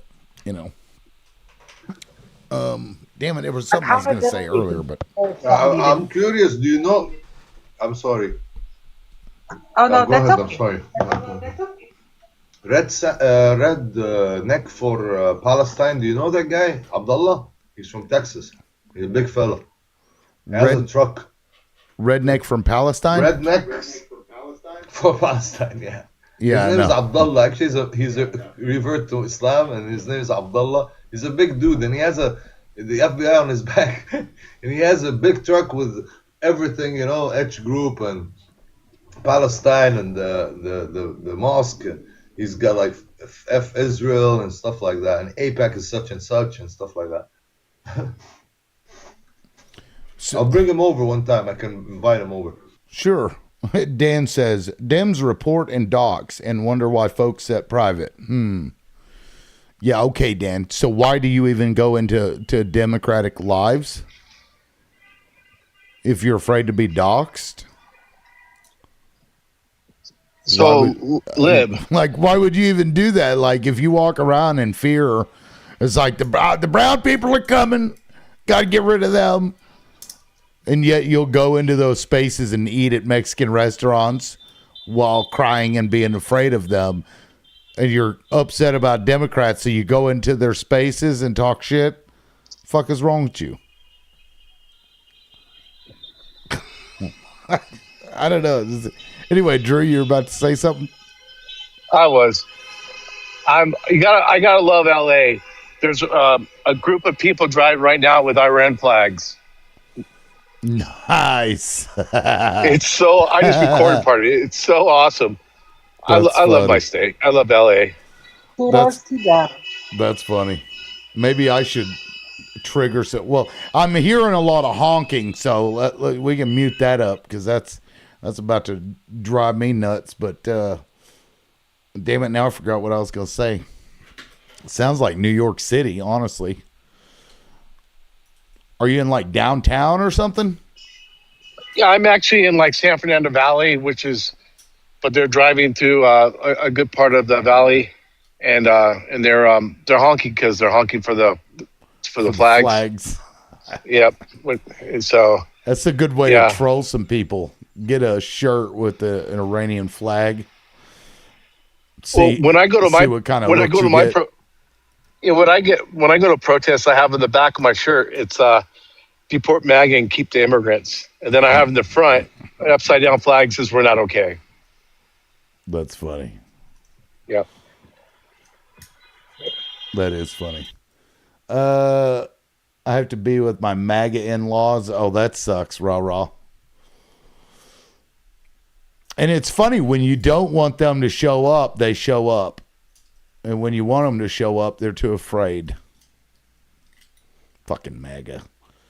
Just destroy everything and then cower in the corner while everybody's trying to get me. Oh, they're going to dox me. You sound like the group of liberals that hate me. Buddy, did you see this? In Ireland, some dude, he jumped onto an Irish man, broke into Shannon Airport, got on top of an American military C-130 cargo plane and smashed it with a hammer. Where was this? Oh, buddy. Where was this? In the Shannon Airport somewhere in Ireland. An Irish man broke into the airport and got on top of that American military C-130 cargo plane, and he smashed it with a hammer, man. He's like smashing it. Go look for it. Wow. It's on Facebook, actually. Ireland. Oh, buddy. That's crazy. Let me see. Ireland. Literally, the guy, everything for him is a nail. Let's see. A man was arrested after using a hatchet to cause extensive damage to a U.S. Air Force C-130. I think there may be a video here. Let's take a look at this. Let's have a look-see. Oh, there is video of it. Okay, here we go. In the fucking new developments. Two hammer in the wing. Wow. Man, multiple dents now. Several this dents. Dude just walking all over it. That's crazy.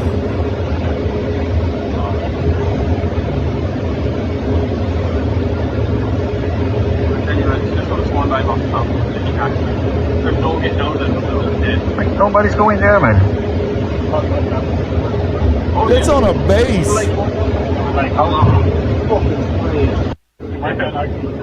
Wow. Yeah, that is literally a military base. And this dude was able to get in there and start bashing this C-130. That's crazy. That happened today, actually. What? All right, let's see. Yeah, New York Post. I love New York Post headline. Look at this.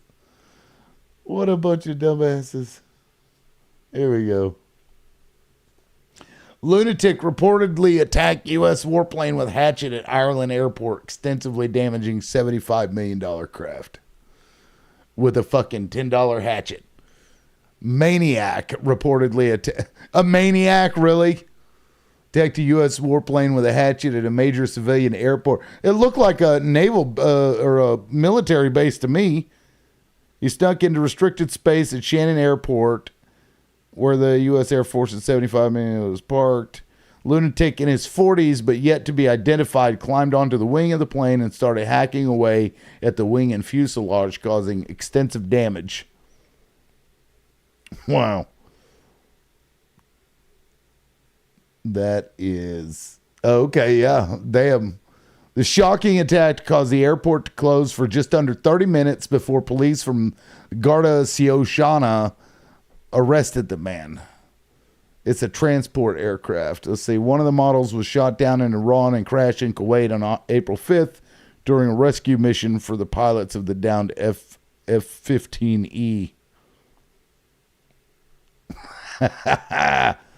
That's funny. Wow. What do y'all think of that, huh? Is that patriotic? Yes, definitely patriotic. Oh my God. So Irish, man. It's so Irish.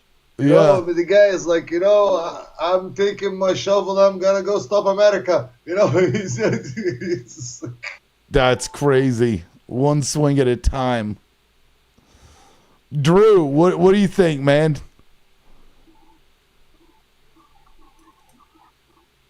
Drew? Well, I can't hear Drew. Let me drop him. Let's see if he comes back. Holden, are you still there? I'm just a little confused because some of them have the Israel flag sometimes. I don't know why, but most of them don't. Now say that again. They have the Iranian flag, and some of them have the Israel flag. There's only a handful of them, but it's just that's confusing me. Oh, I see. Oh, I was talking about the plane. I guess you didn't hear somebody. No, I heard what you said. That's okay. I think it's patriotic. Yeah, that's pretty funny. Anyway, Drew, welcome back. And now he's okay, so he must just be busy. I thought maybe his shit. Flock security cameras? No, I hadn't seen that. Was that today, Lonnie? Let's see. Security cameras. Attack. Now, see, that's, to me, is awesome. Sorry, I was driving my tractor. Thank you, Lonnie, for the gifts. Well, she thinks my tractor's sexy. I'm not seeing it, Lonnie. Yeah, I'm not seeing it. Let's see. Ooh, what is this? Hold on. Privacy advocates worry about robot army of surveillance cameras in Jackson. Jackson Town Council. Oh, that's Wyoming. Okay. I was like, Jackson ain't got that much fucking snow in it. It hardly ever snows here. Democracy in action. Cities react to privacy concerns by canceling flocks of... Yeah, I can't find anything about it, Lonnie. Did you post it in like Discord or something? I'm trying to find it, but I don't... I mean, that right there is... that shit's... I don't know. I don't like that surveillance shit. Where they got fucking cameras everywhere. And now they can like see into your house with fucking Wi-Fi and shit. Have you guys heard about that?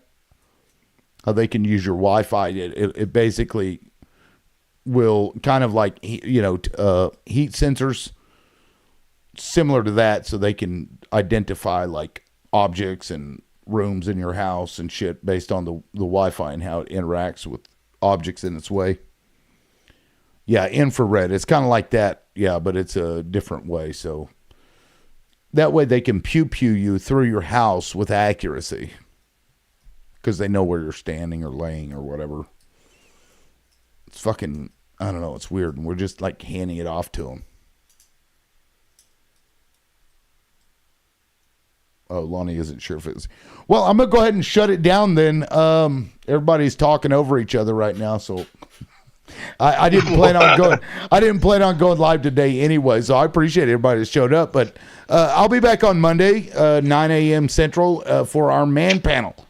Hope to see everybody there. Probably won't be here tomorrow, but you never know. We'll catch you guys later, and I hope everybody.